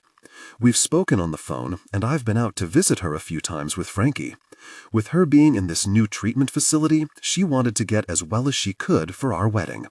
She also needed time to grieve, away from New York. "Well, we won't ever be spending that much time apart again," she says. I pull back to look at her. "What do you mean? Have you finished your treatment?" "I have, for the most part. I'm moving back, well, in, with you and Frankie, if you'll have me." I tilt my head. "Have you spoken to him already?" She gives me a smile. It was his idea. My heart flutters. I love my man. "Well, we'd love to have you." Maddie's heels click against the pavement behind us. "Everything is ready for you. Are you ready, Zara?" Rosa stops by Maddie's side with her camera in one hand, resting her other on her protruding belly. "I'm ready." I lace my arm through my mom's. Sucking in a deep breath, I hold my bouquet in front of me, standing in front of the gold doors that will lead to our ceremony room. The doors slowly open, revealing the white-pillared room surrounded by arrangements of black and white flowers. Our friends, our allies, our family, all in one room. My eyes lock on the man standing at the end of the altar, his hands clasped in front of his legs. His eyes rake up my body as he bites down on his lip. He takes my breath away. With each step I take towards him, the rest of the room fades out. It's only Frankie. I can feel him as my dress brushes against the lingering sensations from earlier. I wanted this, to be his in every sense of the word. As I reach him, I stop and turn to Mom. She sniffles and kisses me on the cheek. "I'm so proud of you, Zara. You've got yourself a keeper there." She winks and looks to Frankie, who smiles at her. Handing her my bouquet, I step in front of the man who owns me, with a grin on my lips. He leans forward and my breath hitch as his neat beard brushes against my jaw. "Beautiful," he whispers, and I blush as he pulls back, lacing his hand through mine. The officiant clears his throat as I stand beside Frankie, and I squeeze his hand. I look up at him and lick my lips, causing Frankie to raise an eyebrow. He leans down, still facing the officiant. "What's up, Angel? Does this go on for long? I'm feeling a bit restless, and my desire is growing." Frankie chokes on a cough, and I hold back a laugh. "Careful, baby." The warning in his tone has me clenching my thighs. I spent the entire wedding ceremony squeezing my thighs together to try to relieve some of the pressure. No thanks to my new husband, who not only looked very fine in that black suit, he kept looking at me with intense desire the entire time. He knew what he was doing. It was perfect. And now I am officially who I was always meant to be, Mrs. Falcone. Now the party is in full swing. I look over to Mom, who is sitting with Sienna and Maddie. She smiles and gives me a wave. My heart swells as she makes her way over to us, resting her hands on mine and Frankie's shoulders. She leans down, whispering something in Frankie's ear, and he laughs. I shoot her a questioning look, and she simply grins at me. A beautiful couple. I close my eyes, and she kisses my cheek. I stroke her frail hand. I love you, Mom, I whisper. I love you more than life. I'm happy I got to see this day. I look up and smile at her. Frankie rubs his fingers along my wedding ring. Just a simple touch has me almost sweating. Now I'm going to get some more cake, Mom says, tapping Frankie on the shoulder. Not long, baby, he leans in and whispers. I groan. Just those words are setting off fires. I look across the crowd, all of them together with their kids. They're all in love and, dare I say, happy. Even after everything they've been through, they fought and came out the other side stronger than ever, just like Frankie. I spot Jax sitting at the Russians' table, deep in conversation. I think this is the first time I've seen him with a serious expression on his normally teasing face. What's that about? I nudge Frankie to look at their table. Their proposal for Jax, him working alongside Nikolai. It's a big step up if he takes it. Frankie sips on his champagne. Jax is one of his best. He seems to work well with the Russians on the shipments. He's been struggling with Kai's death. We've all seen it, even if he tries to mask it with his humor. Jax doesn't look too happy about it. He shrugs. I'll talk to him soon. Luca and Grayson appear in front of us, and I take the opportunity to slip away. I'll be right back. I drop a kiss to his cheek, my lips grazing his ear as I whisper, "If you find me, we can be intimate." I don't give him a chance to reply before hitching up my dress and running out the door. The fresh air hits me as I kick off my heels and run across the acres of grass lit up with festival lights. My heart rate picks up. I know he's behind me. I need to get him alone. I dart behind the nearest tree and press my back against the bark. Excitement sparks through my veins as his footsteps get closer. What did I tell you about running from me, wife? I can't help but bite my lip when I hear his deep voice. The first thing that hits me is his intoxicating masculine scent as he towers over me, the sparkling from the lights reflecting in his icy gray eyes. What am I going to do with you, Dolcezza? He tilts his head, tracing his index finger along my arm in a soft motion all the way up towards my neck. I found you. Have you been a good girl for me, I nod, feeling a surge of anxiety coursing through my body. I can't keep the secret any longer. It's killing me. I thought I could keep it to myself for a little longer, but the worry is taking over. I need him to keep me sane. Would it be better if he never knew? Do I want to put him through that again?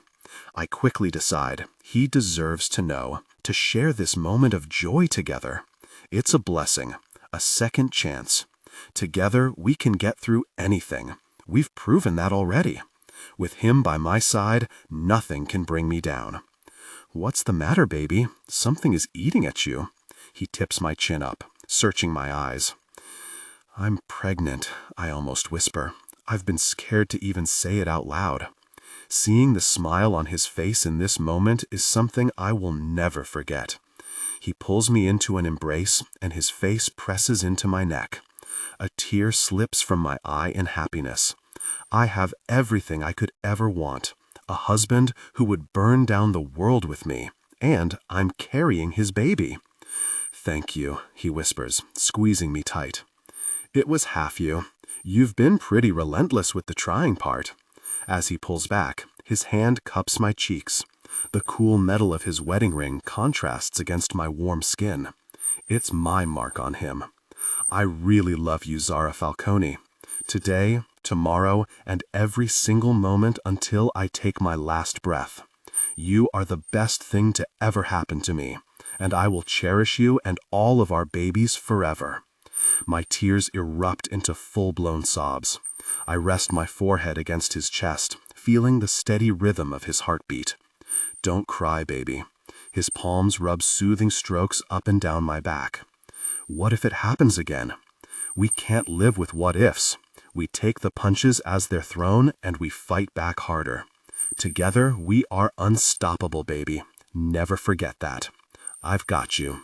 He pulls my face back up and presses his lips against mine. I love you, Frankie.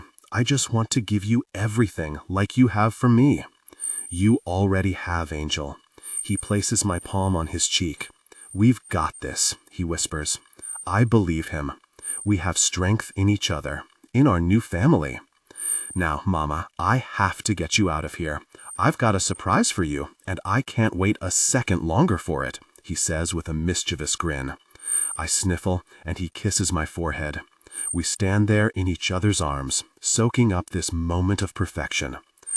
Let's say our goodbyes, and then you are mine for the night, Mr. Falcone.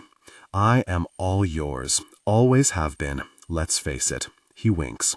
I slide my hand into his and squeal as he bends and scoops me up into his arms, cradling me into his chest as he walks us back towards the party. He places me back on my feet before bending to retrieve my heels. Gosh, you look so hot, I say as he stands and dusts off his suit. Not as gorgeous as you, wife. He holds out his hand with a smile and leads us back into our reception. Jax is up on the table, swinging his jacket around and pouring champagne straight from the bottle into his mouth. Someone cheered up, I joke. Frankie watches him with amusement, as do Grayson, Keller, and Luca as they stride towards us. They're going to have fun with him in Vegas, Grayson says as he reaches us. He needs to blow off steam. He'll do just fine. Jax catches us watching and gives us one of his cocky smiles. Make sure he keeps his clothes on, Frankie says to Grayson. I'm just going to say goodbye to the girls, okay? I look up at Frankie. Be quick. He gives me a light tap as I head over to my new girlfriends, the first ones I've had since I was 16.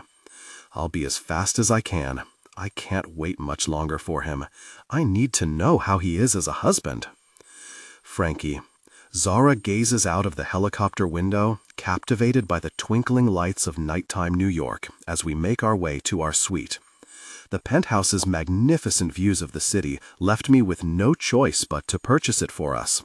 It will be our escape from the world, where we will always be just us.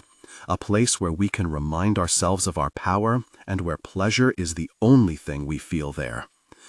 This is beautiful, Frankie. My heart races just looking at her in all her radiance. As we approach the skyscraper and begin to land, she squeezes my hand. I look down, seeing the wedding ring on her finger. Never in my life did I think I would find love again, let alone a love more fierce than anything I'd ever experienced. A part of me will always miss Layla and grieve the life we lost. Yet at the same time, I'm leaving that in my past to enable me to embrace my future. I'm confident everything in my life has led me to Zara. She is who I have always belonged to. I know my true meaning, to love this woman with everything I have. Zara was never meant to be broken to fit any mold for the world. She was created to lead, to be a force. Frankie, with a box of blue decorations firmly in my grasp, I stride into the dining room. My eyes find Zara at the table cradling our baby Leonardo, with a smile on her face that makes my heart flutter. Setting the box down on the table as instructed by Maddie, I make my way over and slide in next to Zara. "So, how are you finding being a dad?" Grayson asks with a grin. "Perfect," I reply without hesitation, because it's true. Every day I wake up with the two loves of my life. I'm a happy man. My arm snakes around Zara's shoulder, and I pull her flush against my side. She looks up at me with a grin. I cast my eyes round the room, filled with blue balloons and a play area in the corner where the rest of the kids are already causing havoc. "Sorry we're late," Rosa calls from the door. Luca follows behind her, holding their new baby boy, Elio. He was born just 2 weeks before Leo. Maddie jumps out of the booth and rushes over to them. "Looks like you'll be adding to the crew again soon." I gesture my drink at the shuffling blonde before knocking back my scotch. Grayson grins and looks over at his wife. I shake my head with a chuckle. "Gosh, I told you we should have just made this into a daycare," I mutter, and they all laugh. Not that it's a bad thing. We have a new bloodline, a legacy here. Sienna has Nico, their newest son, in her hold. Max is busy on his computer game in the office, while Darcy and Hope play in the kiddie zone. Luca and Rosa slide into the adjoining booth. Maddie cuddles Elio while beaming at Grayson. "Anything to tell us, Madison?" I ask, biting back my grin as I watch her cheeks flush a bright red. She shoots a scowl at her husband. "Grayson, I told you not to say anything for another 2 weeks." "I said nothing," he laughs and blows her a kiss. "Congratulations," I say, holding up my glass. "Now, pass me my nephew." I hold out my arms, and reluctantly Maddie carefully places the little one in my arms. Rose is watching with a smile on her face as she sits herself down next to me.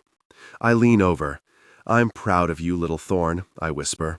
"And I'm proud of you, Uncle Frankie," she nudges me back. "Where the hell is Jax? He's supposed to be here," Keller asks. "He was back in New York for his brother's wedding yesterday, so he should be here." "Probably still wasted," Grayson chuckles. "Hold on, let me call him." I slide out my phone from my pocket with one hand and dial his number before putting it on speaker. After a few rings, Jack's croaky voice comes through the speaker. "Where are you?" "Frankie, I really messed up. Big time." There's a panic in his voice that has me straightening my spine. "What do you need? Where are you?" I look up to Grayson with a warning look. I'll need him to be ready if we have to leave. "I'm good, boss. I just gotta get out of the city before I end up killing my brother." I blow out a breath. Since Kai's death, he hasn't been himself. More reckless than usual. I'm keeping tabs on him with Mikhail. They're happy with his work, but they don't know him like we do. Why? What'd he do? Jack's laughter makes me relax slightly. He isn't the one who did anything. I am. But I'll have to kill him if he starts anything. I can't stand the jerk. "I get it. Blood doesn't make a family." "Jax, what did you do?" Grayson shouts. There's a pause as Jax clicks his tongue bar. "I was intimate with his wife." I burst out into laughter. It's typical Jax style, the king of chaos living up to his name. Zara's hands fly over her mouth as she tries to hold in her hysterical giggles. "It's not funny," Jax whines over the speaker. "Well, get yourself over here, Jax. Your family. We want to see you before you head back, okay?" "Okay, Dad. I'll be there soon." I hang up just as Elio starts to wriggle in my hold. Luca is whispering into Rose's ear as she smiles. We made it through the other side. Life has never been better. Leo's cries distract me from my thoughts. I hand Elio over to Rosa and pick up Leo from Zara. "Come on, son, let's go for a walk," I say, resting his head on my shoulder. Zara's hand lands on my thigh and electricity shoots through me. "I'll come with you."